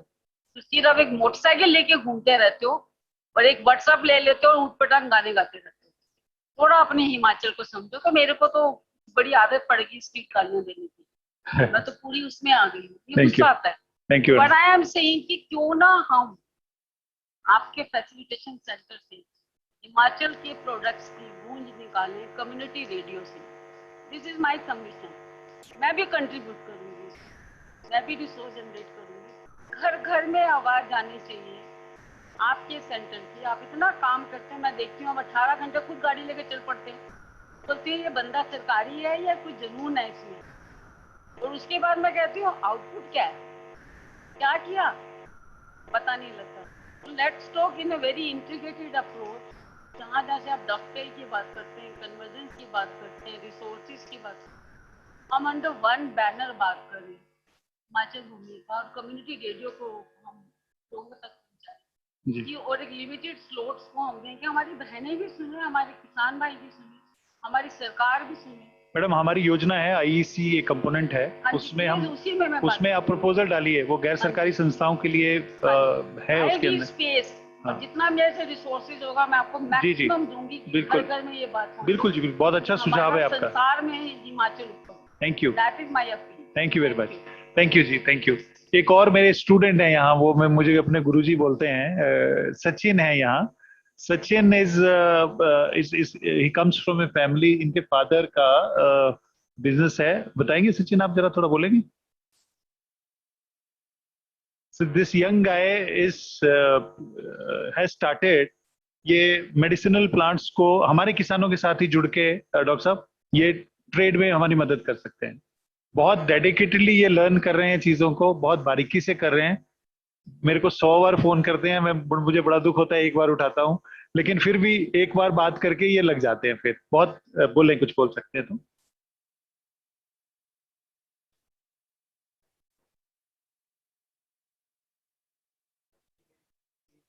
बॉन्ड वैली का ही है, मेरे फादर कस्टम में हमारा बिजनेस था। तो मैं फादर काफ़ी लर्न करा कि एक्सपोर्ट कैसे हो सकता है, हम क्या इंडिया से क्या एक्सपोर्ट कर सकते हैं। तो फिर मैंने काफ़ी डिपार्टमेंट को देखे, कम्युनिटी देखी, हैंडीक्राफ्ट देखी, गारमेंट सेक्टर देखे, तो उधर कॉम्पिटिशन बहुत ही हाई था। तो फिर लास्ट में मैं मेडिसिनल प्लांट से गया, तो उधर मैंने देखा कि बहुत ही मतलब, क्योंकि जो मेडिसिनल प्लांट है वो ओनली हिमाचल से एक्सपोर्ट हो सकता है, उधर का कल्टीवेट वहीं पे हो सकता है और उत्तराखंड में मैक्सिमम हो सकता है। तो वो मेरे को कम्युनिटी काफ़ी अच्छी लगी। तो फिर फाइनली मैंने डिसाइड करा कि कैसे उसको ग्रो कर सकते हैं। फिर मैं अरुण जी से मैंने बात करी, तो सर ने काफ़ी, मैं विजिट करा सर के पास, सर ने दिखाया कि देखो कैसे कैसे मतलब वो है बहुत बड़े, थोड़ा सर नर्वस हो रहा हूँ। ठीक है। फाइनली फिर कुछ ऐसे मेरे प्रोडक्ट्स मैंने चूज करे जो काफ़ी बैन ही है इंडिया में ऑलमोस्ट। जैसे कि आपने सुना वो कॉस्टस फ्रूट है और फुट की है, तो ऑलमोस्ट वो इंडिया में एक्सपोर्ट कर ही नहीं सकते हैं उनको, तो उसकी काफ़ी फॉर्मेलिटीज़ हैं। तो फिर उसका मार्केट ही बहुत अच्छी है, ऐसे बहुत सारे प्रोडक्ट्स हैं तो उसकी मार्केट अच्छी है, तो फिर उसके बायर भी अवेलेबल है बहुत अच्छे। अब देखिए, ये जो बात कर रहे हैं ना, मैं रोक रहा हूँ सचिन आपको, ये जो बैकवर्ड और फॉरवर्ड लिंकेजेस का काम, ये हमने पिछले इसमें कोविड में बहुत किया है। मैं आज जुड़ नहीं पाए, आज हमारे साथ कनाडा से एक मिस्टर पॉल भट्ट को आज मैं जोड़ रहा था यहाँ, उनसे बात आप सबकी करा रहा था। उन्होंने ऑर्गेनिक वे करके अभी कंपनी लॉन्च की है कोविड में ही। उन्होंने कहा बिल्ले बैठे थे, कुछ काम करें। तो ही वाज टेलिंग मी कि उसमें जो जड़ी बूटियां वो इंपोर्ट कर रहे हैं, उसमें 30% जो कंट्रीब्यूशन है वो इंडिया का ही है, और वो काफी बड़े स्तर पे उनको कर रहे हैं। अब उन्होंने आज से मुझे 3 साल पहले कहा था, जैसे हमने आरसीएफसी में उनसे ऑफर, उनके साथ बातचीत हमने शुरू की, कुदरती वो मेरे स्कूल के सीनियर थे 1 साल के, वो वहां उस जगह मुझे मिले। तो उन्होंने कहा था कि जिस दिन आप ये जो आरपीई स्पीशीज की बात करते हो, या जो रेयर हिमालयन स्पीशीज है, जिस दिन आप मुझे अच्छी क्वांटिटी में ट्रेसेबिलिटी के साथ अच्छा मटेरियल देने की स्थिति में हो जाओगे, मुझे बता देना। इससे पहले अगर इन्वेस्टमेंट चाहिए तो भी बता दीजिए। वो इन्वेस्ट, क्योंकि वो उन्होंने कहा मुझे पिछले 20 सालों में अलग अलग ट्रेडर्स ने बहुत बुरे तरह से लूटा है। तो मतलब मुझे भेजा कुछ, कल ही मुझे बता रहे थे कि यार ये जो चूरा जो है उसका, वहां जो कनाडा में हेल्थ कनाडा का एक पैरामीटर है कि वो चूरे का वो जो भी कचरा आता है उसका टेस्ट करता है वो। तो उस टेस्ट में हमारे जो है वो चूहे की मिंगने और ये सब निकलती हैं, तो वो सारे के सारे सैंपल फेल हो जाते हैं। तो कह रहे थे इन सारे, वो आज बोलना चाहते थे कि कौन कौन से वो है, शायद उनकी प्रेजेंटेशन हमारे पास आ जाएगी। तो thank you very much Sachin. So हाँ प्लीज। तो जैसे कि मैं काफी इंस्पायर और सर भी हाई सेक्टर से, तो फादर सर मैं देखता था कि क्या क्या चीज मतलब वर्क करता था कि क्या क्या चीज एक्सपोर्ट हो रही है यहाँ से कस्टम से। तो ऑलमोस्ट हब्स में बहुत ही चीजें एक्सपोर्ट हो रही है सर, और बहुत अच्छी मार्केट है इंटरनेशनल में। इंडिया में तो इतनी नहीं होगी मार्केट, पर इंटरनेशनल लेवल पे आप जाओगे सर, और ओवर वर्ल्ड कहीं भी जाओगे तो बहुत अच्छी मार्केट मिल जाएगी आपको हब्स में। जैसे B2B आप सेट करेंगे हम, ट्रेड इंडिया, एक्सपोर्ट इंडिया, तो बहुत ही अच्छे ऑर्डर्स मिलते हैं वहाँ पे, और आप सेट भी करेंगे प्रीवियस डाटा, तो बहुत एक्सपोर्ट हो रहा है सर जैसे ऑलमोस्ट कर रहे हैं। तो जितने फार्मर्स हैं जैसे कि, तो हमको मोटिवेट कर सकते हैं कि आप एक्सपोर्ट में भी आइए। आयुष में हमारी एक्सपोर्ट प्रमोशन काउंसिल बन गई है, शायद उसके आने से काफी सारी चीजें आसान हो जाएंगी। और सर गवर्नमेंट भी काफी इंसेंटिव देती है, 10% जैसे आपकी एक्सपोर्ट वैल्यू 1 लाख रुपए, तो 10,000 तो आपको वो कर देंगे सर। जी, काफी प्रमोट करती है। बहुत बढ़िया। सेफेक्सिल के माध्यम से हमारे कुछ स्पीशीज अभी एक्सपोर्ट होते हैं, वो डाटा आपको वहां भी मिल जाएगा। लेकिन मुझे लगता है बहुत अच्छा भविष्य। वो कल उनका पाल भट्ट का कल टोरंटो से ये फोन था कि अगर हमने अब कुछ नहीं किया, वो भारत के लिए मैसेज दे रहे थे, तो हम ट्रेन मिस कर देंगे। हमें बहुत करने की जरूरत है, और कुछ नहीं है, छोटी छोटी चीजें जिनको किया जा सकता है। तो मैं देख रहा हूं अभी एक लास्ट 2 प्रेजेंटेशंस हैं हमारे पास। लोग सुबह भी हम चर्चा कर रहे थे, जैसे कि पंजाब में हम कुटकी उगाएंगे, चंडीगढ़ में कुटकी उगाएंगे, हैदराबाद में कुटकी उगाएंगे। तो डॉक्टर साहब हमारे अमेरिका से जुड़े थे, जो एक टेक्नोलॉजी का जिक्र हुआ सुबह की, एक टेक्नोलॉजी ट्रांसफर हुई है, IHPT की है, कुटकी की, डॉक्टर अमित और उनके साथ। तो हमारे वो चंडीगढ़ से अगर जुड़ सकें हैं, mister Arun Naryal, are you there? Yes sir. या please you can start your presentation. Arun और अरविंद ये दो ब्रदर्स हैं, दो हिमाचली लड़के हैं जो चंडीगढ़ में ये हाइड्रोपोनिक्स की खेती कर रहे हैं, मेडिसिनल प्लांट्स की, मेडिसिनल प्लांट्स इन हाइड्रोपोनिक्स, यानी बिना मिट्टी के औषधीय पौधे ये उगा रहे हैं। तो बहुत ही ऊर्जावान हैं ये दोनों भाई, और आयुर्वेद इनके भी, मेडिसिनल प्लांट्स और आयुर्वेद इनके भी रक्त में है, खून में बसा हुआ है। तो अरुण जी आप शुरू करिए, सब लोग आपको सुनने के लिए इच्छुक हैं। सबको मेरा नमस्कार जी। मैं अरुण नरयाल। अरुण चंदन जी ने बड़े अच्छे से मेरी इंट्रोडक्शन करवा दी है। तो इन्होंने बात करी है हाइड्रोपोनिक्स के रिगार्डिंग। तो हम 2010 से हाइड्रोपोनिक्स से प्लांटेशंस जो हैं वो कर रहे हैं। इससे पहले वेजिटेबल्स और एक्सोटिक वेजिटेबल्स जो थे वो प्रोड्यूस कर रहे थे। तो 2013 से हमने बकोपा की तरफ हम आए, और बकोपा मिनोरी, और फिर धीरे धीरे और बहुत सारे औषधीय पौधे जो है वो हमने हाइड्रोपोनिक में लगाने शुरू कर रहे हैं। तो एक मैं छोटे सी प्रेजेंटेशंस आपको दिखाऊंगा, जिसमें हम चंडीगढ़ में, न्यू चंडीगढ़ में हमने एक हाइड्रोपोनिक का सेटअप जो है वो वहाँ पे लगाया है। तो वहाँ पे किस तरीके से हम काम कर रहे हैं, जस्ट उसकी एक छोटी सी PPT आपको मैं दिखाना चाहता हूँ। देख पा रहे हैं सभी? Is it visible? हाँ, विजिबल जी। हाइड्रोक्रॉप्स इंडिया प्राइवेट लिमिटेड हमारी कंपनी जो कि हाइड्रोपोनिक और हाइड्रोपोनिक में मेडिसिनल प्लांट की कल्टीवेशन में काम कर रही है।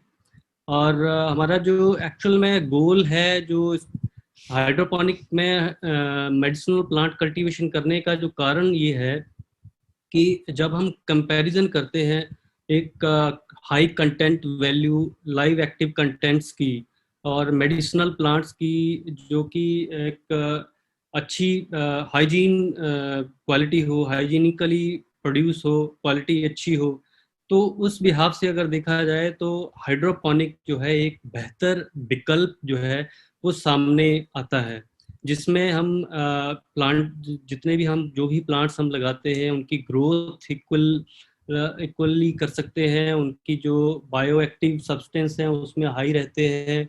और अगर हम बात करें तो इन्वायरमेंट पर इम्प्रूव की जो और वाटर सेविंग की, तो हम यहाँ पर हाइड्रोपोनिक में जो ड्रिप इरिगेशन के कंपैरेटिवली 90% तक वाटर सेविंग जो है वो कर रहे हैं। हाइड्रोपोनिक की अगर ग्रोथ रेट के बारे में बात करें तो ये 2020 से 27 तक 13.53% तक का जो ग्रोथ रेट है, जो एनुअल ग्रोथ रेट है, जो आया है। ये जो आप पिक्चर्स देख रहे हैं ये हमारे हाइड्रोपोनिक जो अपना न्यू चंडीगढ़ में जो प्लांट है, ये बकोपा मिनोरी की फसल है।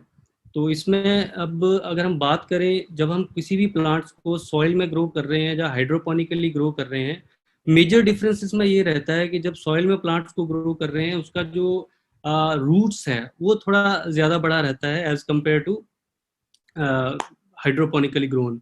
रीजन बिहाइंड इज दैट कि सबसे पहले प्लांट्स जो है वो अपनी डाइट के बारे में सोचेगा, क्योंकि हर कोई अपने बारे में ही सोचता है। तो प्लांट्स भी एक लिविंग थिंग है, तो वो भी अपने बारे में सोचता है और सबसे पहले अपनी रूट्स को ग्रो करेगा, और ताकि उसको डाइट जो है प्रॉपर मिल पाए, देन फिर वो अपने फ्रूट्स और अपने ग्रोथ की तरफ ध्यान देता है। अगर हम हाइड्रोपोनिकली बात करें तो वहाँ पर रूट्स उसकी कम रहते हैं as compare to soil. Reason behind is that कि उसको जो डाइट चाहिए वो एक न्यूट्रिएंट सॉल्वेंट के थ्रू वाटर में मिलाकर उसको प्रॉपर दी जाती है, ताकि उसको डाइट की तरफ ज़्यादा वो मेहनत ना करनी पड़े डाइट के लिए। तो वो रूट्स उसकी कम रहती हैं और उसका जो फ्रूट्स और उसका जो प्लांट्स की ग्रोथ है वो एज कंपैरेटिवली बहुत ज़्यादा हाई रहती है। और यही कारण है कि हमने जो प्लांट्स यहाँ पर लगाए हैं, जैसे हम बकोपा मनोरी की अगर बात करें, इसमें जो कंटेंट वैल्यू है, जो बैकोसाइड कंटेंट है, it is almost 10 to 11 time higher than as compare to soil की जो कल्टीवेशन है उसके कंपैरेटिवली। और मेडिसिनल ये कुछ एक पिक्चर्स हैं जिसमें हम आप कह सकते हैं कि विदाउट सॉइल, बिना मिट्टी के बिल्कुल हम यहाँ पर ये प्लांटेशन कर रहे हैं। और ये साथ में एक कंसेप्ट डिज़ाइन है, इसकी आगे प्रोसेसिंग, क्योंकि जब हम कोई भी प्लांट्स हैं उसको अगर हम ग्रो तो अच्छे से कर लेते हैं, मान लीजिए उसमें अच्छी लाइव एक्टिव कंटेंट्स भी हैं, सब कुछ बढ़िया है, लेकिन अगर उसकी प्रोसेसिंग में चूक हो जाती है तो वो भी एक बहुत बड़ा इशू है, क्योंकि बहुत बढ़िया कल्टीवेशन के साथ साथ बहुत बढ़िया प्रोसेसिंग भी होना ज़रूरी है। तो प्रोसेसिंग में अगर हम बात करें, यहाँ पर एक हमने जो सीक्वेंस लेके चले हैं, जिसमें हम वर्कर सीक्वेंस अलग रहेगा यहाँ पे और विजिटर सीक्वेंस अलग रहेगा। यहाँ पे वर्कर्स का check in entry, sanitisation, access filtration, access dryer room, something सारा।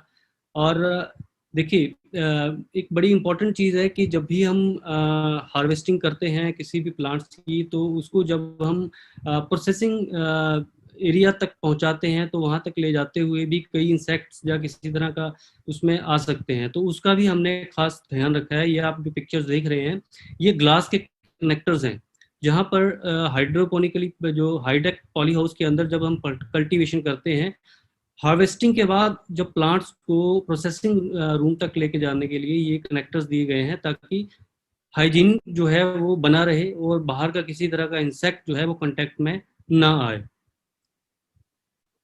ये अगर आप देख रहे हैं, ये दोनों तरफ दो पॉली हाउसेस हैं जो कि 2,000 स्क्वायर मीटर के हैं, और बीच में ये जो बिल्डिंग आप देख रहे हैं ये प्रोसेसिंग यूनिट है।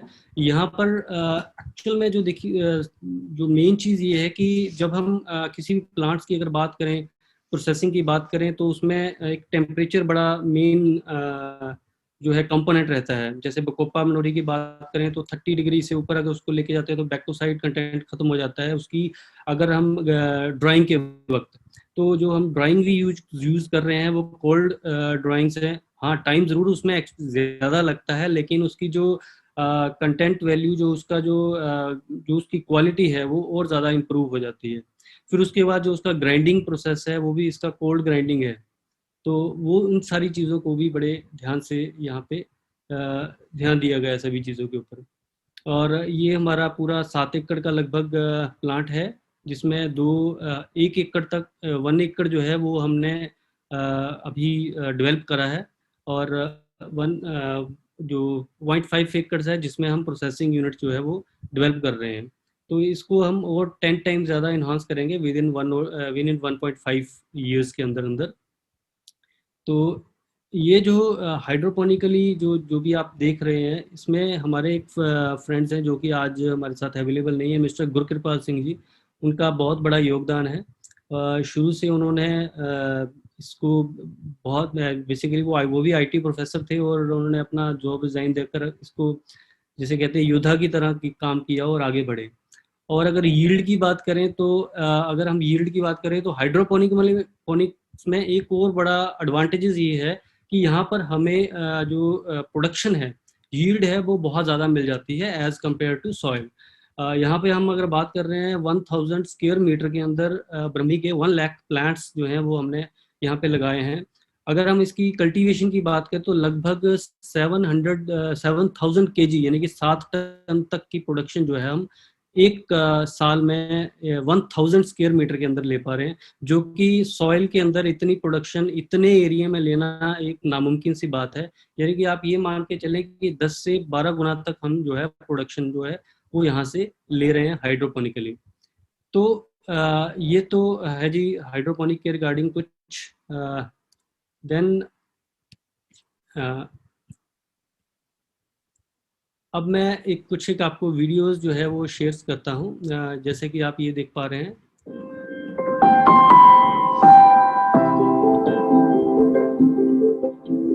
ये रिसेंटली है जी, ये 2 दिन पहले की पिक्चर्स है। ये हार्वेस्टिंग के लिए तैयार है ये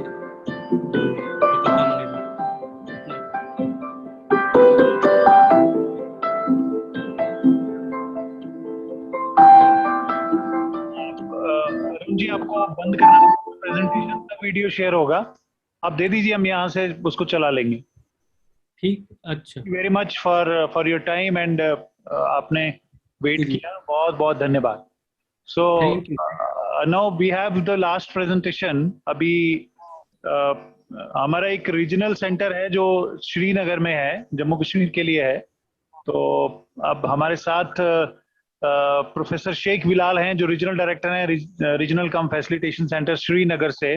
तो मैं आग्रह उनसे करूंगा, प्लीज प्रोफेसर साहब आप आइए जरा और हमें जल्दी जल्दी बताइए ताकि हम भी भोजन के लिए प्रस्थान करें। Professor Sheikh Bilal ji. Thank you, Ranji. Am I audible? Yes, yes. Yeah, please. Okay. Good afternoon to everybody. Actually, it was late invitation by Dr. Arun, and then there was some urgency back home. But today also he told me in the morning if you could come and make a presentation. So without taking much time, I was just listening some of the discussion and other things. I came to know that the big issue is about the trading and the marketing is one of the main issues in the medicinal plant sector.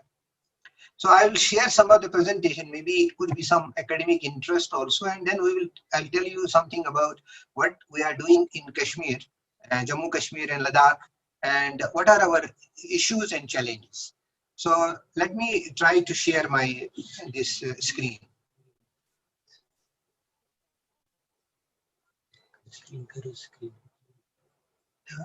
Presentations.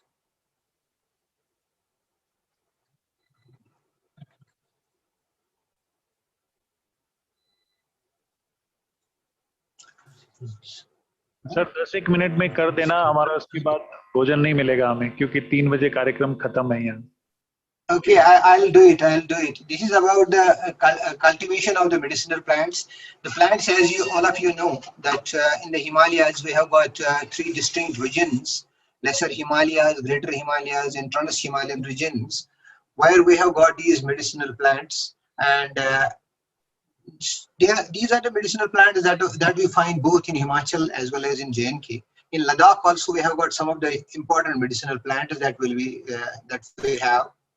And since the topic is basically on the endangered medicinal plants of the Himalayas, so we'll be talking about some of the medicinal plants which we are focusing on in the Regional Cum Facilitation Center. These are the important medicinal plants which are threatened also. They are Atropa acuminata, Texas, Acnea, Virginia ciliata, Ginkgo biloba, Inola racemosa, Dioscorea, Podophyllum, Picorrhiza, Susudia, Trillium guanium, Crocus sativus, Rehe memori. These are some of the medicinal plants which we are focusing in Kashmir. And then there are some which are in Himalayas, that is in Ladakh. Ephedra is Rehe memori, Fofi, Podophyllum, and Juniperus communis. These are the plants on which we are focusing here because these are some of the pics that we have of these plants taken in the natural from their ecosystems. Factors affecting the stats, as we know, the susceptibility of these species and poor resilience to harvest pressures among some of the species are basically the reasons for their status, that is, they becoming rare or critically endangered. Some of them have got a narrow geographical base, and that's why they are becoming rare. And some of those which have got a broad, they are surviving. Habitat specificity and population size, whether small or large, that is one of the reasons. This is a list of the high altitude medicinal plants in Jammu and Kashmir where we are feeling these problems.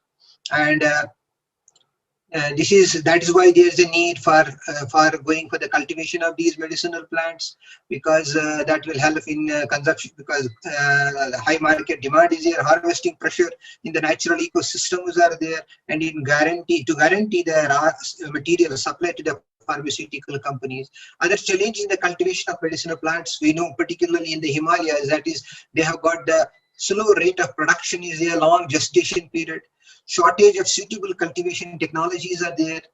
When we are talking about preserving our these species are which are threatened at this, and then we don't have suitable cultivation technique is there. There is basically a lot of dearth of funds for the research on these varieties. Fluctuations in this market demand is there, and poor coordination among the various stakeholders. And the practices of the wild harvest, as all of you know, from species and ecosystem point of view, and from perspective for the people. From the market, it is very important from the market because the material that they are getting from the ecosystems is basically without investing much.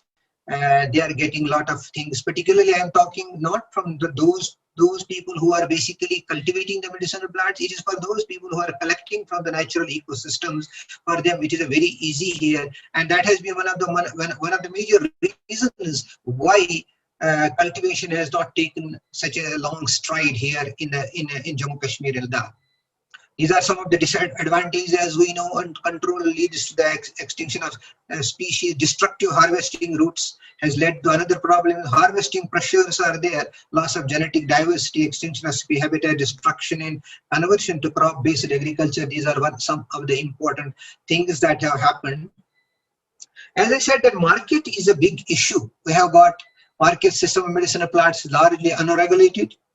Market infrastructure is lacking there. And generally, medicinal plants sector, it is unfortunate that there is a top-down approach, and that is why there is an illegal trading channels are there. People are most of the time unaware about the market rates, the farmers, the collectors. So there is always a sale, distress sale, and there are illegal channels for the marketing.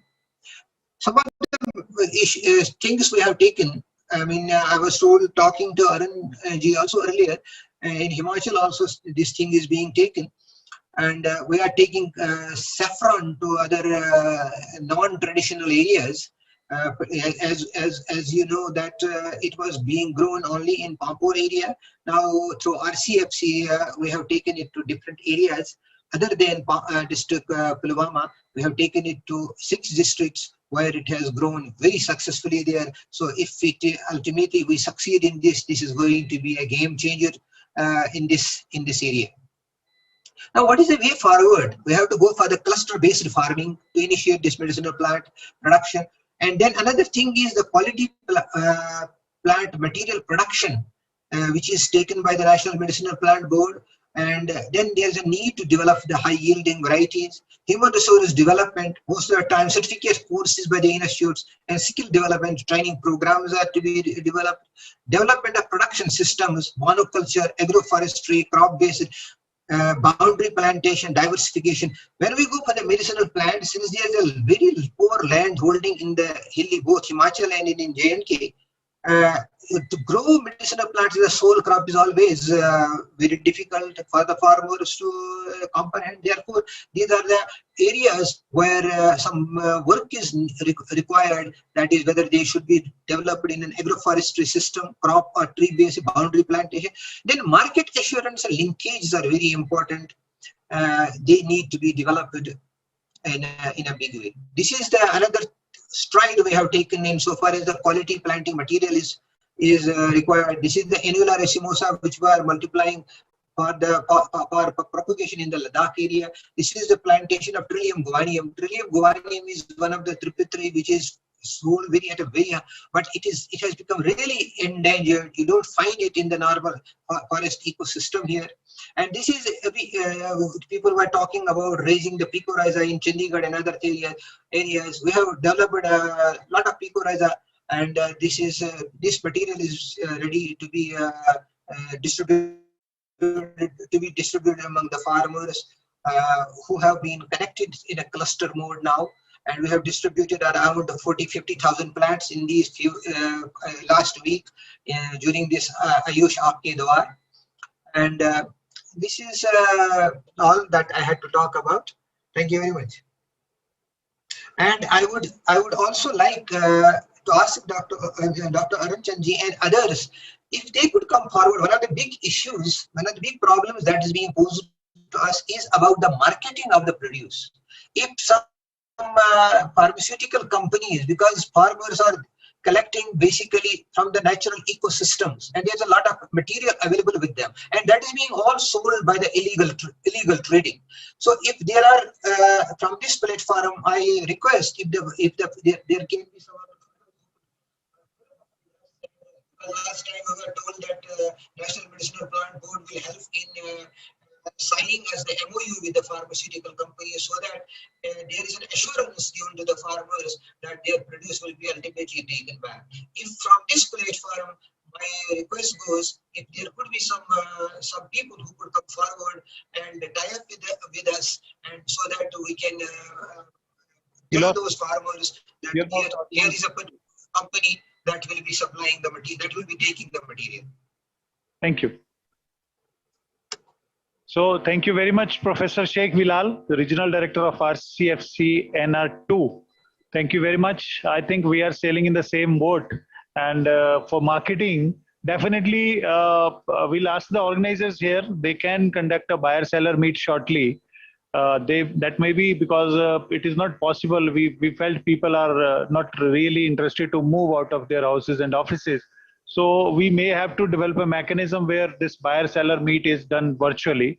So I think shortly and let me tell you, NMPB has funded 2 projects. One to Central University of Punjab, that is Punjab Technical University, Bathinda.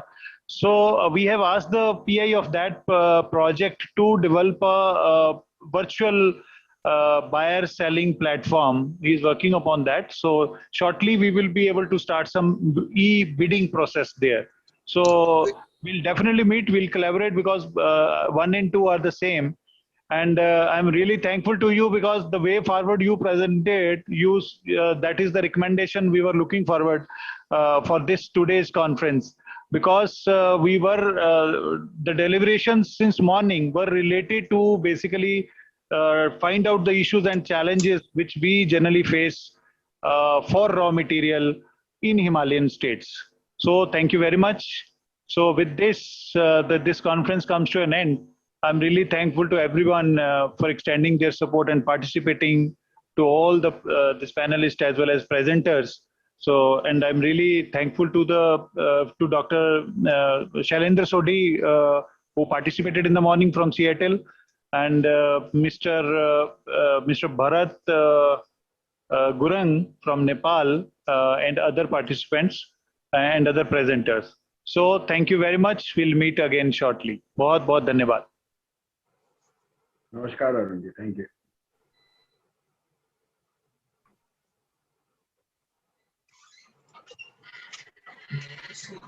Recording stopped.